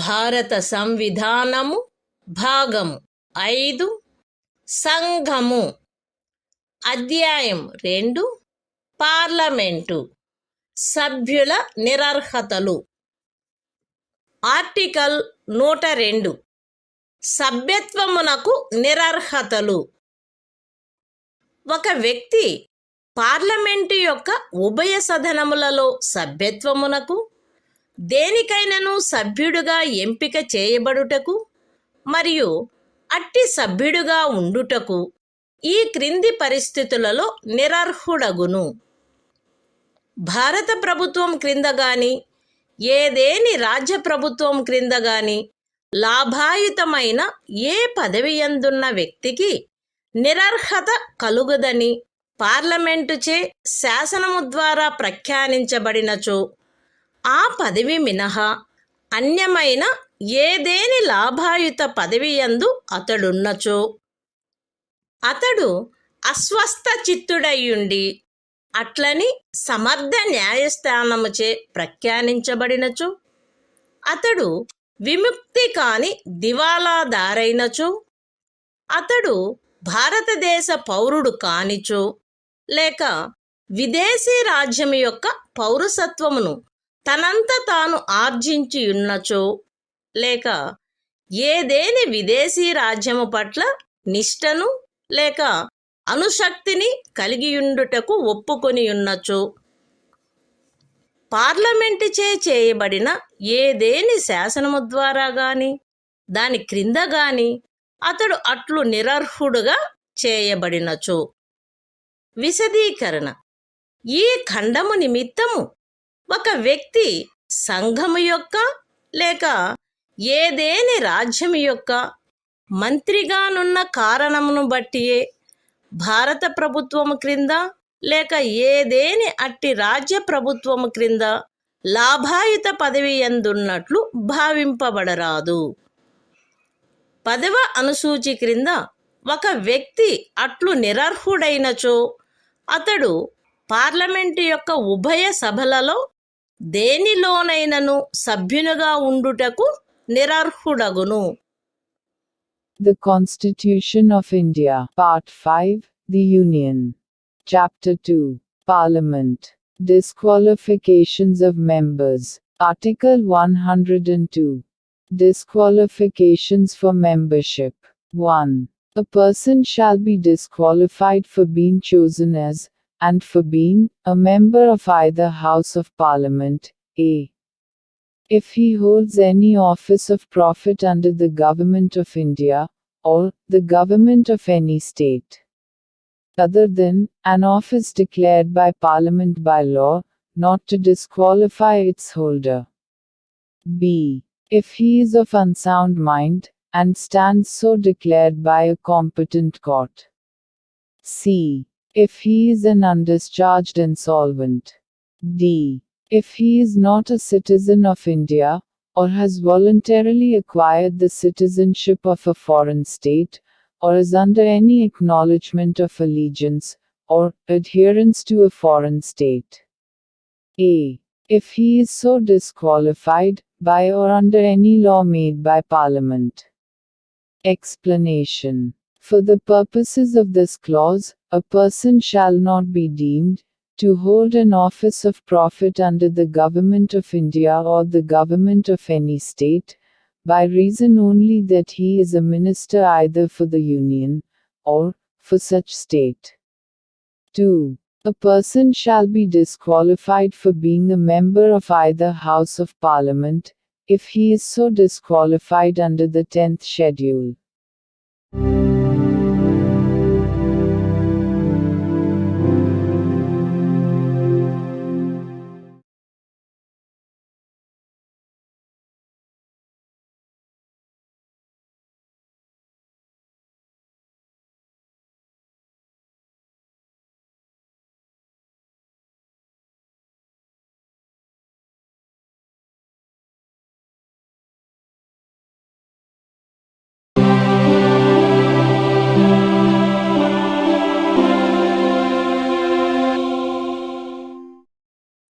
భారత సంవిధానము భాగము 5 సంఘము అధ్యాయము 2 parliament సభ్యుల నిరర్హతలు article 103 సభ్యుల నిరర్హతలకు సంబంధించిన ప్రశ్నలపై నిర్ణయము.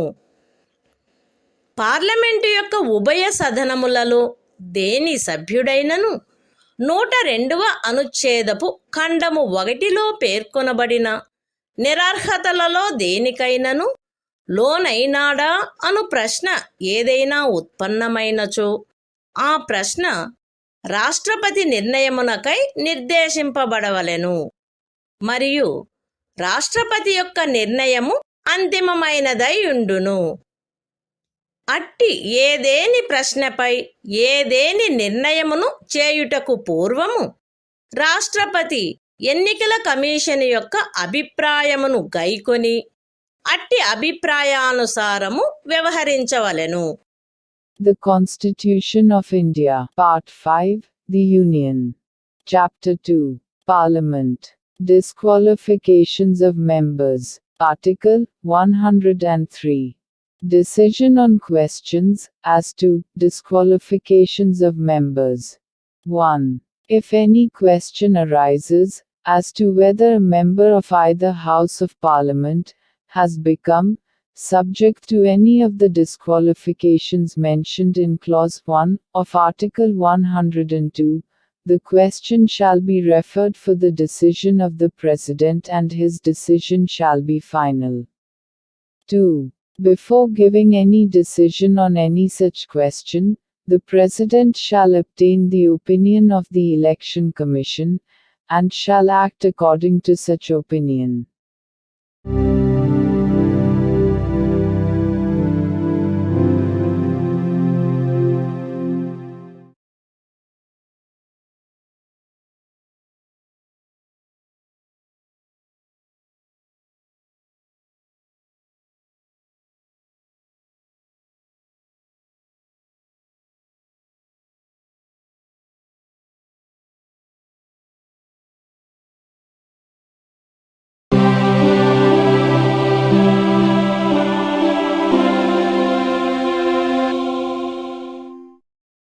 భారత సంవిధానము భాగము 5 సంఘము అధ్యాయము 2 పార్లమెంటు సభ్యుల నిరర్హతలు ఆర్టికల్ 104 99వ అనుచ్ఛేదము క్రింద ప్రమాణము లేక ప్రతిజ్ఞ చేయుటకు పూర్వము గాని అర్హత లేనప్పుడు కానీ నిరర్హుడైనప్పుడు కానీ ఉపవిష్ణుడైనందుకు మరియు ఓటు చేసినందుకు శాస్తి.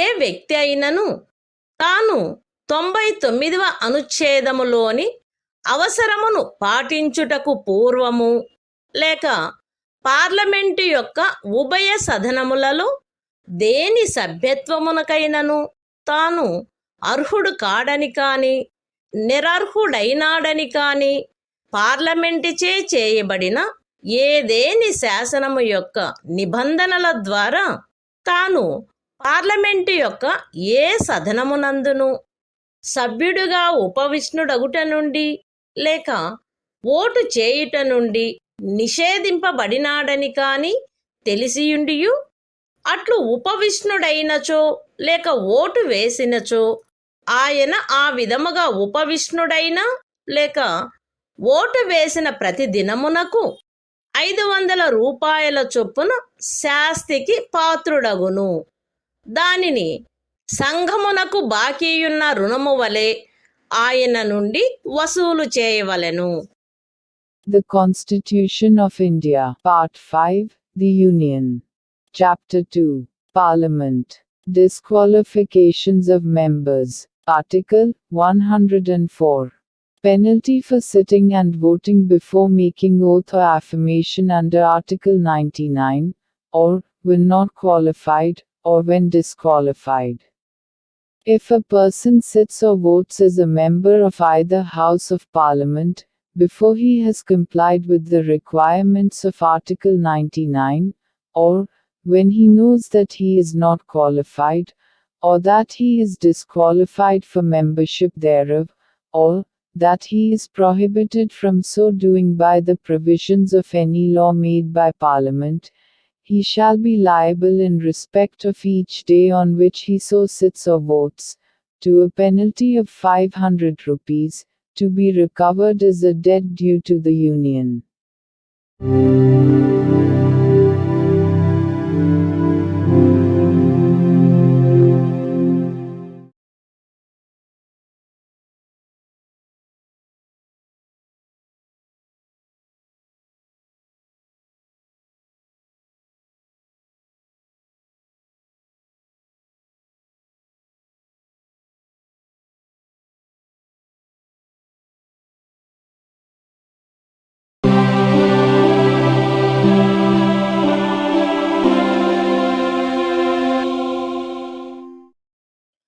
భారత సంవిధానము భాగము 5 సంఘము అధ్యాయము 2 పార్లమెంటు పార్లమెంటు మరియు దాని సభ్యులకు గల అధికారములు విశేషాధికారములు మరియు ఉన్ముక్తతలు.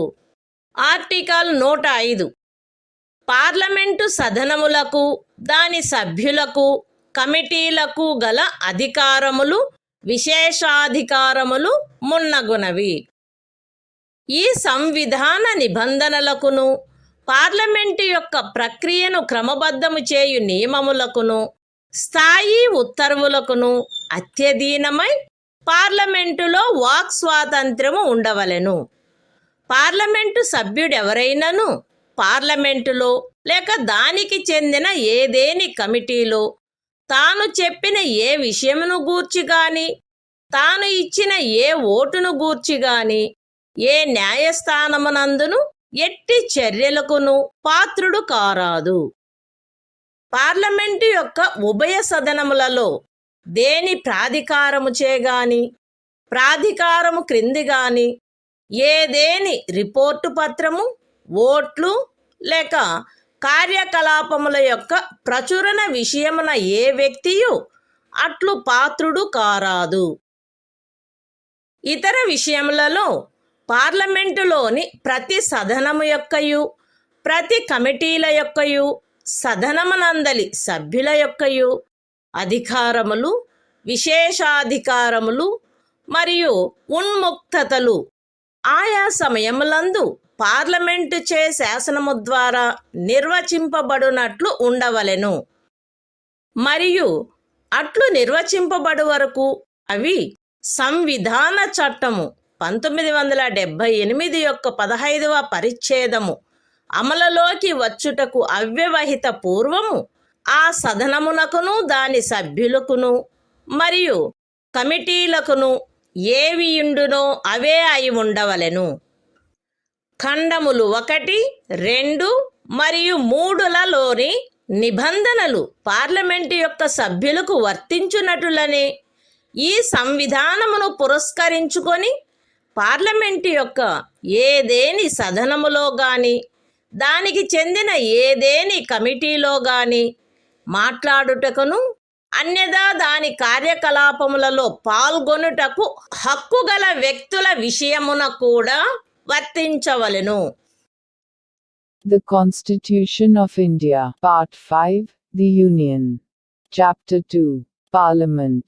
Powers, Privileges and Immunities of Parliament and its Members. Article 105. Powers, Privileges, etc., of the Houses of Parliament, and of the members and committees thereof. 1.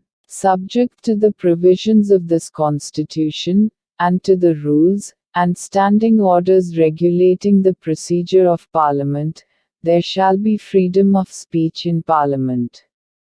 2. No member of Parliament shall be liable to any proceedings in any court, in respect of anything said, or any vote given by him in Parliament, or any committee thereof, and no person shall be so liable in respect of the publication, by or under, the authority of either House of Parliament of any report, paper, votes, or proceedings.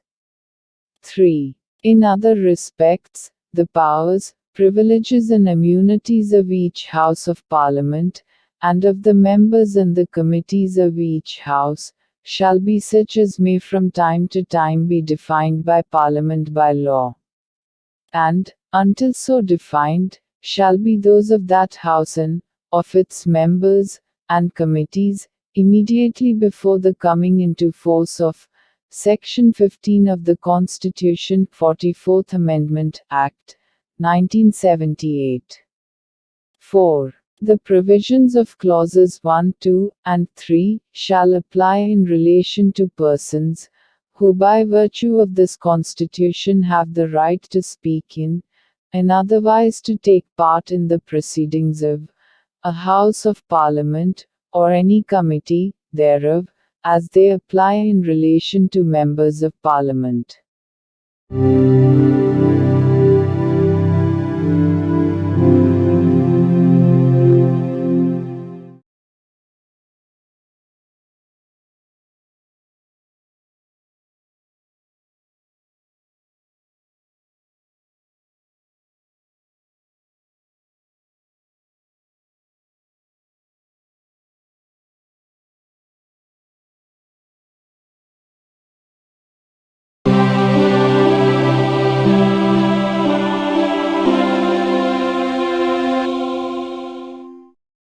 భారత సంవిధానము భాగము 5 సంఘము అధ్యాయము 2 parliament article 106 సభ్యుల జీతములు భత్యములు. Parliament యొక్క ఉభయ సదనముల సభ్యులు పార్లమెంటుచే ఆయా సమయములందు శాసనము ద్వారా నిర్ధారణ చేయబడు జీతములను మరియు భత్యములను పొందుటకు హక్కు కలిగియుందురు. తద్విషయమున అట్లు నిబంధన చేయబడు వరకు ఈ సంవిధాన ప్రారంభమునకు అవ్యవహిత పూర్వము భారత అధినివేశము యొక్క సంవిధాన సభకు చెందిన సభ్యులకు వర్తించునట్టి రేట్లు చొప్పున మరియు అట్టి షరతులపైన భత్యములను పొందుటకు వారు హక్కు కలిగియుందురు. The Constitution of India, Part 5, The Union. Chapter 2, Parliament. Powers, Privileges and Immunities of Parliament and its Members. Article 106. Salaries and Allowances of Members. Members of either House of Parliament shall be entitled to receive such salaries and allowances as may from time to time be determined by Parliament by law. And, until provision in that respect is so made, allowances at such rates, and upon such conditions, as were immediately before the commencement of this Constitution, applicable in the case of members of the Constituent Assembly of the Dominion of India.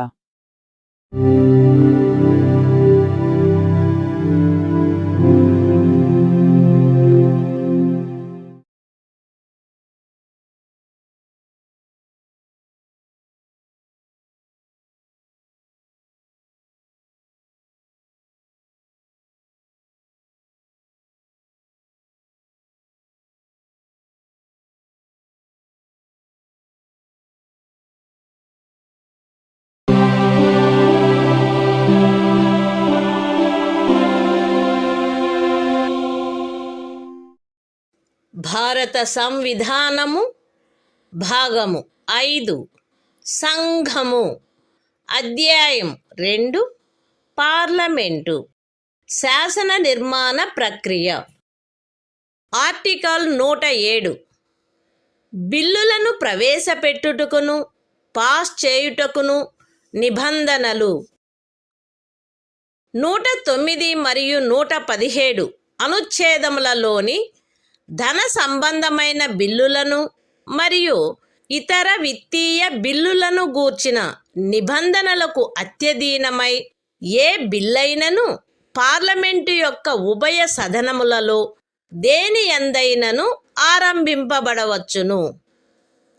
108 మరియు 109 అనుచ్ఛేదములలోని నిబంధనలకు అత్యధీనమై ఏ బిల్లైనను సవరణ లేకుండా గాని parliament యొక్క ఉభయ సదనములచే అంగీకరించబడిన సవరణలతో మాత్రమే గాని ఆ ఉభయ సదనములచే అంగీకరించబడిననే తప్ప పార్లమెంటు యొక్క ఉభయ సదనములచే పాస్ చేయబడినట్లు భావింపబడరాదు. పార్లమెంటులో పెండింగులోనున్న బిల్లు పార్లమెంటు సదనముల అధివేశనావసాన కారణమును బట్టి వ్యపగతము కారాదు.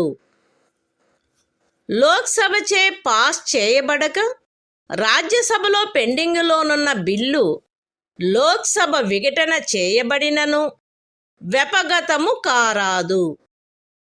లోక్సభలో పెండింగులోనున్న లేక లోక్సభచే పాస్ చేయబడి రాజ్యసభలో పెండింగులోనున్న బిల్లు 108వ అనుచ్ఛేదము యొక్క నిబంధనలకు అత్యధీనమై లోక్సభ విఘటన చేయబడినప్పుడు వ్యపగతము కావలెను. The Constitution of India, Part 5, The Union. Chapter 2, Parliament. Legislative Procedure. Article 107. Provisions as to introduction and passing of bills. 1. subject to the provisions of Articles 109 and 117, with respect to money bills and other financial bills, a bill may originate in either House of Parliament. 2. Subject to the provisions of Articles 108 and 109, a bill shall not be deemed to have been passed by the Houses of Parliament, unless it has been agreed to by both Houses, either without amendment, or, with such amendments, only as agreed to by both Houses. 3. A bill pending in Parliament shall not lapse, by reason of the prorogation of the Houses. 4. A bill pending in the Council of States, which has not been passed by the House of the People, shall not lapse on a dissolution of the House of the People. 5.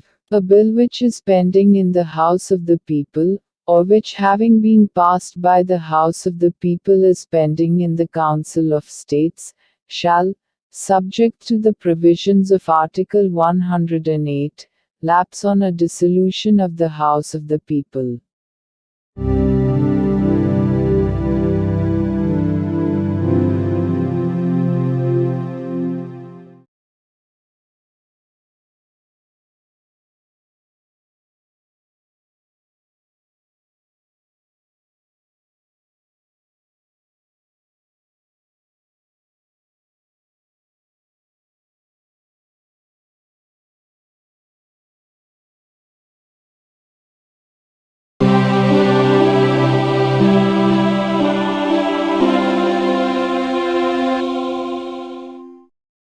భారత సంవిధానము భాగము 5 సంఘము అధ్యాయము 2 parliament శాసన నిర్మాణ ప్రక్రియ article 108 కొన్ని సందర్భములలో ఉభయ సదనముల సంయుక్త ఉపవేశనము ఏదేని బిల్లు ఒక సదనముచే పాస్ చేయబడి రెండవ సదనమునకు పంపబడిన తరువాత ఆ బిల్లు రెండవ సదనముచే త్రోసిపుచ్చబడినచో లేక ఆ బిల్లులో చేయవలసిన సవరణలను గూర్చి ఆ సదనములు తుదకు ఏకీభవించనిచో లేక ఆ బిల్లు రెండవ సదనమునకు అందిన తేదీ నుండి ఆ సదనముచే పాస్ చేయబడక 6 మాసములకు మించి కాలము గడిచినచో లోక్సభ విఘటన చేయబడిన కారణమును బట్టి ఆ బిల్లు వ్యపగతమై ఉండిననే తప్ప ఆ బిల్లును సమాలోచించి దానిపై ఓటు చేయుటకు ఉభయ సదనములను సంయుక్త ఉపవేశనమున సమావేశమగుటకై ఆహ్వానించు తన ఉద్దేశమును రాష్ట్రపతి ఆ సదనములు ఉపవిష్ణమై ఉండినచో వాటికి సందేశము ద్వారాను అవి ఉపవిష్ణమై ఉండనిచో బహిరంగ అధిసూచన ద్వారాను అధిసూచించవచ్చును. అయితే ఈ ఖండములోనున్నదేదియు ధన సంబంధమైన బిల్లుకు వర్తించదు.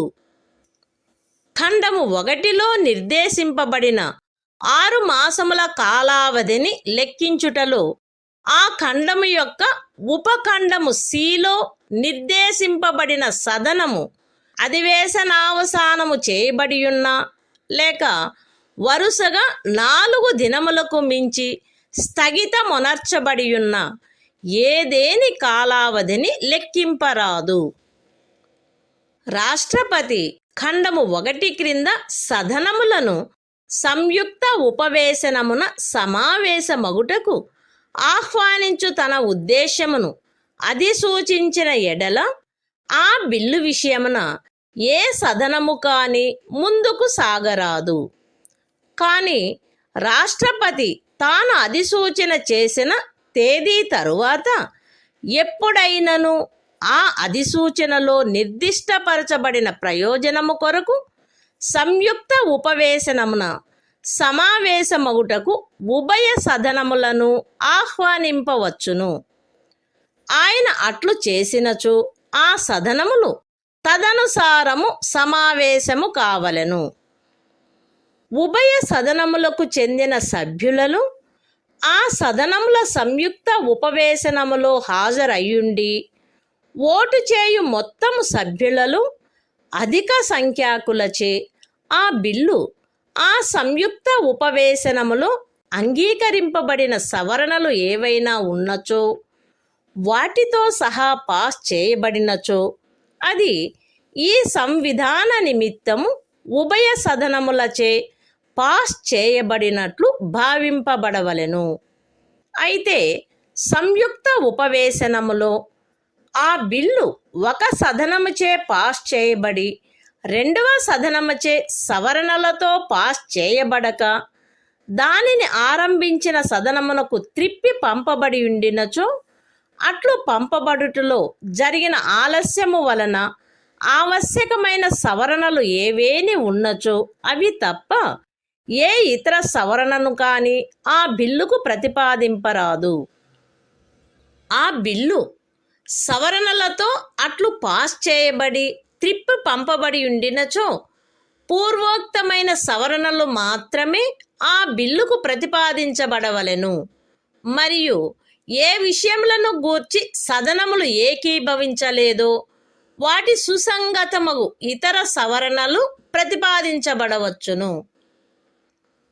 ఈ ఖండము క్రింద ఏ సవరణలు అనుమతించబడునను విషయమును గూర్చి అధ్యక్షత వహించు వ్యక్తి యొక్క నిర్ణయము అంతిమమైయుండును.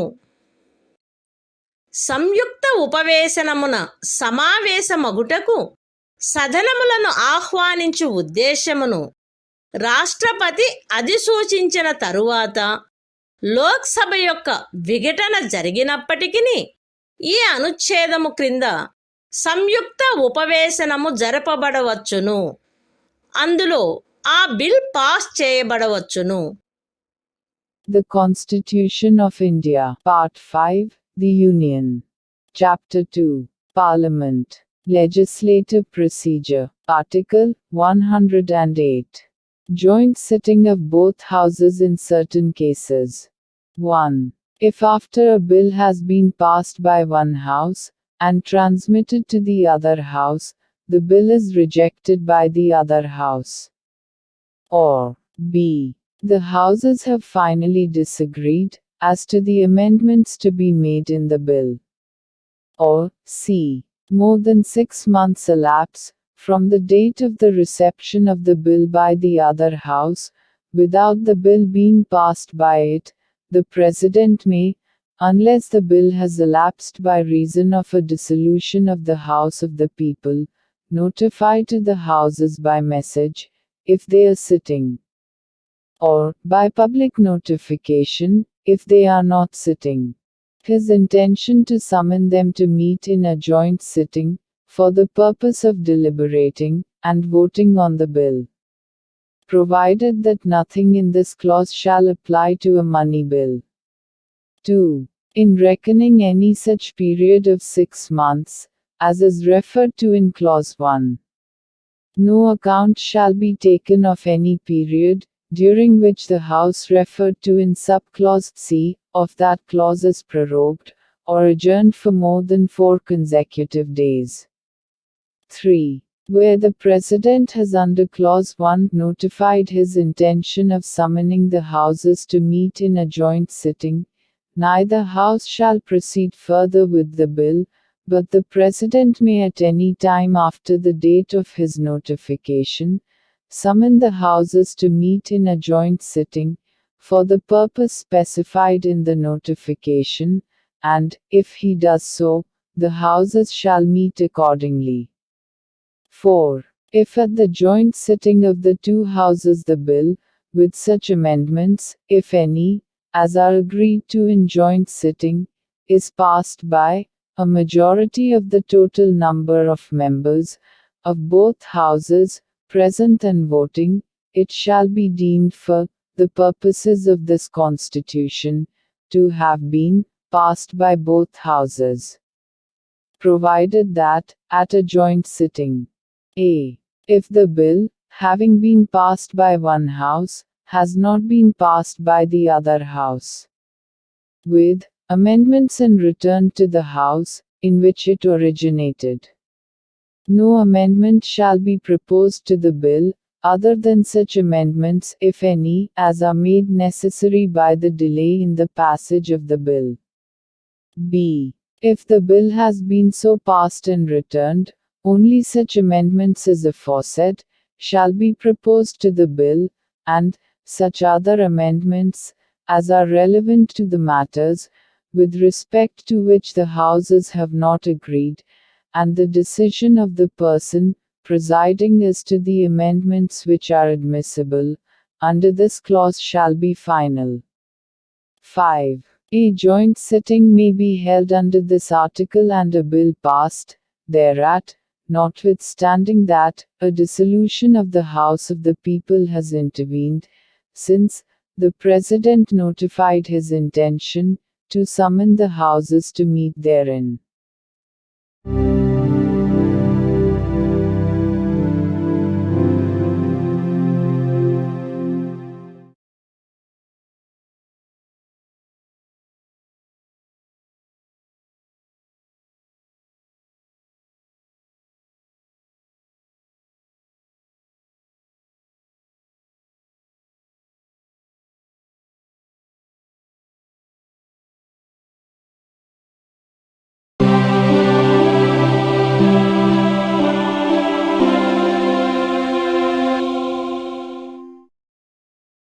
భారత సంవిధానము భాగము 5 సంఘము అధ్యాయం 2 పార్లమెంటు శాసన నిర్మాణ ప్రక్రియ ఆర్టికల్ 109 ధన సంబంధమైన బిల్లులను గూర్చిన విశేష ప్రక్రియ. ధన సంబంధమైన బిల్లు రాజ్యసభలో ప్రవేశపెట్టబడరాదు. ధన సంబంధమైన బిల్లును లోక్సభ పాస్ చేసిన పిమ్మట దానిని రాజ్యసభ సిఫారసుల కొరకు పంపవలెను. రాజ్యసభ ఆ బిల్లు తనకు అందిన తేదీ నుండి 14 దినముల కాలావధిలో దానిని తన సిఫారసులతో లోక్సభకు త్రిప్పి పంపవలెను. అటుపై రాజ్యసభ చేసిన సిఫారసులను అన్నిటినీ కానీ వాటిలో వేటిని కానీ లోక్సభ స్వీకరించవచ్చును లేక త్రోసిపుచ్చవచ్చును. రాజ్యసభ యొక్క సిఫారసులలో వేటినైనను లోక్సభ స్వీకరించినచో ఆ ధన సంబంధమైన బిల్లు రాజ్యసభచే సిఫారసు చేయబడి లోక్సభచే స్వీకరించబడిన సవరణలతో ఉభయ సదనములచే పాస్ చేయబడినట్లు భావింపబడవలెను. రాజ్యసభ యొక్క సిఫారసులలో వేటిని కూడా లోక్సభ స్వీకరించనిచో ఆ ధన సంబంధమైన బిల్లు లోక్సభ పాస్ చేయబడిన రూపములో రాజ్యసభచే సిఫారసు చేయబడిన సవరణలలో ఏవియూ లేకుండా ఉభయ సదనములచే పాస్ చేయబడినట్లు భావింపబడవలెను. లోక్సభచే పాస్ చేయబడి రాజ్యసభ సిఫారసుల కొరకు పంపబడినచో ధన సంబంధమైన బిల్లు సదరు 14 దినముల కాలావధిలో లోక్సభకు త్రిప్పి పంపబడనిచో ఆ బిల్లు లోక్సభచే పాస్ చేయబడిన రూపములో సదరు కాలావధి ముగియగనే ఉభయ సదనములచే pass చేయబడినట్లు భావింపబడవలెను. The Constitution of India, Part 5, The Union. Chapter 2, Parliament. Legislative Procedure. Article 109.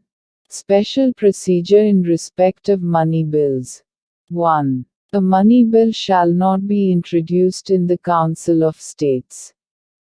2. After a money bill has been passed by the House of the People, it shall be transmitted to the Council of States for its recommendations.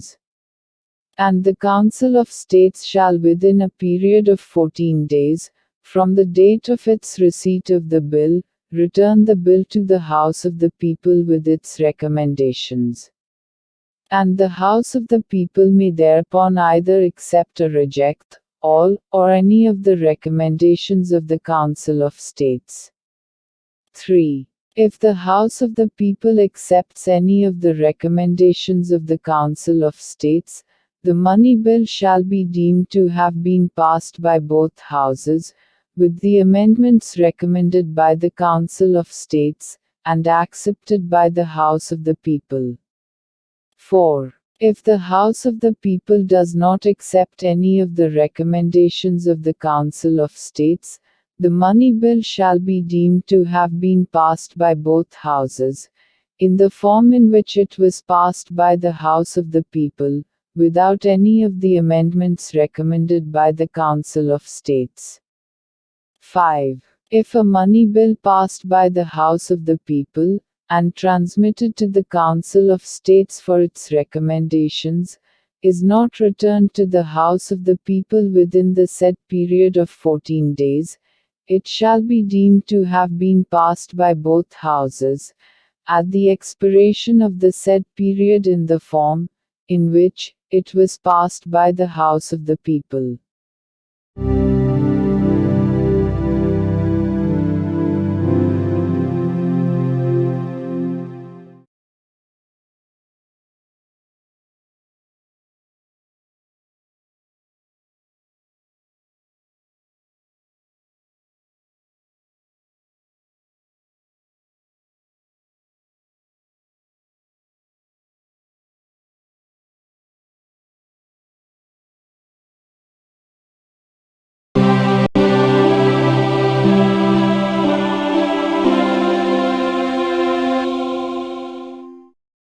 భారత సంవిధానము భాగము 5 సంఘము అధ్యాయము 2 parliament శాసన నిర్మాణ ప్రక్రియ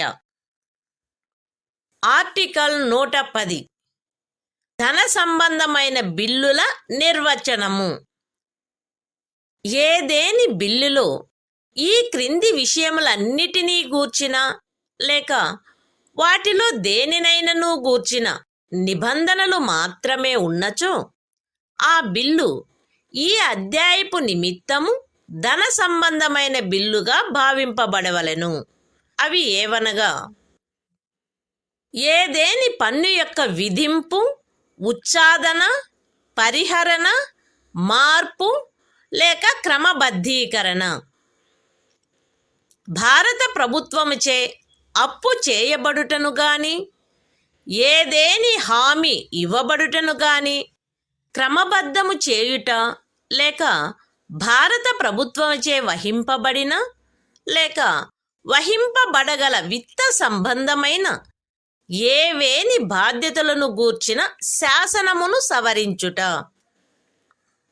భారత సంచిత నిధి లేక ఆకస్మికతా నిధి యొక్క అభిరక్ష, అట్టి ఏదేని నిధికి ధనమును చెల్లించుట లేక దాని నుండి ధనమును తిరిగి తీసుకొనుట, భారత సంచిత నిధి నుండి ధనమును వినియోజనము చేయుట, ఏదేని వ్యయమును భారత సంచిత నిధిపై ప్రభారమైన వ్యయముగా ప్రఖ్యానించుట లేక అట్టి ఏదేని వ్యయము యొక్క మొత్తమును పెంచుట, భారత సంచిత నిధికి లేక భారత ప్రభుత్వ ఖాతా లేక ధనమును స్వీకరించుట లేక అట్టి ధనము యొక్క అభిరక్ష లేక విడుదల లేక సంఘము యొక్క లేక ఏదేని రాజ్యము యొక్క ఖాతాల ఆడిటు లేక ఏ నుండి ఎఫ్ వరకు గల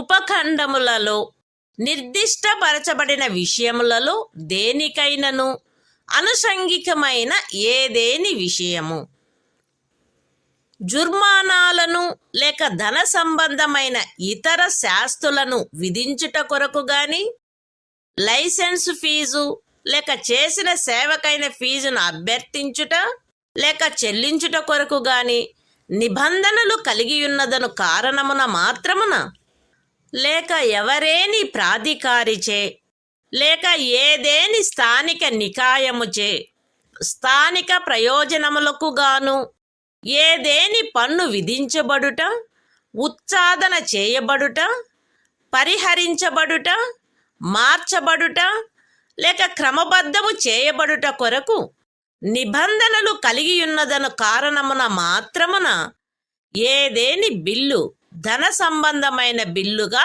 భావింపబడరాదు. ఏదేని బిల్లు ధన సంబంధమైన బిల్లు అగునా కాదా అను ప్రశ్న ఉత్పన్నమైనచో దానిపై లోకసభాధ్యక్షుని నిర్ణయము అంతిమమై ఉండును.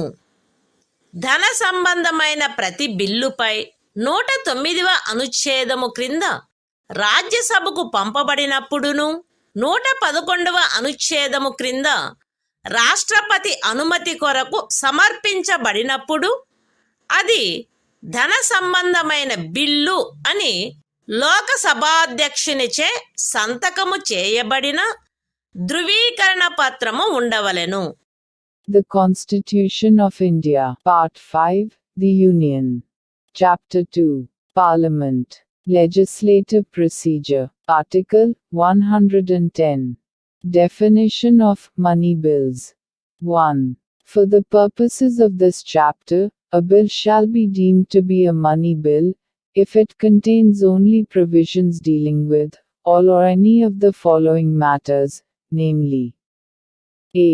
The imposition, abolition, remission, alteration or regulation of any tax. b.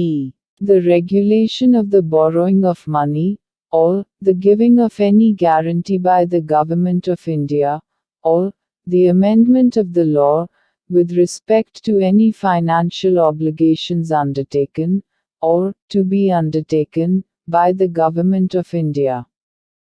c. The custody of the Consolidated Fund, or the Contingency Fund of India, the payment of monies into, or the withdrawal of monies from, any such fund. d.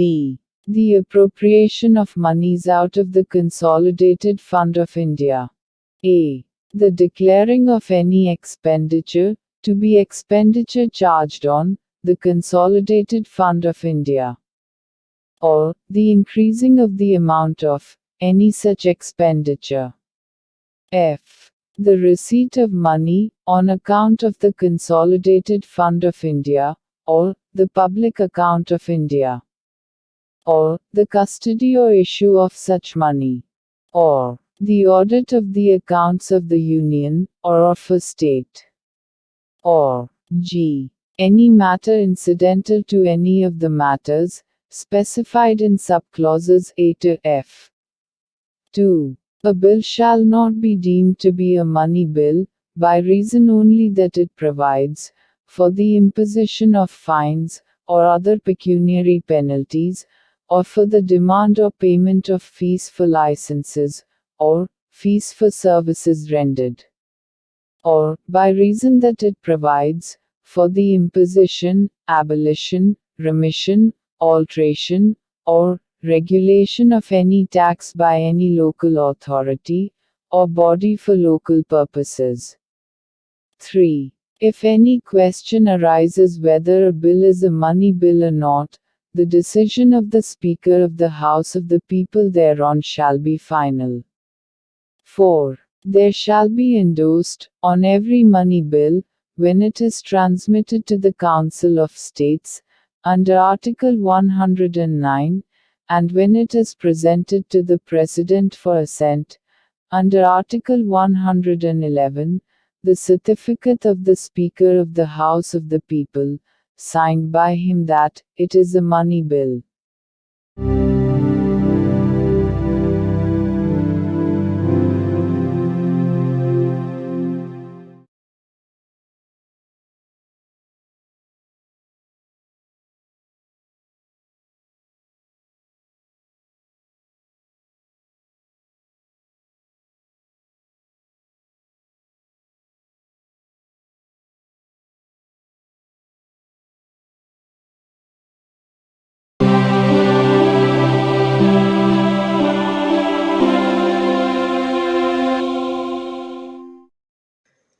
భారత సంవిధానము భాగము 5 సంఘము అధ్యాయం 2 parliament శాసన నిర్మాణ ప్రక్రియ article 111 బిల్లులకు అనుమతి parliament సదనములచే ఏదేని బిల్లు పాస్ చేయబడినప్పుడు అది రాష్ట్రపతికి సమర్పించబడవలెను. రాష్ట్రపతి ఆ బిల్లుకు అనుమతినిచ్చుచున్నానని గాని అనుమతిని నిలుపు చేయుచున్నానని గాని ప్రఖ్యానించవలెను. అయితే రాష్ట్రపతి ఏదేని బిల్లు అనుమతి కొరకు తనకు సమర్పింపబడిన పిమ్మట అది ధన సంబంధమైన బిల్లు కానిచో సదనములు ఆ బిల్లును కాని దానిలోని ఏవైనా నిర్దిష్ట నిబంధనలను కాని పునః పర్యాలోచించవలెననియు ప్రత్యేకముగా తన సందేశములో తాను సిఫారసు చేయు ఏవేని సవరణలను ప్రవేశపెట్టుట వాంఛనీయమా అని పర్యాలోచించవలెననియు పోరు సందేశముతో సహా ఆ బిల్లును సాధ్యమైనంత త్వరితముగా సదనములకు త్రిప్పి పంపవచ్చును. బిల్లు అట్లు త్రిప్పి పంపబడినప్పుడు సదనములు ఆ బిల్లును తదనుసారము పునః పర్యాలోచించవలెను. మరియు ఆ బిల్లు సవరణతో గాని సవరణ లేకుండా గాని సదనములచే మరలా పాస్ చేయబడి రాష్ట్రపతి అనుమతి కొరకు సమర్పించబడినచో రాష్ట్రపతి ఆ బిల్లుకు తన అనుమతిని నిలుపు చేయరాదు. The Constitution of India, Part 5, The Union. Chapter 2, Parliament.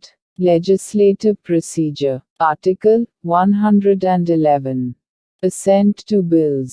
When a bill has been passed by the Houses of Parliament, it shall be presented to the President. And the President shall declare either that he assents to the bill, or that he withholds assent therefrom. Provided that the President may, as soon as possible after the presentation to him of a bill for assent, return the bill if it is not a money bill, to the Houses, with a message requesting that they will reconsider the bill, or any specified provisions thereof, and, in particular, will consider the desirability of introducing any such amendments as he may recommend in his message. And when a bill is so returned, the Houses shall reconsider the bill accordingly, and if the bill is passed again by the Houses, with or without amendment, and presented to the President for assent, the President shall not withhold assent therefrom.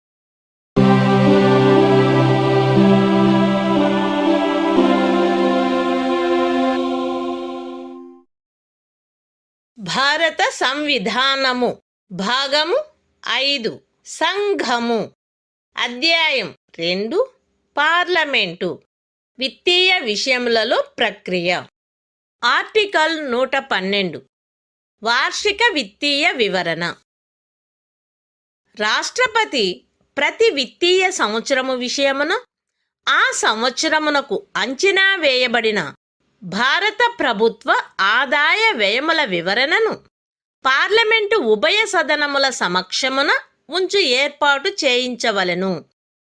ఆ వివరణ ఈ భాగములో వార్షిక విత్తీయ వివరణ అని నిర్దేశించబడినది.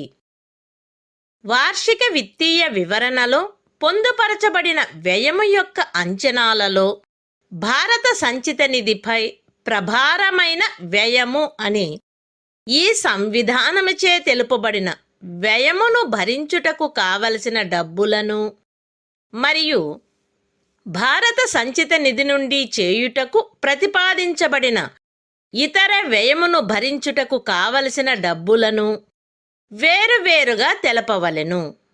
మరియు revenue ఖాతా నుండి చేయబడిన వ్యయమును ఇతర వ్యయము నుండి వేరుపరచవలెను.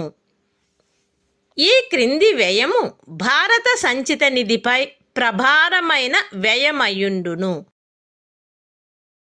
రాష్ట్రపతి యొక్క ఉపలబ్ధులు, భత్యములు మరియు ఆయన పదవికి సంబంధించిన ఇతర వ్యయము, రాజ్యసభ సభాపతి మరియు ఉపసభాపతి యొక్క, లోక్సభ అధ్యక్షుని మరియు ఉపాధ్యక్షుని యొక్క జీతములు మరియు భత్యములు, వడ్డీ, రుణోన్మోచన భారములు మరియు విమోచన భారములతో సహా భారత ప్రభుత్వము తీర్చవలసిన రుణ భారములు మరియు అప్పులు సేకరించుటకును, రుణము చెల్లించు ఏర్పాటుకును, విమోచనకును సంబంధించిన ఇతర వ్యయము, సర్వోన్నత న్యాయస్థానం యొక్క న్యాయాధీశులకు లేక వారికి సంబంధించి చెల్లించవలసిన జీతములు, భత్యములు మరియు పింఛనులు, ఫెడరల్ న్యాయస్థానం యొక్క న్యాయాధీశులకు లేక వారికి సంబంధించి చెల్లించవలసిన పింఛనులు, భారతదేశ రాజ్య క్షేత్రములో చేరిన ఏదేని ప్రాంతమునకు సంబంధించిన అధికారతను వినియోగించు లేక సంవిధాన ప్రారంభమునకు పూర్వము భారతదేశ అధినివేశమునందుండిన ఏదేని గవర్నరు ప్రావిన్సు విషయమున ఎప్పుడైనను అధికారతను వినియోగించిన ఏదేని ఉన్నత న్యాయస్థానం యొక్క న్యాయాధీశులకు లేక వారికి సంబంధించి చెల్లించవలసిన పింఛనులు, భారతదేశ కంట్రోలరు మరియు ఆడిటరు జనరులకు లేక ఆయనకు సంబంధించి చెల్లించవలసిన జీతములు, భత్యములు మరియు పింఛను, ఏదేని న్యాయస్థానం యొక్క లేక మధ్యవర్తిత్వ ట్రిబ్యునల్ యొక్క ఏదేని తీర్పు గాని, డిక్రీ గాని, అధినిర్ణయము గాని అమలుపరచుటకు కావలసిన ఏదేని డబ్బు అట్లు ప్రభారమైనదని ఈ సంవిధానము చేగాని, శాసనము ద్వారా పార్లమెంటు చేగాని ప్రఖ్యానించబడిన ఏదేని ఇతర వ్యయము. The Constitution of India, Part 5, The Union. Chapter 2, Parliament. Procedure in Financial Matters. Article 112. Annual Financial Statement. 1. The President shall, in respect of every financial year, cause to be laid before both the Houses of Parliament, a statement of the estimated receipts and expenditure of the Government of India for that year, in this part referred to as the Annual Financial Statement. 2. The estimates of expenditure, embodied in the Annual Financial Statement, shall show separately a. The sums required to meet expenditure described by this Constitution, as expenditure charged upon the Consolidated Fund of India, and b. The sums required to meet other expenditure proposed to be made from the Consolidated Fund of India, and shall distinguish expenditure on revenue account from other expenditure. 3. The following expenditure shall be expenditure charged on the Consolidated Fund of India: a.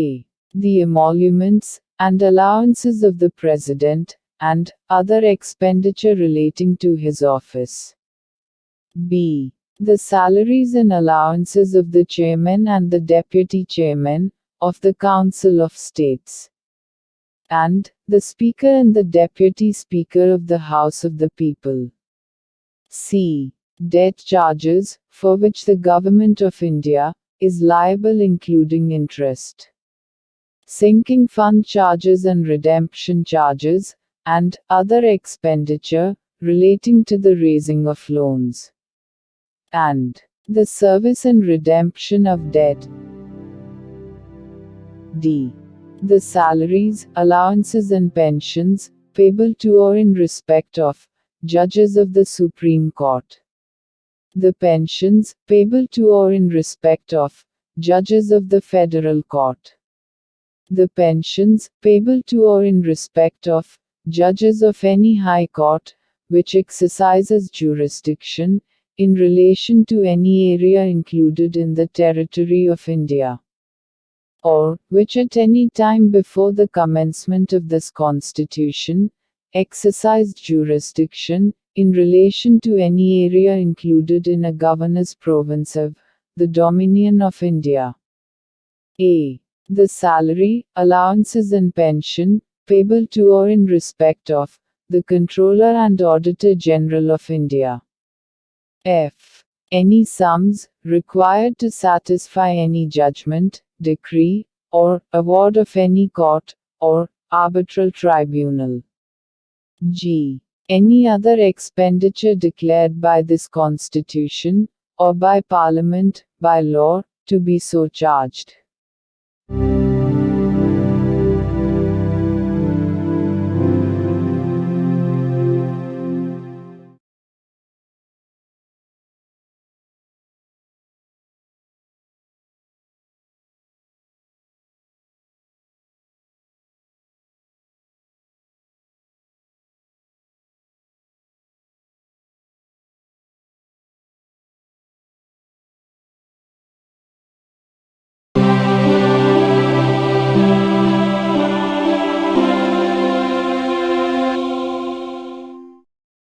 భారత సంవిధానము భాగము 5 సంఘము అధ్యాయము 2 parliament విత్తీయ విషయములలో ప్రక్రియ article 113 అంచనాలను గూర్చి పార్లమెంటులో అనుసరించవలసిన ప్రక్రియ భారత సంచిత నిధిపై ప్రభారమైన వ్యయమునకు సంబంధించినంత మేరకు ఆ అంచనాలు పార్లమెంటు యొక్క ఓటుకు సమర్పించబడరాదు. కానీ అట్టి ఏవేని అంచనాలను గూర్చి పార్లమెంటు యొక్క ఏ సదనమునందైనను చర్చించుటను ఈ ఖండములో ఉన్నదేదియు నివారించునదిగా అన్వయింపబడరాదు. ఇతర వ్యయమునకు సంబంధించినంతవరకు సదరు అంచనాలు అనుదానములకై చేయబడు అభ్యర్థనల రూపములో లోక్సభకు సమర్పించవలెను. ఏదేని అభ్యర్థనలకు అనుమతినిచ్చుటకు గాని అనుమతిని నిరాకరించుటకు గాని లేక ఏదేని అభ్యర్థనయందు నిర్దిష్టపరచబడిన మొత్తమును తగ్గించి ఆ అభ్యర్థనకు అనుమతినిచ్చుటకు గాని లోక్సభకు అధికారముండును. రాష్ట్రపతి సిఫారసుపై తప్ప అనుదానమునకై ఏ అభ్యర్థనయు చేయబడరాదు. The Constitution of India, Part 5, The Union. Chapter 2, Parliament. Procedure in Financial Matters. Article 113. Procedure in Parliament with respect to estimates. 1. So much of the estimates, as relates to expenditure, charged upon the Consolidated Fund of India, shall not be submitted to the vote of Parliament. But, nothing in this clause shall be construed as preventing the discussion, in either House of Parliament of any of those estimates. 2. So much of the said estimates, as relates to other expenditure, shall be submitted in the form of demands for grants, to the House of the People. And, the House of the People, shall have power to assent, or to refuse to assent, to any demand, or to assent to any demand subject to a reduction of the amount specified therein. 3. No demand for a grant shall be made, except on the recommendation of the President.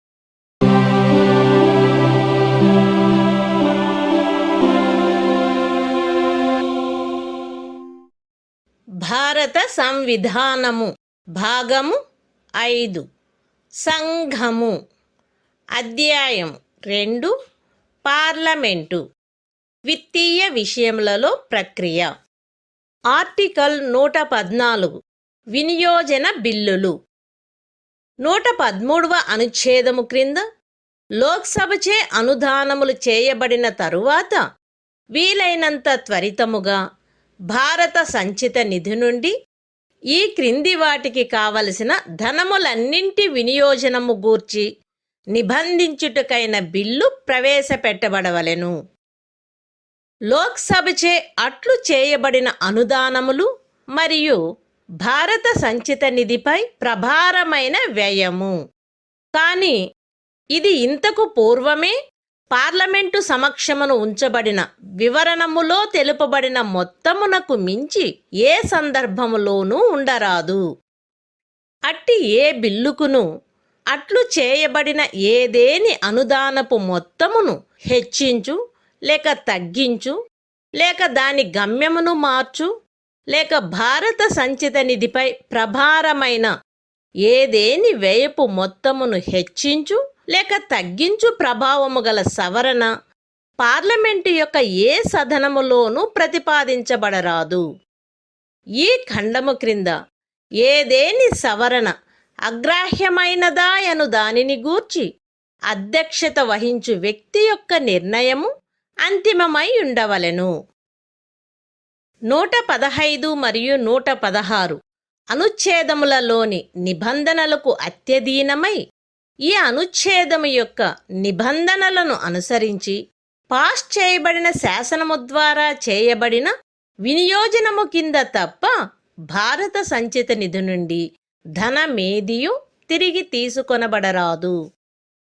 The Constitution of India, Part 5, The Union. Chapter 2, Parliament. Procedure in Financial Matters. Article 114. Appropriation Bills. 1. As soon as may be, after the grants under Article 113 have been made, by the House of the People, there shall be introduced a bill, to provide for the appropriation out of the Consolidated Fund of India, of all monies required to meet, a. the grants so made by the House of the People, and b. the expenditure charged on the Consolidated Fund of India, but, not exceeding in any case, the amount shown in the statement previously laid before Parliament. 2. No amendment shall be proposed to any such bill, in either House of Parliament, which will have the effect of varying the amount, or altering the destination of any grant so made, or of varying the amount of any expenditure charged on the Consolidated Fund of India. And, the decision of the person presiding, as to whether an amendment is inadmissible under this clause, shall be final. 3. Subject to the provisions of Articles 115 and 116, no money shall be withdrawn from the Consolidated Fund of India, except under appropriation made by law, passed in accordance with the provisions of this article.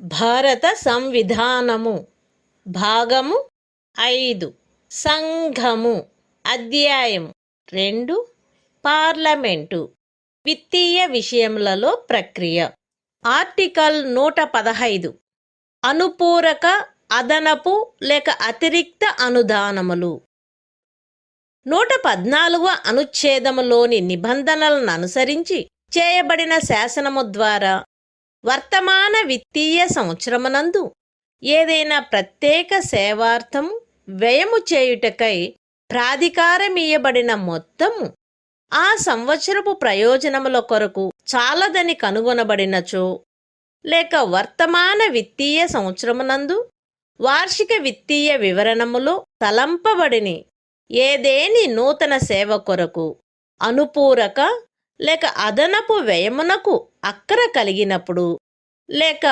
ఏదేని విత్తీయ సంవత్సరములో ఏదేని సేవపై ఆ సంవత్సరమునకు గాను ఆ సేవ కొరకు అనుదానము చేయబడిన మొత్తము కంటే అతిరిక్తముగా ధనము ఖర్చు పెట్టబడినచో, రాష్ట్రపతి సందర్భానుసారముగా ఆ వ్యయమునకై అంచనా వేయబడిన మొత్తమును తెలుపు మరొక వివరణను పార్లమెంటు ఉభయ సదనముల సమక్షమున ఉంచు ఏర్పాటు చేయించవలెను. లేక అట్టి అతిరిక్త వ్యయమునకైన అభ్యర్థన లోక్సభయందు సమర్పించబడు ఏర్పాటు చేయించవలెను. వార్షిక విత్తీయ వివరణకును దానియందు పేర్కొనబడిన వ్యయమునకును లేక అనుదానపు అభ్యర్థనకును మరియు అట్టి వ్యయమునకు గాని అనుదానమునకు గాని కావలసిన ధనమును భారత సంచిత నిధి నుండి వినియోజనము చేయు ప్రాధికారము నొసగుటకై చేయబడు శాసనమునకు సంబంధించి 112, 113, 114 అనుచ్ఛేదములలోని నిబంధనలు ఎట్టి ప్రభావమును కలిగియుండునో అట్టి ప్రభావమునే ఆ నిబంధనలు ఈ అనుచ్ఛేదము క్రింది ఏదేని వివరణకును వ్యయమునకును లేక అభ్యర్థనకును మరియు అట్టి వ్యయమునకు గాని అట్టి అభ్యర్థన గూర్చిన అనుదానమునకు గాని కావలసిన ధనమును భారత సంచిత నిధి నుండి వినియోజనము చేయు ప్రాధికారము నొసగుచు చేయబడు శాసనమునకును సంబంధించి కూడా కలిగియుండవలెను. The Constitution of India, Part 5, The Union. Chapter 2, Parliament. Procedure in Financial Matters. Article 115. Supplementary, additional, or excess grants. 1. The President shall, if the amount authorized by any law, made in accordance with the provisions of Article 114, to be expended, for a particular service for the current financial year, is found to be insufficient, for the purposes of that year. Or, when a need has arisen, during the current financial year, for supplementary or additional expenditure upon some new service, not contemplated in the annual financial statement, for that year. Or, if any money has been spent, on any service, during a financial year, in excess of the amount granted for that service. And, for that year, cause to be laid, before both the Houses of Parliament, another statement showing, the estimated amount of that expenditure. Or, cause to be presented, to the House of the People, a demand for such excess, as the case may be.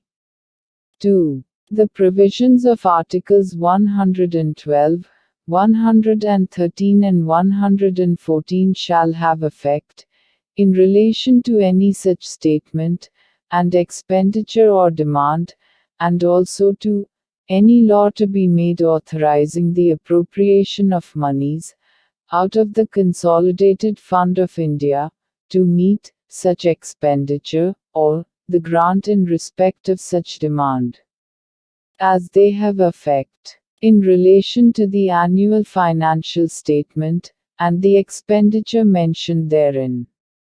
Or, to a demand for a grant, and the law to be made for the authorization of appropriation of monies, out of the Consolidated Fund of India, to meet such expenditure or grant.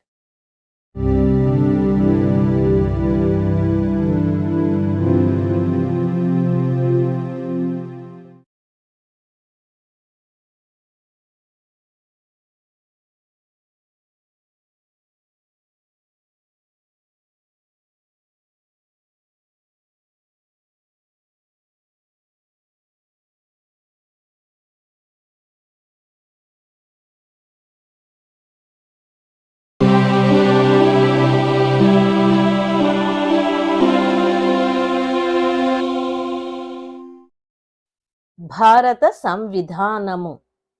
భాగము 5. సంఘము. అధ్యాయం 2. Parliament. విత్తీయ విషయములలో ప్రక్రియ. Article 116. ఖాతాకు ఓట్లు, పరపతికి ఓట్లు మరియు అసాధారణ అనుదానములు. ఈ అధ్యాయము యొక్క పూర్వగామి నిబంధనలలో ఏమి ఉన్నప్పటికీ లోక్సభ ఈ క్రింది అనుదానము చేయుటకు అధికారము కలిగియుండును. ఏదేని అనుదానమును ఓటు చేయుటకు 113వ అనుచ్ఛేదములో విహితము చేయబడిన ప్రక్రియ పూర్తియగు లోపున మరియు అట్టి వేమనకు సంబంధించి 114వ అనుచ్ఛేదములోని నిబంధనలను అనుసరించి శాసనము పాస్ చేయబడు లోపున ఏదేని విత్తీయ సంవత్సరములోని భాగమునకు అంచనా వేయబడిన వ్యయమును గూర్చి ముందస్తుగా ఏదేని అనుదానమును చేయుటకు, ఏదేని సేవ యొక్క విస్తృతిని బట్టి గాని దాని అనిశ్చిత స్వభావమును బట్టి గాని దానిని గురించిన అభ్యర్థన సామాన్యముగా వార్షిక విత్తీయ వివరణలో ఇయ్యబడు వివరములతో తెలుపబడజాలనప్పుడు అట్టి ఆశించని అభ్యర్థనకు కావలసిన ధనమును భారతదేశపు వనరుల నుండి అనుదానము చేయుటకు, ఏదేని విత్తీయ సంవత్సరమునందు వర్తమాన సేవలలో భాగముగా లేనట్టి ఏదేని అసాధారణ అనుదానమును చేయుటకు మరియు సదరు అనుదానములు ఏ ప్రయోజనముల కొరకు చేయబడినవో వాటి కొరకు భారత సంచిత నిధి నుండి ధనమును తిరిగి తీసుకొనుటకై శాసనము ద్వారా ప్రాధికారం ఇచ్చుటకు పార్లమెంటు అధికారము కలిగియుండవలెను.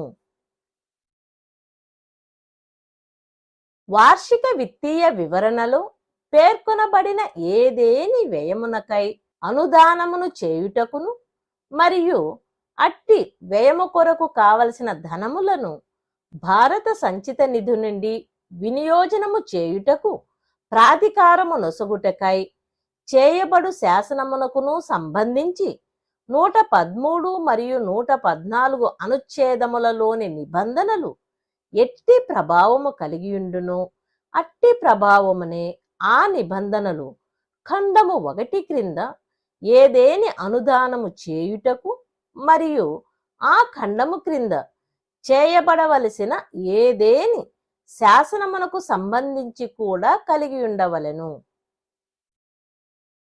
The Constitution of India, Part 5, The Union. Chapter 2, Parliament. Procedure in Financial Matters. Article 116. Votes on account, votes of credit and exceptional grants. 1. Notwithstanding anything in the foregoing provisions of this chapter, the House of the People shall have power. A. To make any grant in advance in respect of the estimated expenditure for a part of any financial year, pending the completion of the procedure prescribed in Article 113 for the voting of such grant, and the passing of the law in accordance with the provisions of Article 114 in relation to that expenditure. B. To make a grant for meeting an unexpected demand upon the resources of India, when, on account of the magnitude, or the indefinite character of the service, the demand cannot be stated with the details ordinarily given in an annual financial statement. C. To make an exceptional grant, which forms no part of the current service, of any financial year. And, Parliament shall have power to authorize by law the withdrawal of monies from the Consolidated Fund of India, for the purposes for which the said grants are made. 2. The provisions of Articles 113 and 114 shall have effect, in relation to the making of any grant, under Clause 1, and to any law to be made under that clause, as they have effect in relation to the making of a grant, with regard to any expenditure mentioned in the annual financial statement, and the law to be made, for the authorization of appropriation of monies, out of the Consolidated Fund of India, to meet such expenditure.